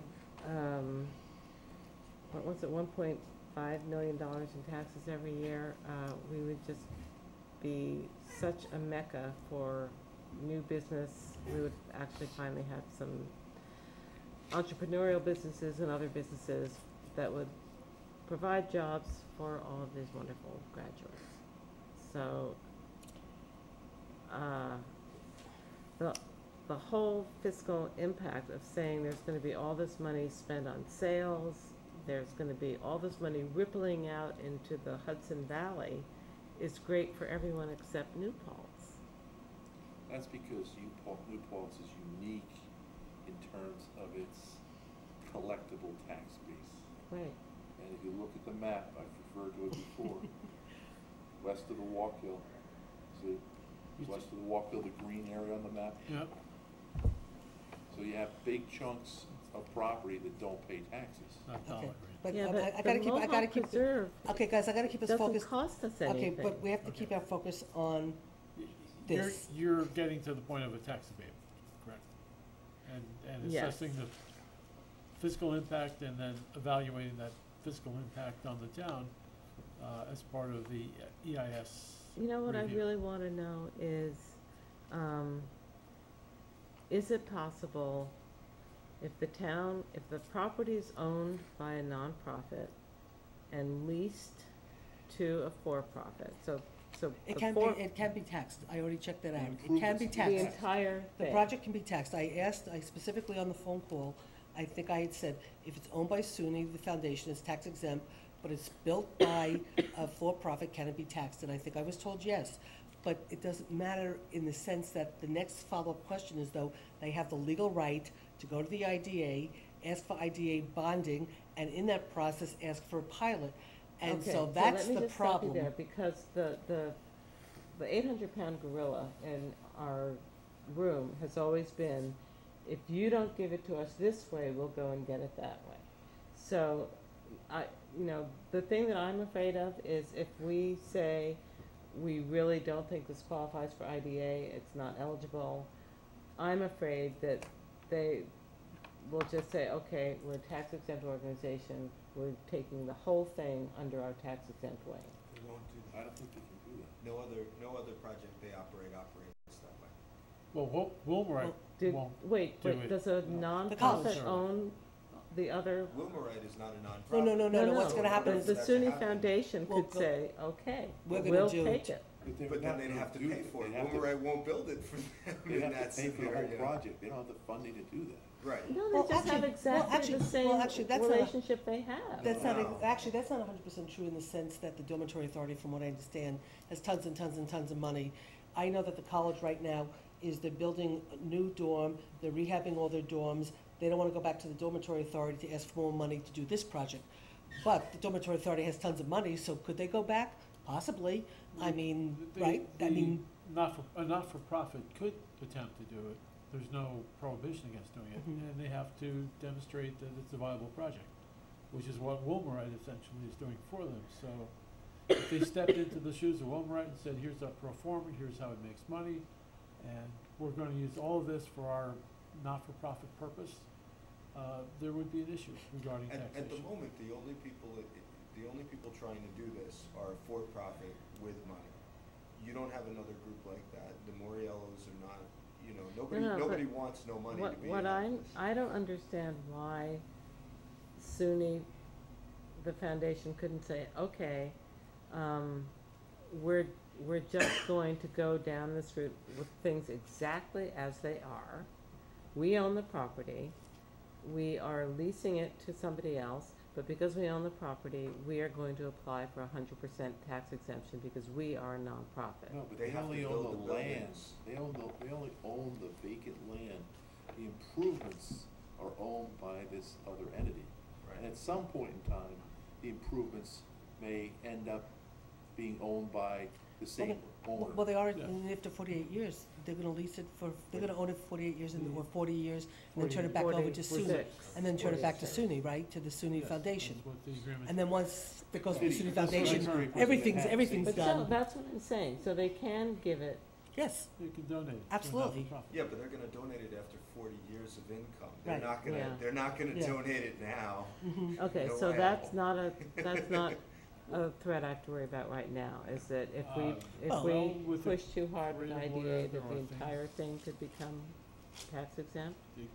Generally, I would say it should be taxable. If the deal is structured in a way that brings it under the exemption process, it could become not taxable. It requires certain, whether Wilmerite will agree to do that, I do not know, but it is possible. That's a charity project. They're not doing a charity project. Well, They're no, gonna take actually, We have the to- only we have to- difference, the only difference between a nonprofit and a profit is a profit company takes out profit and distributes it to shareholders. A nonprofit retains what arguably is profit and uses it for its exempt purpose. So, I mean, there are other differences, but that's. Right. So, but Can't no pay Kitty, the there board is a of fear there, directors. because they could take it, Wilmerite could develop it for the foundation, take it, and then their profit would be the development cost. So they I mean, absolutely could, why because their couldn't- development But why that cost, does couldn't- not seem to be their model. it doesn't need, well, What this is they- outside their, Wilmerite's normal, so to speak, operating model for the most part, anyway, but But here's what it is a potential. I've talked to Mike at least about, is the possibility of structuring the EIS so that there are certain representations required to be made and have both Wilmerite, the foundation, and, who's the other party? Fulbright Foundation and Jan? SUNY Oh. agree that this is what's going to happen. This is what our representation is. It's going to go full tax in year 25. It's not going to be, no pilot for the, and then you can change it, but then you have to evaluate the impact of that change. So if they tell you now, you're gonna get full taxes from year 25 to year 46. 25 to 46? And we're gone? Exactly. There's a present value calculation, you can figure it out. You can get a value, and it's not to say it's good or bad, but you can figure it out. And that will be the representation that you move forward on. If they change it, it's not to say they can't change it, but that they will go through a process that requires them to reevaluate. Why can't we do it in reverse? Why can't we say, pay full taxes for the first 15 years and then graduate? Well, you could say Why pay full can't- taxes, period. They could say, okay, we won't apply for a pilot. They could say that. But if it doesn't fit in with what they believe is necessary, they're not going to agree to do it. And they don't have to agree in the IDA. Okay, is there, So it's a philosophy. you might be happy to know, Kitty, I had asked George, was there a way that we could, basically pass a law that says that no project can come into this town if they're gonna ask for a pilot, okay, and they're not willing to pay fair share of taxes, of which I think George said, well, you can't do it for this project because it's already on the table, but that there was a possibility of trying to do something in the future. And I don't So- wanna confuse the issue, I don't think, Kitty is like myself, and I think the rest of the board, we're not against pilots. We're against pilots that come in and don't create jobs, don't create anything, that doesn't cost us anything. You know, and I'm not saying you are either, but I'm just saying, I don't wanna make a law that says no pilots. I have no problem with a pilot. If you're going to put something in here that's going to create 150 jobs, I think we could all sit here and have a completely different conversation. No, not anymore. I would have been there 20 years ago, but those jobs are costing every taxpayer $200,000 a year. I'm not, You again, know? this would be a Okay, different wait a minute. conversation. Okay, so, but the point is, okay, Well, so. they're gonna pay, their estimate is that the average job they're gonna create is gonna pay $27,000 a year in their Okay, EIF. so is But it it's gonna, jobs?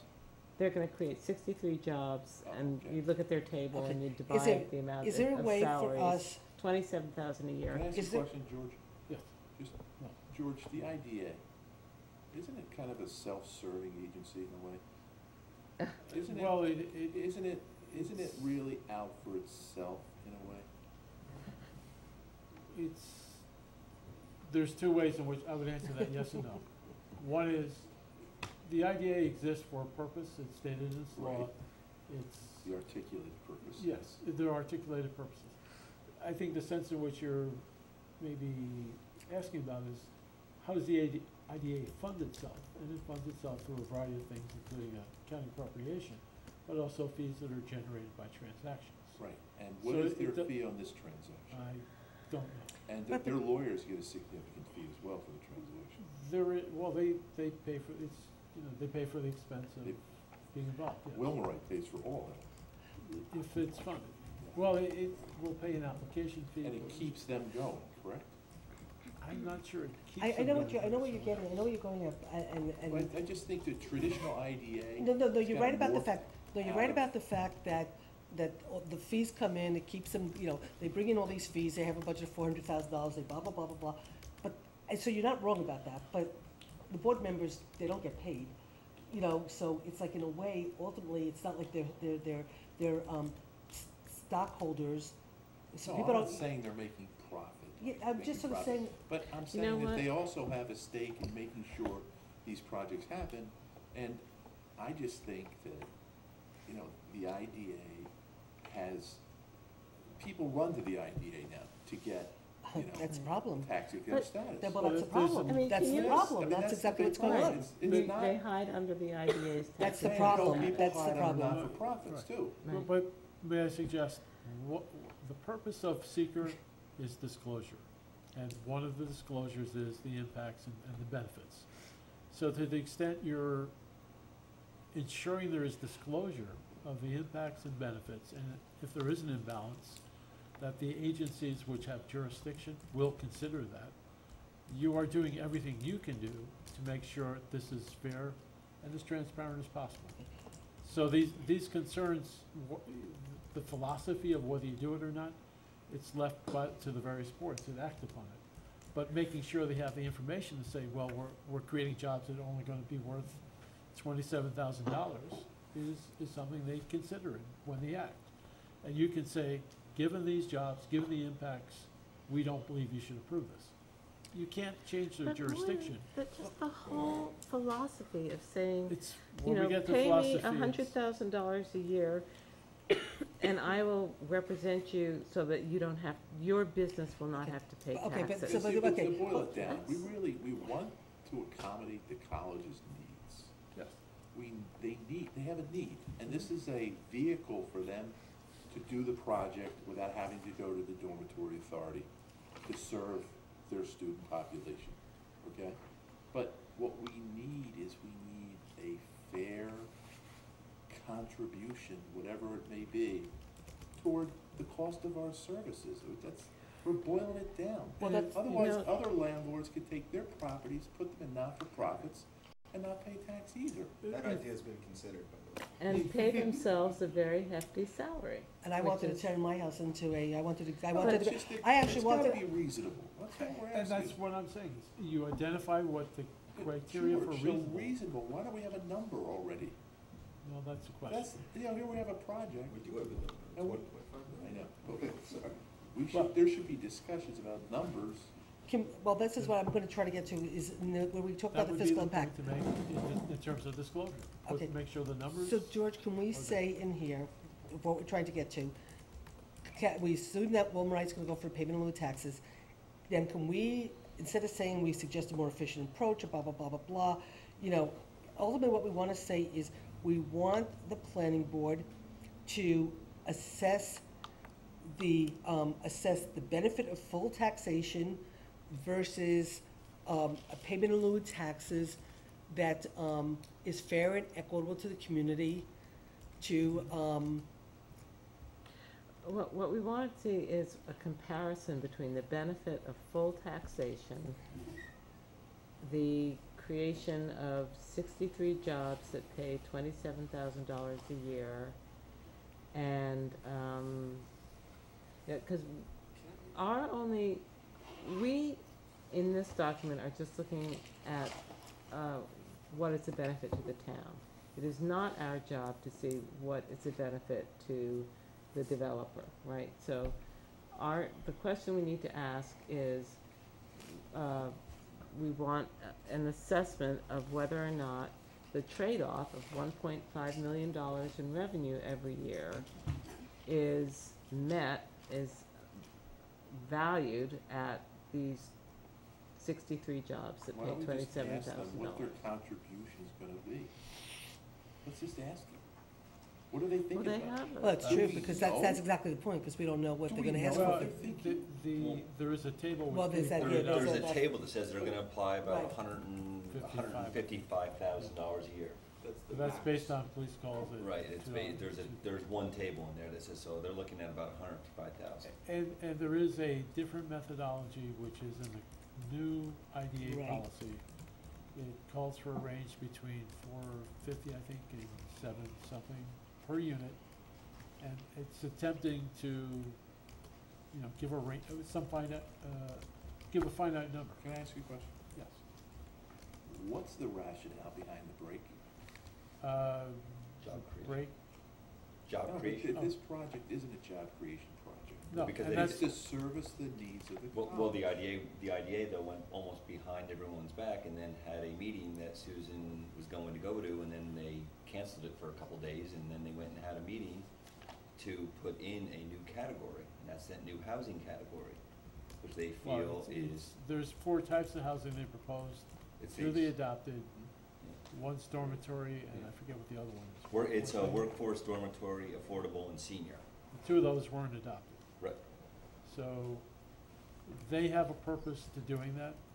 I don't recall what the resolution says, but there is a resolution of adoption which you could refer to. But it's clearly intended to create certain types of housing they believe are necessary for the county to have certain uses that rely upon that. Affordable housing, for example. There's no inherent job creation purpose in providing housing except that you may induce an employer to move into an area which does provide it, and that employer would not move. I've heard that very consistently in terms of economic development. People need affordable housing. You will have employees who will be drawn to a place where they can afford to live, and employers recognize that. So it's becoming a marketing tool. So the pro forma. But I'm gonna just step back there for 1 second. main I said, thing you Ken build, you Lishnick build, you build, said- you build affordable housing, you know, so these people can afford to live in affordable housing, so then they can bring in jobs that pay minimum wage, so they can live in affordable housing. So at the end of the story, you know, it's like you're creating what? You know, affordable housing so you can bring in low wages. Great. You know? So, but wait, the whole issue I'm of not defending the philosophy. I'm just- Isn't the main purpose of the IDA to bring in an employer who would otherwise go somewhere else without these tax breaks? That's what Ken said. That's how it started. Right.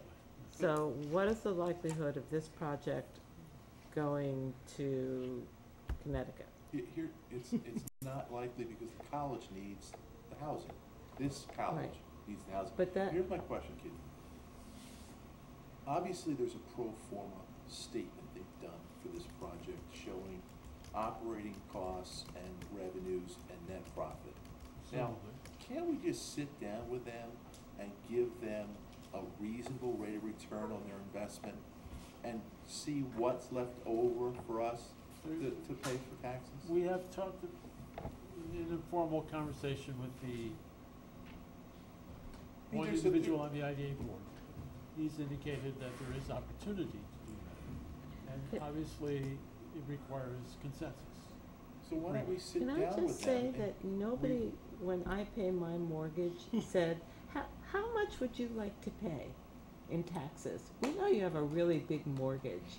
But What do you think would be a reasonable I wish tax somebody- bill? I wish somebody would have done that with me. But Exactly. And- the difference is here, they have the right to ask for the And that's, and that's what you don't have as an individual. that's right.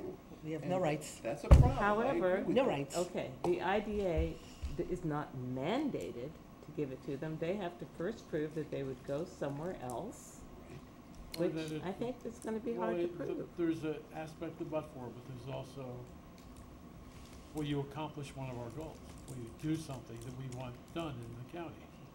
And that, they have to make that argument, and I don't believe they've fully made it in anything I've seen so They're far. welcome to do it anywhere else in the Well, but county. This is what you need to keep in Okay, mind. so We're how do we talking phrase- about information in Okay, the SEIS, it goes to the county IDA someday if they apply, and they have to make the argument based on that information, that these are the costs, these are the benefits we provide, and you should. Well, I mean, we approve already that. have some of it. I mean, in the fiscal impact, they do have that table in there where it shows they're gonna bring in they're bringing in $6.4 million a year. We know that. Is it gross rents? That's just rent, it's just, that's one of their tables, so $6.4 million, Right. almost 6.5.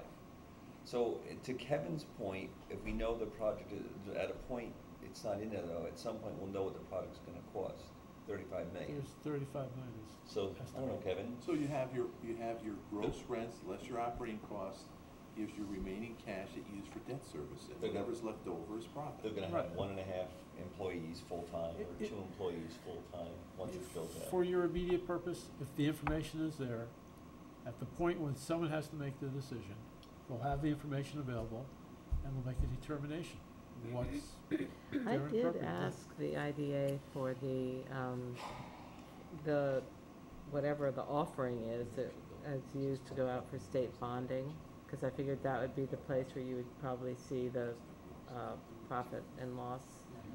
I mean, if you get, they're gonna go for state bonds, right? No, well, not to my knowledge. It's Oh. not currently stated in the DIS. So they just have the money? They're gonna, I believe at one point it talks about it being privately financed, Wow. which means they'll go to a bank, not that they have the money. They- I'm sure in Rochester, they have 1,000 banks that they. Okay, so, what I have written is, after the IDA thing about the, state controller, The town's response is, the Can you town guys- of New can you Paltz guys- requests an evaluation of whether the loss of $1.5 million in county, school, and town property taxes is mitigated by the creation of 63 jobs that will pay an average of $27,000 per year. It's bigger than that, though. What? It's just not a job create project, so I don't think you can measure it that way alone. But the benefit to the community, that's our responsibility. It is not the town's responsibility to make sure that a business that can't house its own people gets a break, right? Well, actually, I think- it's the IDA's responsibility to make that determination. Right, but It's our your job- obligation to advise them with respect to impacts and to other concerns of the town. So that they take all the stuff into account. The point I'm suggesting at this particular stage, Mhm. your focus is making sure the data is in this document that comes out as the impact statement. So when they do the math, they have actual numbers that are accurate to plug in there. Okay, so which is going back to phrasing it about something like the town board is requesting a benefit analysis of the trade-off between paying their full share of taxes versus, Well, it's really the question, if they paid full taxes, Right. they would pay this amount. Right. They want to pay this amount, or they want to reduce that through a pilot. What's the Right. cost At of the it? point the pilot is being considered, it should evaluate the difference and whether the benefits that will be achieved by lowering those taxes. So we had Okay, to- so that's it's what a we're trying big to get to. undertaking. Okay, the town of So- New Paltz requests an No, it's analysis of the measuring benefits cost of The the actual The cost project of paying, jobs. delivering the services. benefit of the project You do paying full want- yeah. taxes. Well, no, benefit is two It's a different big things, because, number. well, that is a problem, because they have two different numbers they use. There's one number in one of them that says they're going to, net new spending was gonna be like 2.6 million. And then there's another one that says new spending, or no, positive economic Tax. was going to be like 7 million. There are two different tables in there. I'm So, gonna get to your thing at the I'm end of the getting- sentence. So how do you know which is the right The number? way that is going to get figured out is by having a consultant on behalf of the town look at their assumptions and see whether they're supported by standard methodology and by accurate Forecasting, how we're doing. assumptions derived from the town budget and forecast. And if the numbers match up and the analysis, the methodology matches up, and you have someone on your side say, yeah, this is pretty close, that's what you're gonna get out of this. And it's gonna tell you, we know what the numbers are, and now what's the policy we should apply? If the IDA is gonna take those numbers and say, to balance things for the town and make sure all the costs are paid for, they gotta pay at least $500,000, whatever the number But is. see, the burden then is on the town to Yeah, but you have to establish talk the about it. cost, which is a big undertaking. Yeah, well, it is, there's a couple ways you can do it. One is to figure out how much money you're gonna spend. Another way is to deal with a projection based on, right now we have 8,000 students at SUNY, and they have these kind of costs. They're gonna have 700 more, so that's gonna be 9% additional. No, but if we look at just the tax that we collect and express it as a percentage of what our total taxing authority is for a year, we'd be giving up 13%. Well, tax revenue is different than cost. No, what I'm It's- saying though is, we'd be collecting $1.5 million a year on an $11.5 million budget, right? Well, you wouldn't be collecting it. Well, yeah, That's we Oh, we get a School piece of it, village, we get a yeah. piece of it, but I guess my point is, it's still a big number. It's It a is. big It's I number. mean, significant. if we could get the school taxes down in our community, I mean, you know, that's the bill that just knocks us for a loop, right? We get our See, tax it's- bill, and I don't understand the basic premise of saying, that all you have to do is calculate what you would cost a community, and that's all you have to pay. It's not the only, well, I guess it's the first rule is do no harm. So don't cost, if we give you the IDA theory is, if we give you a break on taxes, it shouldn't cost the community for that. Yeah, that assumption is horrible. Well, Hasn't it's a worked horrible real assumption. well. We're talking about the end You know what, values. but that used to work before. People bought into that before. I mean, it's just illogical. Okay, arguing with so the- anyway, with the New York Times article. if we're gonna send something to, if we're sending something to the planning board, and that's the goal, we have to have something to send to the planning board. So can we just figure out what statement we wanna put in and get to the next page? Right, this is like Okay. the tax code. Nobody likes it, but you gotta Okay, fill out so the can you blanks. read what you wrote and see if that, Yeah, my battery's going, so we gotta, okay. So is mine. The town of New Paltz So is that part requests by an background? analysis of the benefits of the jobs and housing created versus the loss of $1.5 million in county, school, and town property taxes to the community. is that okay with everybody? No, I think you should say something like, why should the community subsidize and basically absorb, why should each community member absorb the additional cost of the project? But I I'd don't love think- to say but- that. But you're Say, asking, what you're is the asking- you're- rationale? You're asking the planning board to ask, you're not asking, you can't say to the planning board, why should we subsidize? You're directing the planning board through their process to get the answers to these questions for the document that they're gonna evaluate. But They then- can't Right, take, what without you using just said is- assumptions. Susan, What?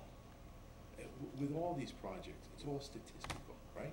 Somebody's gonna be hired to do a traffic count. Mhm. It always comes in the way they want it to come in. No And impact. it's the same thing But- with, But Kevin, I'm just saying, your statement of why should a project subsidize I think is the a, burden should be on them to explain why they should deviate from that principle. Well, it is, at the IDA.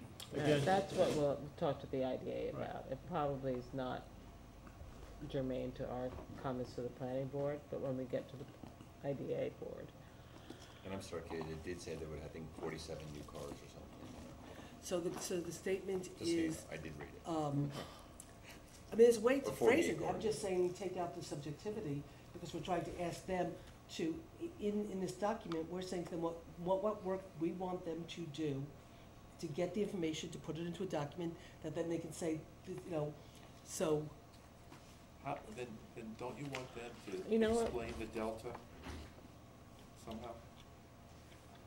I think what we want, Explaining the delta. The delta is Change. the actual cost to the community. I mean, their job is to explain that this project is only gonna have X cost to the community, isn't it? And then that's what they'll pay. Part of what they're doing here is explaining the fiscal impact of the project, including cost. Right, and then the money they'll deliver in the pilot covers those costs. That could be an explanation for why no mitigation is required, or they could say the pilot will be the mitigation for the cost that the project will have. As distinct from, I mean, taxes are a general condition that applies throughout the town, unless there's an exception, and you take the money that's derived from that to do the things you think are necessary, which is different than cost. Costs are like the sewer plant. There's a charge for the sewer service, there's a charge for the water service, and you're paying for a thing that you do, you know, the operating cost. And that's the way in which, that's one calculation that's done. And then understanding the impacts of a tax exemption is a different thing, because it eliminates the flexibility to do all the things that you do with taxes. And that's a different calculation that has to be accomplished. And that's a calculation that falls under the IDA's purviews, essentially. okay, I guys, think it's what 11 we o'clock, wanna know so. is, can the town, can the planning board request that Wilmrite,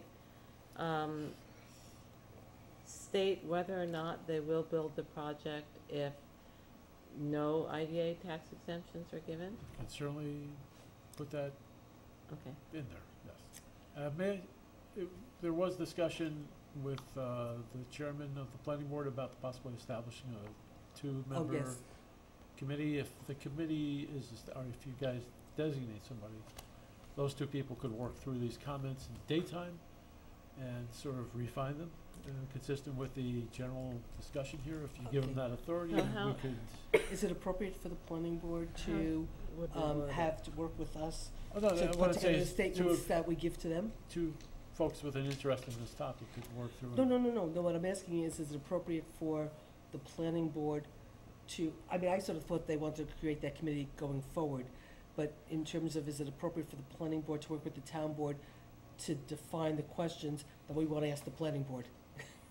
If it is, it's fine with me, I'm just asking. I don't know that it would necessarily be a problem, but I was suggesting two of you folks could work on this, and that could be the town board's final Well, we have to circulated. get this in by January 14th, right? You have 10 days after that to Oh. submit comments. Katie, you wanna take another shot at revising this and circulating it? Oh, no, again? because I get too steamed. Okay, let me ask I you a just- question. How about we do it this way? The more I write it, the angrier I mean, I made, get.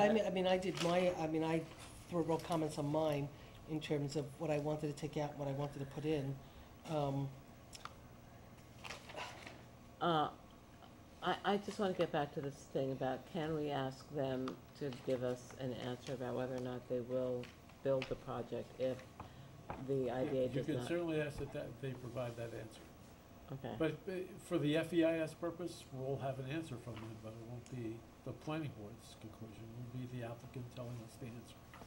Is there a place in our comments to the planning board for us to ask for that? Right at the very end there, just. Okay, let me ask a question. As much as I don't want to take Specific on extra, questions. I don't want to take on extra work. I have more work than I could possibly do in this job, okay, but we gotta get to some conclusion. So let me ask a question, if it's okay with everybody. Let me ask you if it's okay with you. Would it be possible, does everybody buy into, and is it okay, George, if you and I actually take some time, make a meeting next week, or right after, like, like the New Year or something, we take this stuff, you and I go through this, we try to condense it down to what's sort of somewhat being asked, and put it Yes. into language that's appropriate to bring to the planning board. We'll let any board member know when we're meeting. Anybody wants to join us, they can, but then we can sit down and try to, I think we all understand what Kitty's trying to get to, and me and you will get to how to put it in appropriate language to send back to the planning board. And we could do that and then circulate it to the Exactly. board Okay. for a final. I'll send you Is that what okay? I've gotten so Yes. far, and you guys can Okay. take Okay. it from And just there. And I let, gave- and and I- circulate to us, and then if, Yeah, Kevin or Kitty and or I I can gave go, we can copies, go. and I gave copies of my comments and stuff. So what we'll do is George and I tomorrow will figure out a meeting time. We'll schedule it. We could have it right here. It'll be during the day. Anybody who wants to join us can. Wednesday You got the afternoon. TV camera, Do it doesn't matter. Wednesday afternoon, no, we're on Wednesday afternoon, Thursday, Friday. We don't need to spend money on Okay. TV, though. Okay, so Let's not- Wednesday let's- afternoon. Let's not go crazy on money here, please. Wednesday, Thursday, Not on New Friday. Year. Okay, fine. It'll be- Just let me ask again time-wise, because they close at The when? planning board hearing is currently scheduled to close on the 14th, and there is at least a 10-day Okay, comment so we period can do this provided. sometime after the holidays. Yeah, Yeah, we haven't I told. think one of your meetings would be within that. What? I would expect one of your meetings would be within the 10-day comment period. Oh, yeah, well, January 14th, so it's January 28th, and we have a meeting, We have a meeting January 9th with the town village. right, which on we should really just consolidation. trying to probably keep Um, that and nothing else. And then we have one The on the town board is the 15th. 17th, We have a January 17th meeting? just town board. Okay. That's the So that- workshop. And that we would have be nothing, with- and we have before the nothing with the 24th. village and consolidation, so if the January, Yeah, but so, we have a meeting on the 15th, That's a joint Jan- meeting. right, right. Yeah, and but- the 9th. Yeah, but we can, if it's 14th and 10 days afterwards, we could work on it, circulate it, whatever, but we can adopt it at the January 17th meeting, And still submit it. right, Okay. okay? That's- So on the January 17th meeting, we will come to, we will adopt adopt what we want to send. And then in the interim, I'll schedule some time, we'll get some date after the holidays for us to meet. We'll do it on a Wednesday afternoon, Thursday or Friday, so Jeff can come if he wants to. And then if anybody else wants to come, we'll go from there. Okay? And the two other things Sure. quickly. One is the idea of having two members of the town board Right. as delegates to this. But who would like to do that? I'm sorry. I- was reading- What? I was reading something. He wants to know, The- the planning, Michael There wants to has create been, a, yeah, there's been discussion about having two members of the town board, two members of the planning board to look at fiscal impact, make sure the numbers are correct, make sure the methodology is good, so for both boards' purposes, so they can be the I'm already there. I'm already at all the planning board meetings, so, I mean, I nominate Jeff. well, they're asking for, the planning board's asking for two members so from if the anyone town else can board, do it two with members me, I'd from be the. more, I'm already there anyway, so I have no problem No, doing but this is doing not- additional meetings. but But, well, this- I mean, I've been to all the meetings, so, But this is to take their, yes, I'm fiscal fine with that. stuff with I am you. fine doing Okay. it. Okay, I they have all want, the documents already. they want one more person to volunteer. Kevin will do it. Good. Okay, so Kevin. Thank you, Kevin. So Kevin and Normally you Jeff. would expect Jean to be nominated. Well, Jean can't during the day and stuff, and she's not. So Kevin, so Kevin and Jeff will would be more than happy to serve on this subcommittee with the planning board, Okay. of which I suspect Mike Calamano will serve on, right? I believe he's willing to do at least that. Okay. Maybe. That's chairman. No, we're not accepting his resignation until after it goes matter. It's easy. Okay, so that's what we're gonna do to move on to this, move on. Okay. That committee would presumably be tasked with seeking proposals for financial consultants. Mhm. And getting that process Yes. done Yep. relatively soon. Yep. Yep. Okay. Okay. Thank you for your time, and I'll talk to you tomorrow about finessing the resolution based on tonight's meeting. Thank you. Okay, what I'm gonna ask to do next, because we have somebody who's been sitting here and falling asleep, and this is for the release of bond money, and you'll see that there was this, we have to do the fire contract, we gotta do that next. You will see in your packet a letter from Dave Clauser, right? Did you guys see it? Shoot, I don't see it in here too, but it's in here. No. Okay, here it is. Yeah, it was Good night, emailed, George. thanks, George, it was emailed to you by Carol on, attaches a memo recommending a cash surety deposit on the Black Creek Crossing subdivision development to be reduced as we discussed yesterday. As noted in the memo, we are making this recommendation due to the high quality of the work that has been completed and the very low potential that the winter months will cause damage to its present state of development. If the asphalt plants had not already closed, the first course of paving would be ready to apply after the installation of the base material, as it is the usual standard for evaluating a security reduction. We don't believe that this time factors a valid reason to not consider this request. However, in this particular instance, please feel free to call with questions, Dave Clauser. And it's a project that is the Black Creek Crossing. It's back by what road? It's by Sharp. It's off of Sharp's It's a subdivision in Schreiber Lane, right? And this is a letter from Dave, I think was sent to all of you. As the board is aware, the owner developer of the above subdivision is requesting reduction in the public improvement performance security for this project, which we understand is currently in the form of a cash escrow that was deposited with the town. Construction of the roadway and associated improvements, utilities, drainage, etc., began earlier this year, and a substantial portion of that work has been completed to this date. Accordingly, the developer's engineer, Hagopian Engineering, has submitted a current cost estimate of public improvements to be completed entitled Public Improvements Bond Estimate, dated last revised December 5th, 2012. Construction work on this development began earlier this year and has proceeded to accomplish much of the required earthwork and drainage improvements. Per our inspection of the improvements, the following has been completed to date: road sub-base preparation to town standards, passing proof roll tests for compaction and soundness, installation of road sub-base material, crushed shale, rough grading of roadside ditches and adjacent right-of-way areas, installation of catch basins and main conveyance drainage culverts, rough grading of the stormwater pond, installation of the stormwater pond level spreader, outlet structure, overflow weirs, riprap outlet protection. All grade areas have been seeded and hayed in preparation for winter and to prevent soil erosion. The items of development improvement work that remain to be completed include, but are not limited to, installation of item 4 base material, installation of asphalt binder course and top course, installation of the individual driveway culverts. Final grading of the pond slopes, roadside ditches, road shoulders, turf establishment on all graded areas, installation of underground utilities. It should be noted that per our site inspections, this is from Dave Clauser, remember, that work completed to this point has been very good quality, with the improvements built to a high standard. The proof roll testing of the road subbase, witnessed by our office and the Highway Superintendent Chris Marks, revealed an extremely dense and unyielding subbase that should provide a very durable road base for the years to come.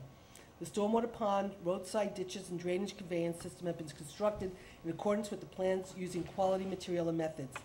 Per review of the public improvement bond estimate provided by the developer's engineer, the escrow performance security cash deposit is being requested to be reduced from the original cash deposit value of $371,345 to a revised amount of $233,900.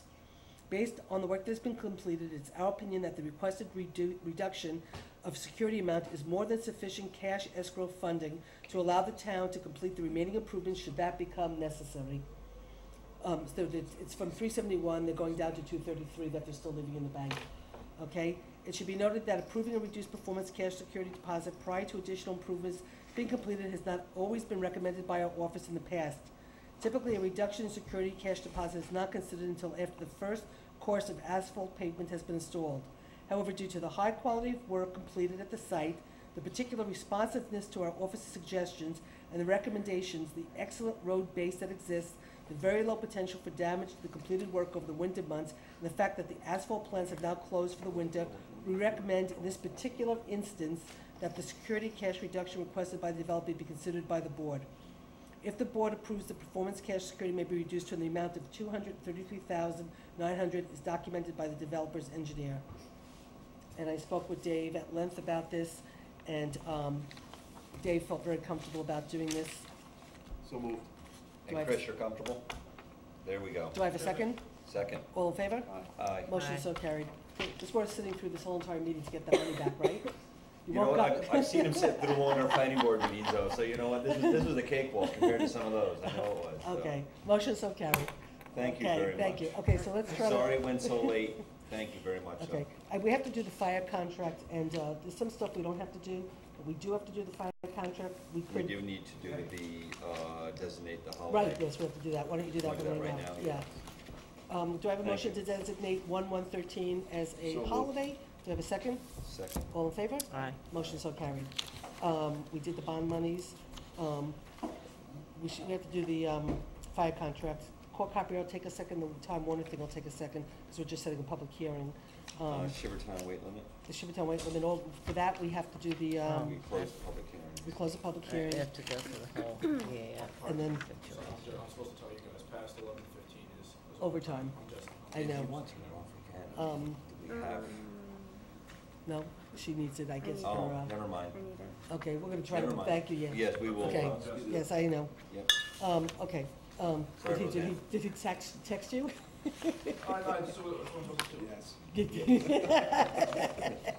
Okay, what do you wanna do first, really? You wanna What do you want to do, Shiver- Shivertown weight limit real Sure, quick? okay, so let's, get the Just EA, do- It's a short form. yeah, do So you wanna it's- do that really quick, Jeff? Do you have it? Chris has the, Everybody got copies. you got the, You guys all got copies. okay, They're really short, yeah. yeah, but I probably threw it into my, Let's see. I had everything organized, so it's, Jeff, you get to read. Oh, you have the short form? filled out by Chris already, right? You just have to do part two. So- Just part two. Just part two. Okay, so here is the State Environmental Quality Review Short Assessment Form for, this is a unlisted action. And the Oh. project name is Shivertown Road Weight Limit, and we just need to do which, this is part two, right? Part two, we just have to say Yep, no, the no, no. impact assessment, does Oh, action sorry. exceed any type one, threshold? No. Would be no. Well, action actually isn't filled out. Oh, Chris did the first page. You just have to answer no to all You those just- yeah. questions. Yeah, I Right. apologize. Does action exceed any type one threshold? That would be no. Will action receive coordinated review as provided for unlisted actions in 6 MYCRR Part 617.6? That would be no, because this is a neg deck, right? Yes. Could action result in any of the adverse effects associated with the following? Existing air quality, surface or groundwater quality, noise levels, existing traffic patterns, solid waste production and disposal, potential for erosion, drainage, or flooding problems. That would be no. Aesthetic, agriculture, historic, natural cultural resources, community and neighborhood character. No. No. Vegetation or fauna, fish, shellfish, wildlife species, significant habitats, threatened endangered species, no.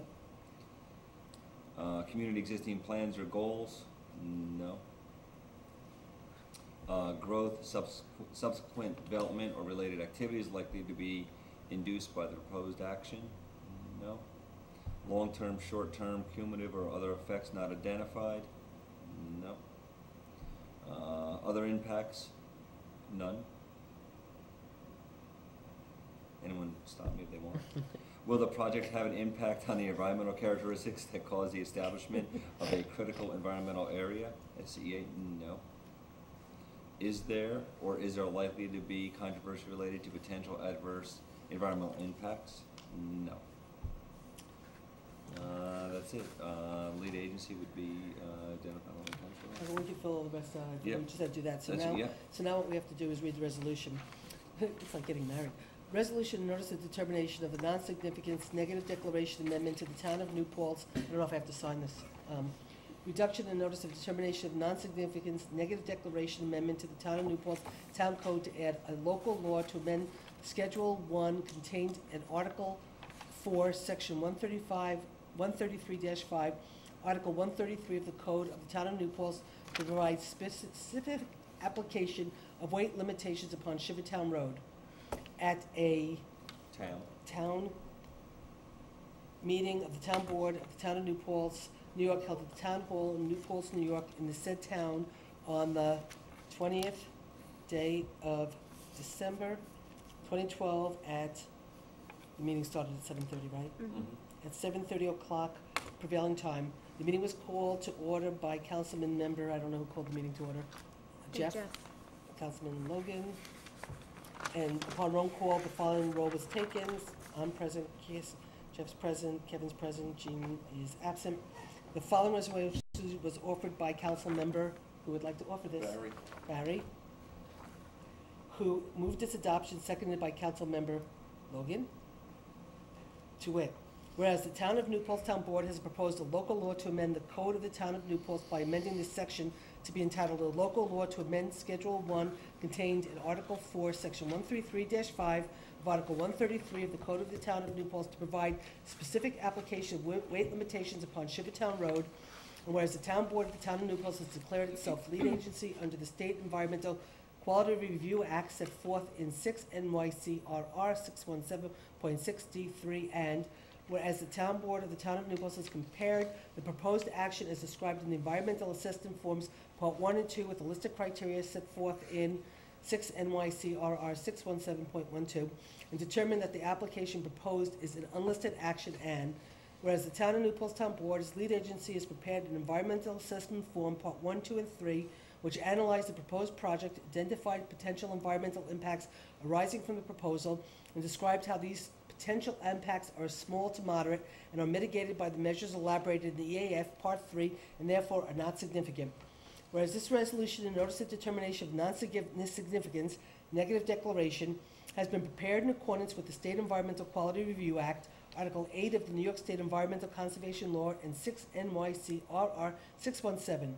Now therefore be it resolved that in accordance with 6 NYCRR 617.6, boy are we in accordance with that, the Town of New Paltz Board finds that the amendment to Section 133-5 of Article 133 of the Code of the Town of New Paltz entitled a local law to amend Schedule 1 contained in Article 4, Section 133-5 of Article 133 of the Code of the Town of New Paltz to provide specific application of weight limitations upon Shivertown Road will not result in any significant adverse environmental effect, and be it further resolved that the town board of the town of New Paltz as lead agency hereby issues a negative declaration pursuant to the requirements of the State Environmental Quality Review Act 6 NYCRR 617.6G, and directs the notice of this negative declaration be mailed to the DEC Commissioner in Albany, New York, for publication in the Environmental Notice Bulletin, the Director of the DEC Region 3 Office in New Paltz, New York, and the Ulster County Department of Planning pursuant to, guess what?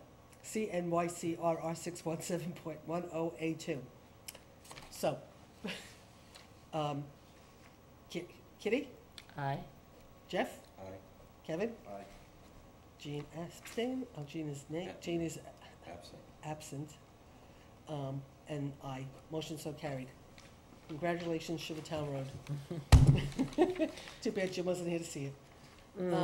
Do you you have that all filled out? Yep. Okay, great. Okay, so that takes care of that. And what, these take effect from when they're published at the state? It takes effect upon filing with the Secretary of State. Yeah. And that Okay. gets filed? Tomorrow. Oh, okay, it's right away. I send it right away, yeah.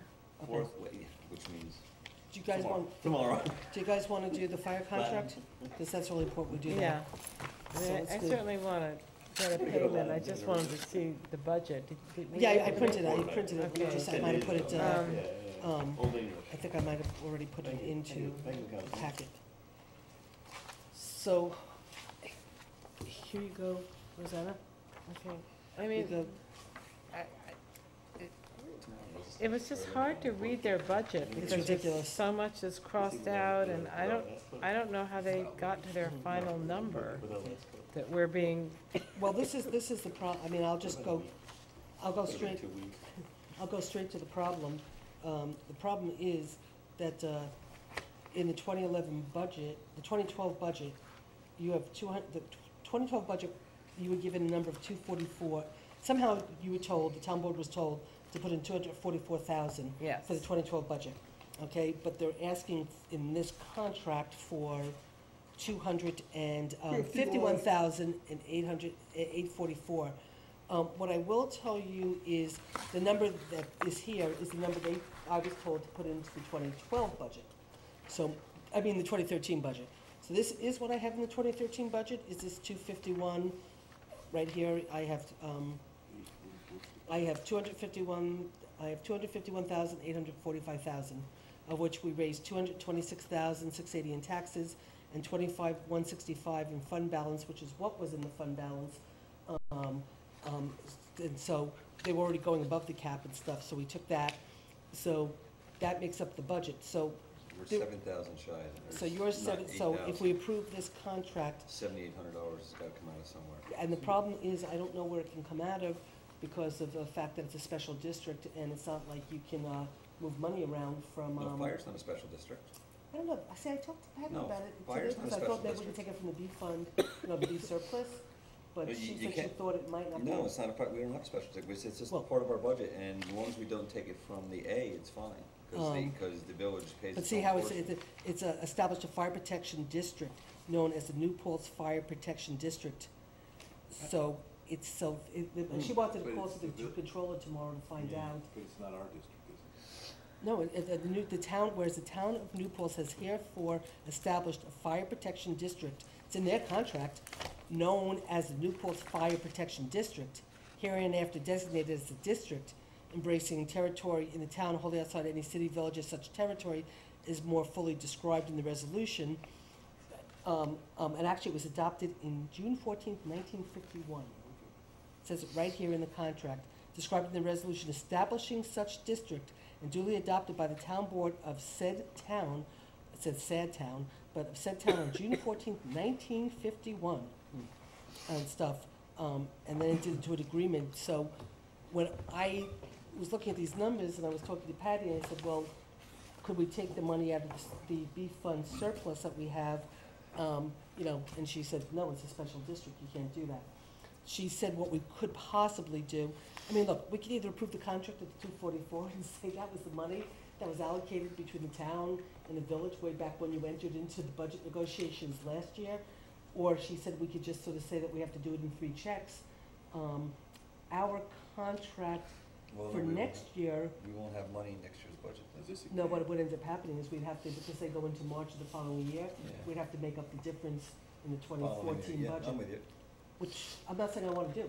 No, I don't, no, yeah, I'm with you. But I'm just saying that might be, I mean, I don't know how you guys want to proceed.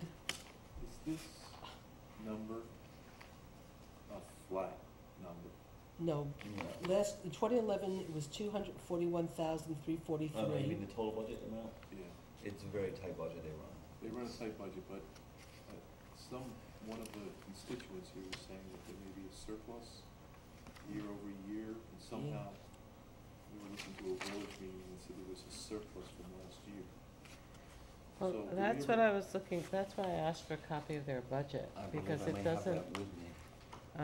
well, I think Susan just handed it out. I handed it tonight. out, Katie sent it, I just handed it out to But you it's, guys. it doesn't show any of that. Well, I'm looking where they have the surplus, and, if you actually read through this contract, we're gonna have to really live up to this in the sense that, live up to it from our perspective, it's good for us. I mean, they invite us to, meet with the fire department, officials, they invite us to become part of their, when they do their budget negotiations and stuff. So this May, when the, village does their negotiations, we have to be there for the fire portion, because we can't have this happen again, where it's like here, beginning of December, we've done our budget, you've already done your budget last year, we just get the contract, and it's like, here it is, now agree to it. And if we don't approve it tonight, we don't have fire protection starting January 1st. So we have no choice but to do something. So if you read through it where it talks about a budget appropriation, we really have to, do this. But it says surplus funds.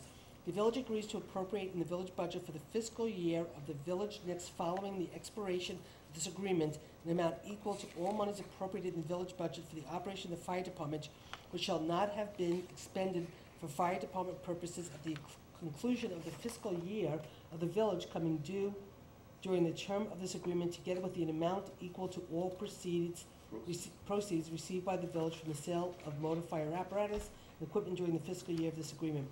Such appropriation for the following fiscal year to be designated as a contribution to the equipment reserve fund of the village fire department. So I think the surplus goes into a equipment reserve. Well, we're supposed to But, fund the but it equipment reserve doesn't fund. ever show what that amount is. I The mean, equipment reserve fund has always been that was always one of Terry's issues, was that Kind of equipment reserve fund. I mean, Which is a good thing to have, because then you're ready to buy a they've truck written or in, something. the number is 479,000 is the handwritten number here.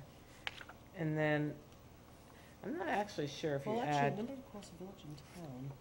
if you add up What they- 47.9 and 3.72, you don't actually get 52%, and I think that might be why the number is a little bit different. Well, are they taking blah, blah, blah? Well, they're taking away those 14 calls, but, I'm sorry, Key, what'd you say that, what? If you add up 47.95% and 3.72%, Right. which is the town share, what do you get? It's 51%, I believe, and that might be why the numbers are different. Well, do 51% of, Are you getting Can 50? what is that? can you do 51% of 479,704? 479, 4 at 51%.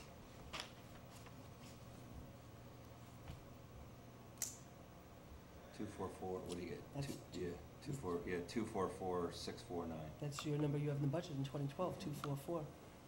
Yeah. 244,649.04. I mean, I just want to double check this, but 47.95% plus. That's 51, And I think that might be why Because you know what they did? the This number's is what, different. well, I think you're right, Kitty, but what they did, what they did is they took out the 1.37% for mutual aid. Those that percentage. split that. So what they did is they showed 100% on the top, but then they took that out, then they took the 480 and the 528, and then they made that 100%.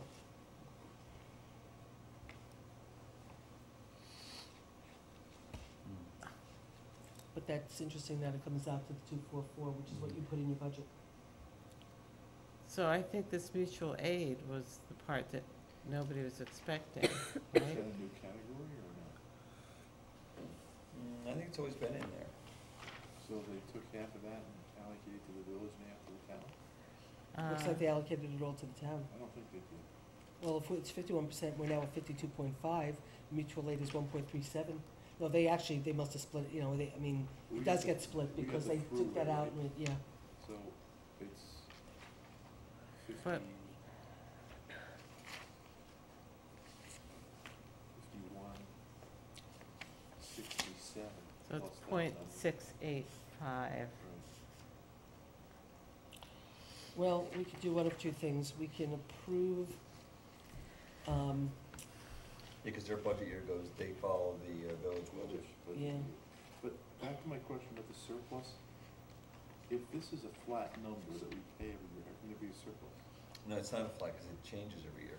it changes. Based on the number of calls? Yeah, no, No, the their budget. 2011, their budget was 241, well, at least our share of the budget in 2011 was 241,343. In 2012, we have 244,000 in the budget. And then, in 2013, we have, But still don't understand We how have- to generate a surplus then. 251,845. We just don't know what the surplus is. I mean, It goes this into is, the equipment fund, but you yeah, know, so for 90% of this budget is for equipment, but we don't have any idea what, Well, I've got the was detail. I mean, unexpended. Yeah, you don't know the unexpended, right? So for, as I'm just looking at, on this budget, for example, they're showing 500, they're showing for the 11-12, they're showing 513, a little over $500,000. And then now it's down to 479. So I don't know where you get the change from, to say 480 to 513 is a pretty substantial change. But I mean, their budget includes This is their the old chief's budget. car lease, the electric fire prevention, fire police gear, firefighter annual, fuel, gas for trucks, garbage pickup, hazmat, propane, insurance, ladder inspection, miscellaneous fire equipment, office supplies, OSHA physicals, pagers, charges, firefighter awards, phones, radio pagers, air packs, service award benefits, station cleaning, station 2 rent, training, trucks and car report, turnout gear. So So- soon we get an accounting at the end of the year, that's all, just a one-page accounting.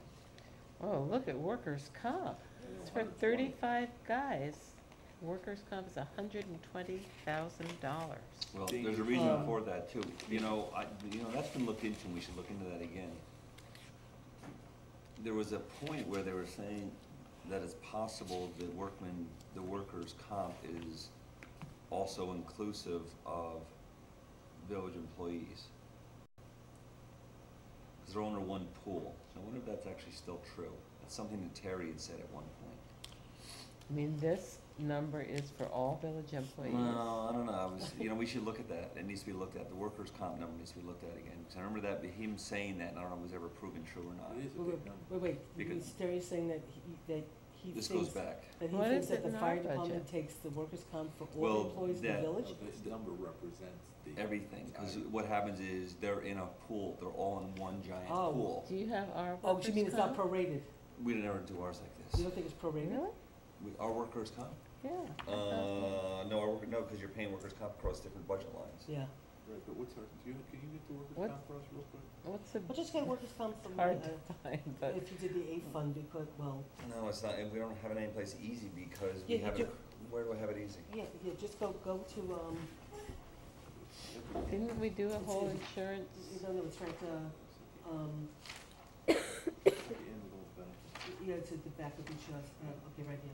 So here's workers' comp, for the A fund in 2012, it Social was Security, 200. go down, nope. No, workers' comp was 193,000 in 2012, and it's 100 and, because we have less people, it's 178,000 for the A fund. That covers a lot of people. Yeah, no, it does. Just That's A fund. That's a good way to, yeah, that's a But good. the A fund is 80% of our employees. Yeah. That's the point, That's if the it's police. 178,000 for us for the A Right. fund for workers' comp, How many? that's people? a, 36 You're absolutely right. people in the village fire department, they're paying 120,000. Well, and what's even stranger about that is, even though it's a very dangerous piece, the thing is, though, what doesn't make sense on that is for interior qualified, which is a real dangerous one, there's maybe 20, 15, maybe 15 of them are interior qualified. You just get an accounting. I wonder if, Terry, Sure, I but remember the- that was something that was a few years ago, that was always a question on why their workers' comp is so high. Now, I do agree firefighting is a very, risky Sure. thing. I do not want to do anything to put their workers' comp at risk, but I'm wondering if that's correct. I don't have a problem with any of their numbers, I just Yeah. want to see. well, we can back get, up. the annual report from the village. Well, but again, this is another perfect point of why you can't take in a 230 units and not have them pay part of your $500,000 Now, budget. this Okay. constituent was saying that the village was audited, and that as a result of the audits, they showed a surplus. So shouldn't we also see what the surplus is every year in the accounting, and then how it's rolled into the bigger fund, and what sits there, just to know? Well, we can ask for the annual, the AUD from the village. We can ask for an accounting of, Well, the fire department must get audited too. Yeah, I mean, again, if you look in the contract where it says, and I think we have to start to do this, it says, designated representatives of the town shall be entitled to meet with the fire commissioners of the village and the officers of the village fire department for the purpose of jointly preparing a recommendation to the village budget officer for the fire department appropriations the forthcoming 2013-2014 fiscal year. Prior to the adoption of the village budget for the forthcoming fiscal year, the village budget officer will furnish to the town budget appropriations proposed by the village for operation of the fire department during the forthcoming year. The town will be given the opportunity to review the proposed budget appropriations, to attend a joint meeting with the village, if we ever schedule it, to review and comment upon the proposed budget appropriations prior to the adoption of the village budget. So that would come in somewhere in February. So in February, we have to make sure, that, we send us, saying, as soon as you start this negotiation, we want to be there. And, and then all those questions you're asking, in terms of we want to see all of the information before we even go the next step, we'll do. But that's going forward. We have to So how approve a much budget. are So- we supposed to write tonight, and where are we Well, gonna get the money? this contract is asking for 256, 251,845 approximately, and there's 244,000 in the 2012 budget. Can we appropriate what's been budgeted and then appropriate more next year? Well, that's what what we'd have to do is take out of what I have in the budget next year, and then we're gonna have to appropriate more in 2014. Or we could try to pass the resolution. Do we pay in a lump sum? No, well, technically, I'll tell you, payment shall be made to the town, from the town to the village in 2 installments. 50% shall be due within 10 days of signing this contract, and 50% on November 1st, 2012. Because this contract was supposed to be signed back in, But we didn't get it because the village and the fire department were fighting over the contract. And so, I actually got a call from Jason when I was, in September, when I was away. I got a call from him about the fire contract, telling me, that they were having problems and blah, blah, blah. So they didn't come to a conclusion until like at the end of November. So we're just first getting it, and this is for last year. Right, so. So technically, I mean. Can't we Well, just amend it and say, obviously you're gonna be sending over a lump sum payment? All gonna be is lump sum payment, Why but don't we can just only pay break it- $244 for this year. Why don't we just break it, amend the contract, break it into 2 installments, one for $244 and the other next year? Because the contract runs from June 1st, 2012 to May 31st, 2013. I mean, I think we have to let them know. I mean, in a way, this is really unfair, because I budgeted exactly what I expect there to be next year, and now it's like, $8,000 You're running off of their budget segment. it's not only are we have to come up with more money this year, Now we're and I gonna- suspect the board was told 244 last year, which is why that was numbers in the budget.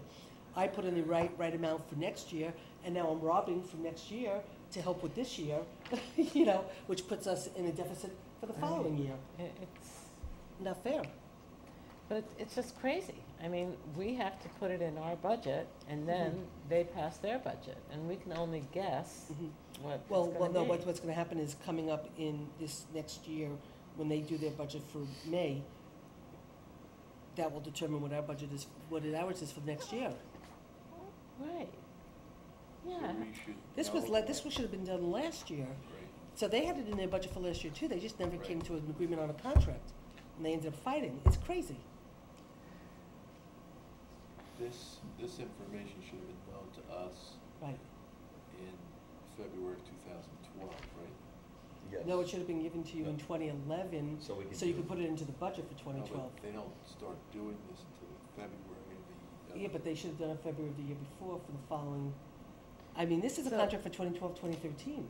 Yeah. In February, they're gonna go do the contract for 2013, 2014. But wait, So then that'll give us the idea of what we put in our budget for 2014.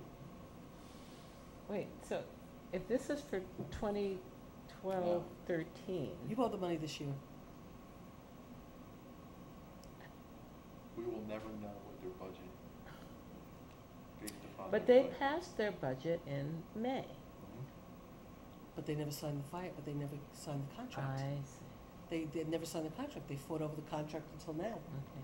putting us in a bind because if we don't sign the contract now, come January 1st, the town has no fire protection. So So what did we base our budget on? What did we have? Well, see, it makes for- sense to me, Kitty, that the number, because when you went back and just said, Did the math. you just did the Yeah. math, taking away that little quirk, Yeah, it came out to 244, yeah. which is the number you put in. So We that- got the exact number that you just gave us, Right. 51%. So, So where's the new? So we category? could do one of two things. We could do one of two things. We could approve the contract at 244,000 based on the 51% allocation, which we believe to be the correct number, with the backup that, if that number is proven to be wrong, we'll accept Yeah, I it, mean, whatever, 250, whatever, and, but we can just say, you know, that this is an amount we budgeted for, and we don't, you know, can just help us understand the calculation of how it got to be higher. Is it this mutual well, aid thing? how about it, yeah, I mean, since we have to approve the contract, then maybe we should do it from where we'll approve the contract at this amount with, tell me legally how to then go. I think what's funny is, this is interesting, how the village negotiated the contract, and we're simply adopting the work. Right. But with the pool, it just doesn't go both ways, does it? No, it No. doesn't. Only goes downstream. Right. It is interesting. You know, it's really funny, because we, on We're the, not asking for backup, we're not asking. Well, that's why I asked to see a copy of the budget when we were getting the contract. I mean, and, you know, there's so many things crossed out and added, and as Jeff says, you know, in one place they have 513, and then they just cross it out and it's 479. Is that because part of the surplus was applied to this? Maybe. But it doesn't show that. I mean, there's no number written in there that says budget transfer or unexpended funds. And how much more is left? I mean, Yeah. maybe it's enough to pay for this, mutual aid. I mean, and why, you know, if this money goes into the equipment fund every year, well, I guess if that's what happened, then I guess it was applied to the equipment line. so Kevin, how do we phrase it in a way where we can improve the contract so we don't, put our town at risk? Well, you just But- approve the contract and you amend the method of payment. So, Well, no. What I'm saying is, we're approving it and we amend the method of payment, but that's at the 251,844. What I'm saying is there a way to say we'll approve it, however, we believe the 244 number that was put in the budget is an accurate number based on the math? why don't we just say subject to an accounting?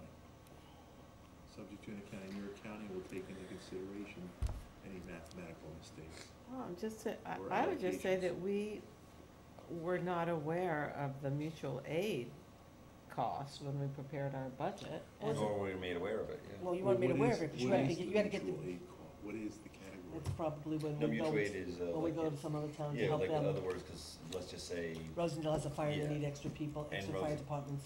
but we have a fire here, then Rosendale Comes comes here. here. So So the- mutual aid is truly in this area. But it's important and everything, but Yes. it's, Oh, that's most being critical. counted of they made 14 calls to other towns.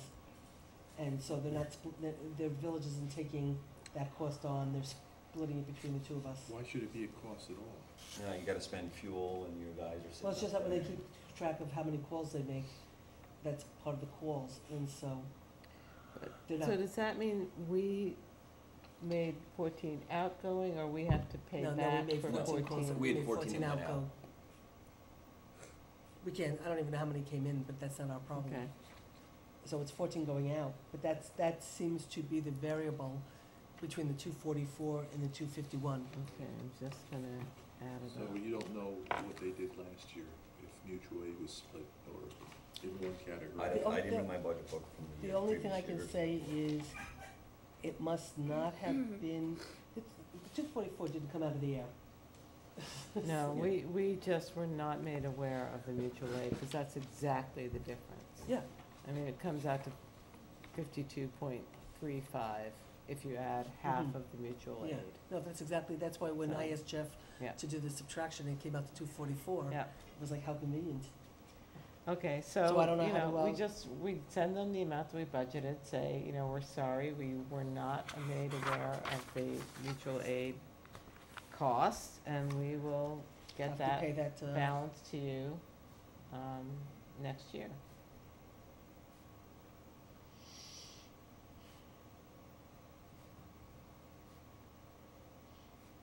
we could say you could pay that out of the money, that's a deficit from a real pool. We'll take that as a credit. I would like to just, I would just like to, you know, 'cause I can't find, I don't want to. Yeah, we have to, I mean, we have to just. Can we just approve, the budget as we, approve the contract as we budgeted for, that, and that's what we're gonna pay him? We could. The village is gonna Except- $7,000, except- $7,940. But let me ask you a question, if we did it that way, which I'm not adverse to doing, but then if they say, we're not accepting it, then we don't have a contract, then we're basically, that's why I asked if there was a caveat to do it the other way, to approve it at Let the me ask you a cost with. question, though. The date of this contract is Well, I know, but for some reason, June 1st, what they say, 2012. but supposedly, for whatever reason, come December 31st, if they don't get the money and we don't have a contract, we don't have fire service next year. Now, will the firemen of this community not service a fire? No, but I don't wanna be a board that, Right. so either we pay the $251 or we do the phrase in a way that, that's we'll pay that dependent on, you know, Subject to the results of the audit, or whatever you wanna phrase it. well, but then it's not really an agreed upon contract, is it? Because it's being subject to something. All we're trying to do is verify that the math is correct. No, we know what their math is, it's right there, it's the mutual Yeah, aid. we- I know, obviously, but we see, did not- 21.5 here subtraction, Yeah, where's that from? I know, but, And the problem is, like I said, now you're getting a letter dated January, yeah, it doesn't work for our budget season, that's the problem. okay, let me ask you,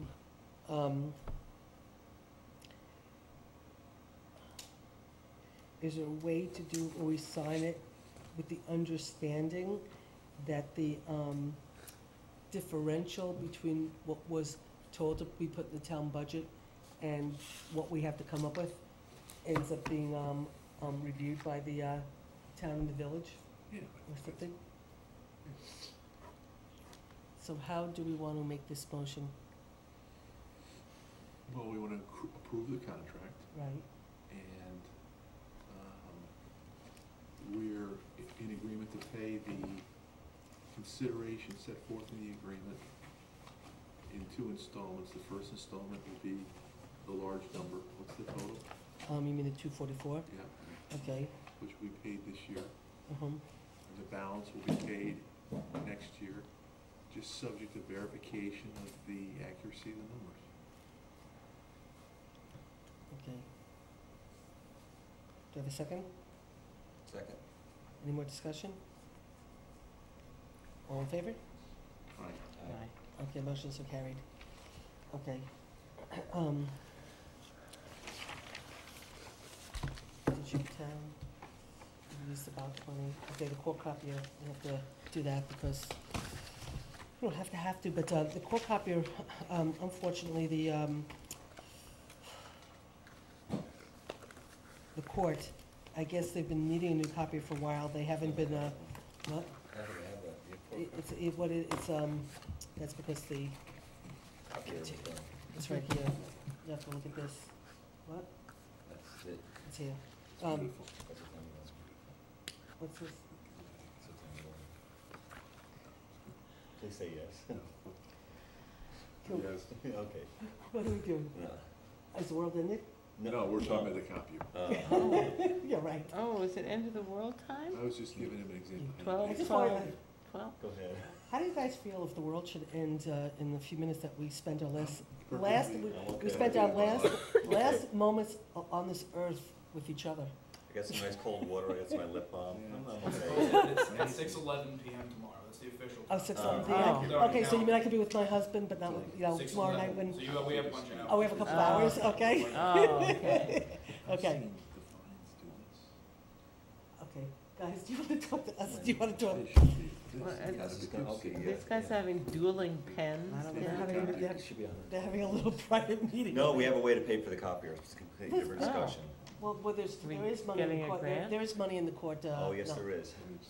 No, yes, there is. Well, money. first of all, I think they have a way to increase the revenue for the, justice. No, revenue and courts, no, those terms don't go together at all. I'm sorry. Justice will be served. Justice will be served, okay. So But what are anyway, we doing in the, about but this copier? but in the existing town court budget, in the Yes. existing justice court budget, there is money that, So let's get the copiers. so there's no problem at all. What happened, just so you know, very quickly, they haven't put money in for a copier in their budget this year, next year, and whatever. The copier, I guess was supposed to like maybe last 8 years, it has lasted 12 years, they've pushed it, they didn't put in, but now the copier is basically gone. And the, person who, does the maintenance on it, basically said they will not maintain it anymore because it's too old for them to maintain. So this Is is. this, you know, is this the same, Roseanne, that we get them from here? Because I'm just wondering, I thought we It is- so it local, is- this it is out is- of it is- Terrytown? I think it's state bid. I don't know, but It's I a know the state bid. copier is very similar to the ones. It's a the state one bid that we it's a have. state bid copier. That's why you only have one, because it's off a state Oh, bid. okay, I was So wondering. so it's off a Aye. state bid. So what we're gonna do, we have two choices, Aye. which is to buy Aye. it or to Aye. lease it. Aye. And we're gonna buy it because we figured out the calculations, if we leased or we bought, Aye. and all this kind of stuff. So it's 4,901 to buy it, and then we have to do a purchase thing, Double. maintenance, but that's at 626, but that's in their budget. So we're gonna buy the 4,901 out of this year's budget. Ivy. And so I have a motion to, for the town board to purchase a Toshiba E-Studio 356 off of New York State contract for the purchase price of 4,901. All in favor? Aye. Who made the motion? You did. I made the motion. Who seconded it? Kevin did. I did. All in favor, motions are carried. Okay. They got their thing. Okay. The I don't know if bike we ped do- letter, do New we York have to- State DOT draft. Yeah, actually, I had wanted to look at that letter to soften it a little bit. Oh, Let's do just the Time Warner thing really quickly. okay. To Okay. set the public hearing? Well, we don't have to set the public hearing, what we have to do is, Continue it. continue it. Okay, guys, just really quickly, so the, town board continued the public hearing on January 19th. We held it open, because of the work we needed to do to work out the franchise agreement. And so what we need to do is, we need to take notice at the public hearing to consider a proposed franchise renewal agreement between the town of New Paltz and Time Warner, will be continued and held in the town of New Paltz Town Hall on, when do we want to do it? What's the date of the 17th? That's the first meeting, the second meeting is the 24th, but Yeah, that's the vil- joint. Yeah, I don't want Yeah. to do anything that night, so we'll do it the 17th? Okay, we're gonna do a 17th day of January in 2013 at 7:15 to hold a public hearing for Time Warner, hopefully close it, and then have you authorize me to sign the contract to get it all up to the FCC and get our $250,000. Are they ready to cut it once we sign it? Yes, we actually have the agreement that, Because New Paltz signed theirs, Village signed theirs last night. yeah, but they. They don't get any. No, I know, totally different, but they did, they signed, the Yeah, Village but signed their franchise. we would have signed it, but we couldn't because we have to close the public hearing and we have to send them proof that we closed the public hearing and we can't do that because blah, blah, blah. So, but it's in the agreement that we settled with them, that basically we pretty much get the money after this is all done and the FCC, whatever. Yep. I'm Okay, in. so do I have a motion? So moved? A second? All in favor? Aye. Motion so carried, that's that. Okay. Okay. The bike ped letter, all I wanted to do is, there was some language in there, when you send something to Governor Cuomo, you have to be careful about how you phrase things in a certain way, so it doesn't sound like you're challenging in a way, and there was some language that was just a little bit, but if everybody pretty much is in agreement with getting that letter, us sending that letter to all the people they want, I could just soften one or two things. So And moved. do I have a second? All in favor? Aye. Okay, motion so carried. Okay, we did the contract, we did the fire contract, we did Landora Park, okay. The pavilion, all I want to tell you about the pavilion really quickly is, we're going to talk about the pavilion on January 17th, okay? Is that, See, what happened was you guys, Out there? out at the Field of Dreams, Yeah. we ended up not doing it because of the cost of labor. Remember the cost of labor and that whole. Cost of the whole thing. Well, I know how you feel, but the cost of labor and and the prevailing wages and all that kind of stuff. Since then. And also, just so you know, before you keep going, that we were also going to be getting a check for $8,000 or Yeah, no, $9,000. I have to still check with, I have to talk to Amy Harrington about that. Even before we break Yeah, ground. so I have to talk to Amy about that, and so that's still the case and all that kind of stuff. The other reason why I'm bringing it up right now is, and just as a quick aside, so, the Bruderhof has agreed to do the, to work with the town to do all the labor, so that takes away the prevailing wage and that entire cost. So it's really the cost of the pavilion, which is about 21 grand. There'll be a pad that we have to still do and some other costs, but it really will bring it down extraordinarily. But you guys encumbered $70,000 last year, and if it didn't get built this year, the money goes back in. I don't care if it gets back in, because we can always take it out next year if we want, because it's a special, Parks and Recreation, so even though it's not in the budget, it's not a problem, we can do it. So it's just that because the money did go back, I had put it on the agenda when I didn't realize we were gonna have so many other things, because I thought we could talk about it, and we can't. But I just want you to know we will. And it's a gift that keeps on taking, don't forget. Once you build it. Yeah, but we're gonna start creating revenue out there. No, you're not. Yes, we are. We're gonna start having tournaments and all that kind of stuff. Okay, we have to do, let me see, Pavilion, Park Point, Lent Drive. We'll have, what's his name, come back here, guys. Take this, read this, have Al fun. Wagner? This is the Scenic Byway Planning Guide. So take it, read it, and then. The regional partnership. Yeah, and then what also, so we'll put this on for January 17th, and what Al was gonna give an update on, which is really, really exciting, is, remember I talked about the planting of the trees up on Main Street? That was a personal thing I wanted to do last time around, I never did it, so the second time around, I'm not gonna blow it. The DEC is really excited about this, the Association of Towns is really excited about it, and the Association of Towns, this is gonna be a premier project for the state. Everybody's interested in helping us on this. The Association of Towns is gonna give us lawyers to use at their own expense and stuff, and this is gonna be a pilot program for the state, because we have to use private property to be able to plant these trees, because we don't have enough room in the right-of-way. And I asked Al why the Association of Towns and all these people all over the state care about this. It didn't make sense, and basically, in essence, because the money comes through the federal government to the DOT, to the DEC. What ends up happening is all the money goes to cities, because cities can plant trees in the right-of-ways because they own so much of the right-of-way.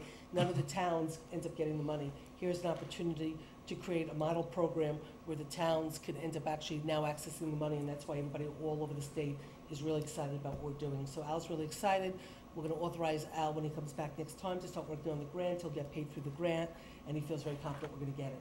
So he was gonna talk to us about that tonight, but we'll have him back at January 17th. Okay? And the only other thing that I think we have to do besides, we have to designate a couple of people, but I just want to do one thing. Tax rate? Yeah, I'm gonna do that right now, okay? And also Especially because Jeff, Also, so you know, Katie, the thing that Al was also here to talk about is, there's a lot of Ulster County communities doing this. This has what you and I have been asking about, standards of design. It's setting up standards of design within communities. Okay. Cool. And so they match through all the communities. Okay. What the tax rate is, why I've noticed when Jeff comes with his budget book, Yeah, he's got this chart right in it, okay? I pulled And them all stuff. out, yeah. So the reason why I wanted to bring this up is when, let me just explain real quick, is when in the computer, in Carol's computer, the formula for the tax, what the tax rate's gonna be is in there. The only thing we have to change is the assessed value, and we have to, for this year, and we have to change our tax levy, and that's how you get the numbers. So there were numbers in the 2012 that we kept using over and over and over again, and all we kept doing was changing the 2013 numbers. When I went to do a release after the budget was done, and I looked at the numbers, I kept looking at the 2012 A-fund number and the percent rate of change, and something just didn't feel right to me. Something just didn't, the numbers just didn't feel right. So I went and did a thorough investigation. Town clerk's office helped us. They got us bills from last year. And what we realized is, I'll see, Jeff, now that you're looking at the two numbers, if you could figure it out, here's a test. I was looking at it when you gave it today, because I just saw this tonight. So this is the one you gave us today. Yeah, This is my old one. This is the last one. Yes. This is the one, this This is is what the I, this correct is what I one. thought. So, This is now the see, 'cause correct now I one. thought the assessment had changed, but it looks. No. No, what did change? Would you like me to just answer it, or do you want to I see if you would can figure it love out? Okay, what ended up happening is I kept looking at it. If you look at the old one, you will see in the Town A Fund, 604 Yeah. for 2012. If you look at the new one, you see 582. Mhm. Because what was in the computer for 2012, they took the A Fund rate and they took the B Fund rate, added it together, the 587 and the .2125, and it came up with 604, and then still had the B Fund rate in there. So the A Fund rate had the tax rate for the A Fund and the B Fund, and then they had the B Fund tax rate. So if you see here, I had to change it, so when we went back, the real number is 582. If you go back and look at an old tax bill, and you'll see on the tax bill that the A Fund is 5827 in 2012. The B Fund is 21 whatever. So once you reduce that, the long and the short is we still did a really, really good job on the budget. We still saved money, but the tax rate, that we reduced is 4.2%, 4.3%, is a 4.3% change versus what we thought was a 6.2% change. And that's because of the mistake that the 2012 number that we never touched, that we just got in the computer and was doing all the calculations, that 2012 rate was not right. So this is the new number, this is what you need to put in. And so no one panics, it's 7 cents per thousand. Right. So, I mean, ultimately, we're still, it's not like we they- still, I mean, no, the truth is, we still reduced spending 567,509. We still reduced the amount to be raised by taxes, 454,789. It's just, so we still did an amazing job of taking $500,000 away from the property tax that we were raising and the amount that we spend, but the tax rate differential, we reduced the tax rate by 4.3%, not the 6.2 that we thought. And the So- village, and the A side only changed a penny. Yeah, the village, Less. once again. Less than a penny, actually So less, anyway, less so- than a penny they changed. So I just wanted to explain that, you know, when I saw it, when I was doing the thing and I was figuring out, and I finally did the calculation, I didn't want to email it to you and try to explain it in an email, I wanted to, so that's what that is, just so you know. So Okay? we were also one of, I believe, only 2 towns in all of Ulster County to have a tax reduction. What And other there were town? what's that? What other town? Today's Middletown Record, and it was also, I apologize, between Orange and Ulster County, only 1 or 2 towns had reductions. 12 went over the tax cap. Yeah, well, Between Orange and Ulster. Gardner increased their taxes 5.5%? Yeah, you had one town that increased like 17%. Yeah. In Orange County. What? How much? Where? What? What happened? Fishkill? What went wrong? Well, Wow. anyway, no. it's- Anyway, today's so- Middletown, yesterday, Yeah. now officially yesterday's Middletown Record had an article, and I just glanced at it. Oh, and okay. read it. Well, it's funny, because Steve had said to me, send out a thing to the Middletown Record, they'll write an article about the fact that Newport's reduced its taxes. It was one of the few, no, But, they already had their article, and oh, okay. it was in Yeah. yesterday's. So that's what I wanted to New. just, okay, so, we have to, so we still did a great job. Yes, We still did a ma'am. great job. but, Congratulations and thank you. I No, thanks, really, yeah. I don't think we should allow her to do anything else unless, Me? the appointment must be done, Yeah, we have to do Barbara Cuttington, as, we have to designate her.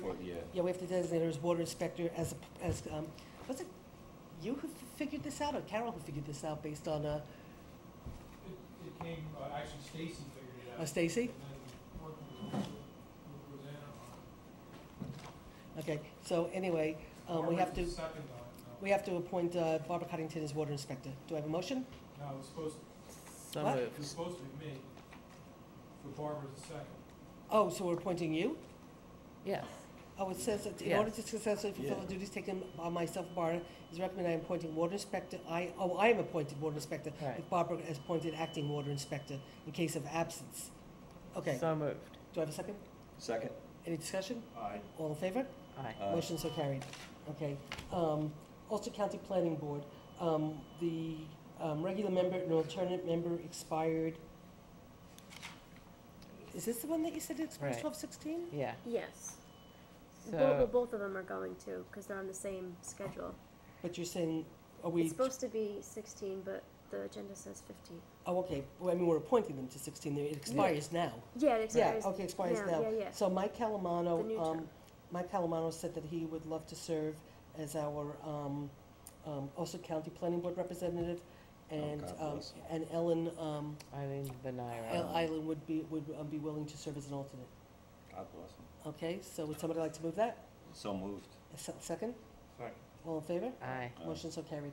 Okay, planning and zoning reappointment, we have 2 members who asked to be reappointed. I don't know, I mean, if we're supposed to really be going out and, advertising and interviewing, but same token, if we have members who've served and want to reserve, For which, planning and zoning? yeah. Well, I mean, It's planning not- is 7 years and it takes 4 years to figure out what you're It's doing. Yeah, never no. been considered a vacancy If as somebody long wa- as the current person wants Okay. to Yeah, continue. and we Okay. could, but yes, unless there was Okay. an issue. I have no problem with us reappointing the people that want to be reappointed, as long as the rest of you do. Do we know who they are? Yeah, I thought Yeah, that the it's in the. planning board is Lyle Nolan and the zoning board is Gail Christman. I thought we had those in the packet, I can't find mine Okay, out, 'cause so there's so much I stuff. move that we reappoint Lyle Nolan to a 7-year term to the planning board to end in 12/31/19, and Gail Christman to the ZBA, and her term would expire in December 31st, 2017. Okay, do I have a second? Second? Any discussion? All in favor? Motion so carried. Okay. What do you want to do about, Laura's thing? She didn't submit it, she was gonna talk to the applicant and make sure she really understood the Okay. job, so I guess. So we can hold off? Yeah, but Laura needs the budget transfer.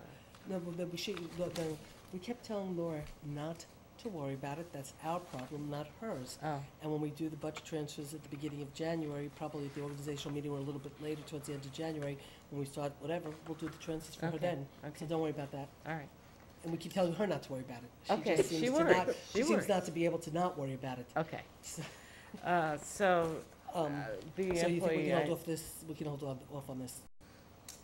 did- Because this was when originally, that this dated? was originally, I think the person she was saying.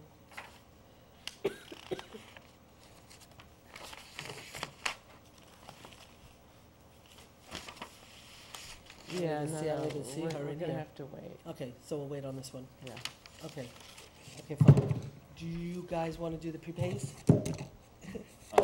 You know, can we just do one more discussion, because I think we do need to. Oh, you want to discuss this? Well, I think we do need to discuss this because it go ahead. is a relocation of a Ulster County, that being the key word, onto town property. And it's being run by Wolf Bravo, so, I have absolutely no idea who it is. I know there was an email that went out, I asked her not to do it, and then also had a conversation with her, which I asked her not to do it without discussing it with the board, and apparently it's happening. And I'll just tell everyone the risk of it, and we've had very poor experiences in this community with giving land, and Kitty can speak to this also, land, offices, anything to other outside groups that are not within the community. Right, I mean, And we end up I have getting no holding idea back. what this is about, but it sounds like, so this is a county program? Well, it's an individual, it's an actual individual Ulster County Tool Library group. I mean, this is what they do, and now they are setting up an office, and we can't, it's actually against the law for us to be doing this. They cannot go, you cannot just give space. Municipal property. We can't give space to just anyone on town property. It's considered a gift, and that's against the law. So it actually would be breaking the law to allow them to set up out in our field. Now, could they come here and teach a class?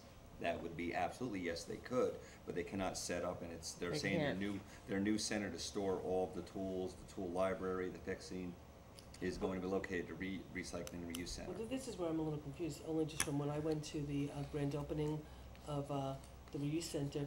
In the corner was a little barrel and had just a couple of tools in it, and those were the tools that they were going to lend out, so it was part of the reuse center.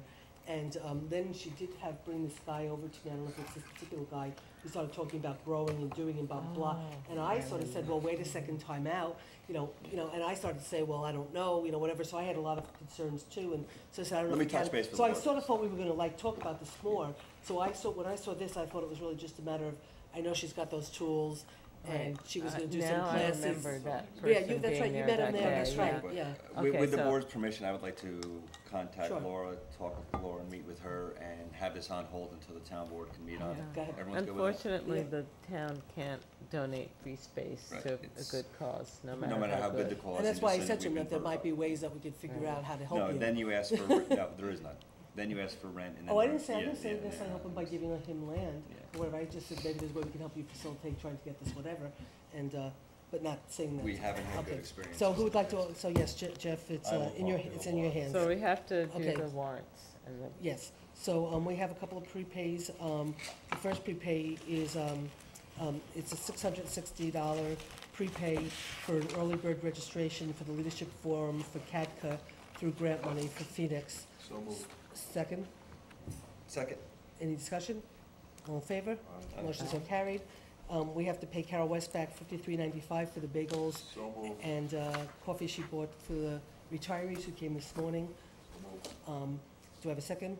Second? All in favor? Aye. Aye. Motion so carried. And by the way, I did do have everyone to say- attend, did many attend that? Yeah, what I do want for the record, though, to say that, let the record reflect that Patty Kane, Carol Connolly, and Carol West did an amazing job working on making sure that the retirees were notified about this change in the, and Rosanna and her office, that's right, you took everything down to the post office and called Carol from the post office to notify, there was a very short window from when we adopted this to when we had to notify them.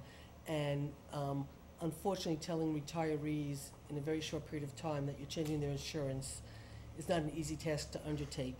And the phone calls from the retirees who were really upset, because understandably, they don't think if they're gonna have the same doctors and, you know, they didn't have time to really understand this.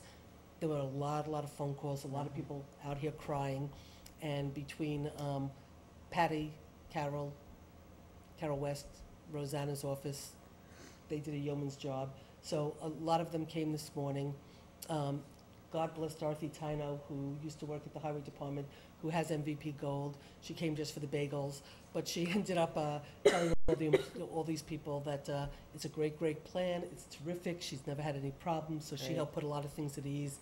I think we're just waiting for 4 more things to, no, actually, one family to come in with 3 members. And other than that, there's like 3 employees that we won't be able to move to MVP Gold because they actually have either a wife who doesn't qualify or they still have kids. And so they have to stay on a family plan, so they're gonna have to stay on night shift. But other than that, I think we've gotten almost everybody to sign off. So, Great. pretty remarkable in a very short period of Yeah. time. And it has not been a sort of easy task, but, Save your town a lot of money. yeah, nobody's Well disagreeing done. with that. I'm just saying it was, next time we have to give ourselves more time, that's Right. all. Well, we And voted now on we have to it, deal. but you had to implement it. We had to implement it, right, exactly. It's like somebody said, you know, you guys voted on it, we were left to do the dirty work. But everybody was really good. And we'll deal with the grievance, and next year, we'll just try to do whatever we do a little bit earlier. Okay, we also have to do a prepaid for the community partnership's laptop crashed, and it required an emergency repair because she had to do federal required paperwork. So it's a $469.97 prepay that we have to do for on-site for May. That comes out of their grant. And that comes out of the grant? Yeah. Yeah. So moved? Yeah, it comes out of the grant. So moved. Second. All in favor? Aye. Trust me, I asked that question. Okay. Good.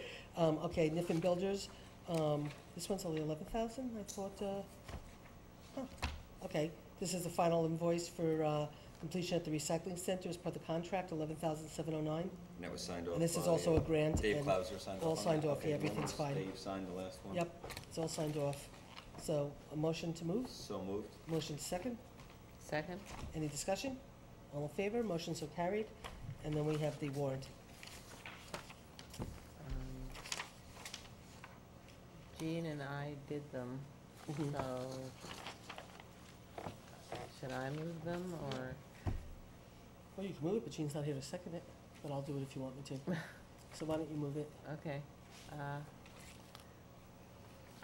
not the warrant. This is abbreviated detailed budget account status. Oh, that's my, did I bring a warrant?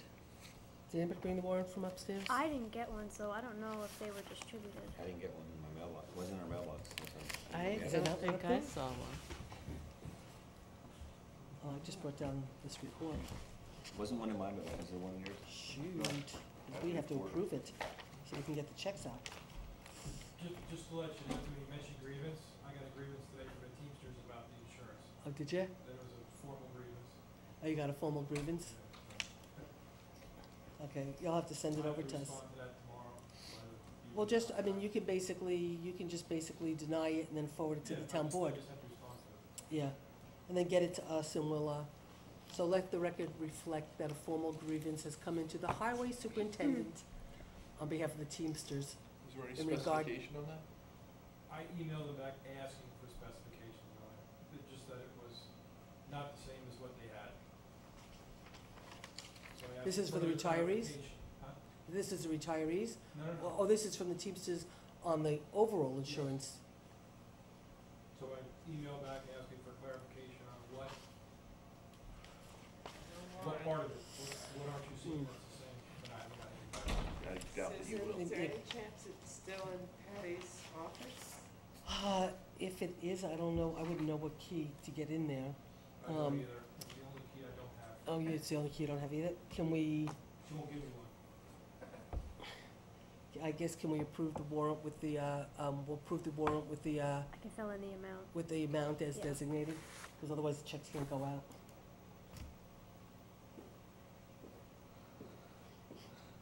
Oh, wait a second, maybe I have, let me see if I, no, I don't have that, I have something else, I have this here. I have Jean's questions. I haven't seen any of it, and that's, wow, that's, Well, what's your guess on my feeling on that? problem is, I don't think I have one. Where I are mean, the I would have, I keys? had the whole packet put together, so let me just, I mean, you can get me tomorrow, I am around all day. yeah, but we'd have to all come back to have a meeting. And you just need 3 of us. No, we have to, don't we have to notice?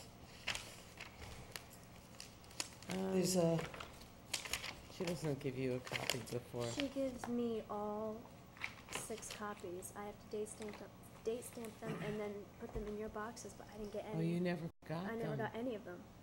So, Was Patty in today? yeah, she was in. And I just, for some reason, you know what, I thought I had it because I It's gonna be a put this, cheap end of the year. because, I'm telling you, from anybody. Well, How do I I mean, think if it was like Rosanna 50? didn't get them, you're not gonna have it, Susan. If Rosanna didn't get it, I said, you know. So, we're gonna have to, wait, we'll so have that's okay, to we finish convene this. here at 5:30 tomorrow and do the warrants. a way to get the warrants approved tomorrow, that's all. And that's what we're trying to do right now before we adjourn, so just 30 more seconds. So we just don't adjourn the meeting, it stays open. Do you want, can we do that? So you want to keep the meeting open until tomorrow? We're gonna keep you What? here. Good, you stay here. You stay here. I like that you know the plan. You stay here. Wait a second, I want to do the warrant at 6:11 at night, so if the world ends, I spend the last moment of my life approving spending for the town. I'm chairman. Right. I do not know the legality of leaving a meeting open, to be also, once everyone has left chambers, I believe you cannot. This is a absolutely permitted reason for an Emergency. emergency meeting. Yes, it is to absolutely, pass that I warrant. will agree with, So we're gonna have an emergency meeting with a single item on the agenda. 5:30 tomorrow for the sole purpose of approving the Wait a warrant. second, time out. Kitty, you can come in the morning, because you don't work till, what time? I don't have to be there until 1. Okay, and you I have can to come in be the off morning, tomorrow. you tell me, Okay. but I got a few well, okay. appointments, but I I can come do in have first a thing in the nine, morning. which I can do, I have 9 o'clock I have 9 from 11 with my finance committee. We only and need 3 of 11 us. And I will do 11, but I can still, we can do it at whatever time. I can come out of- 11:30. I have 11:30 with negotiation with the union. No, can we So- do it first thing in the morning? Well, that's what I'm saying, I have a 9 o'clock meeting, 9 to 11 with finance committee, but I don't care if I have to walk out of it for a few minutes, we have to do this. Yes. So how early can you get here? 11. Okay, You don't want to do it before then? I do not want to do it. I if we have can do it at so 11, much then, work. It's okay. you know, 11's We fine, can do 11's fine, 11. because I'll get done with them at 11, and all the union guys will be here, but then we'll Yeah. just, fine. So 11 o'clock tomorrow, we're gonna have an emergency meeting for purposes of approving the warrant. Move to adjourn. Second? All in favor? Aye. Aye. Motion so carried. There was,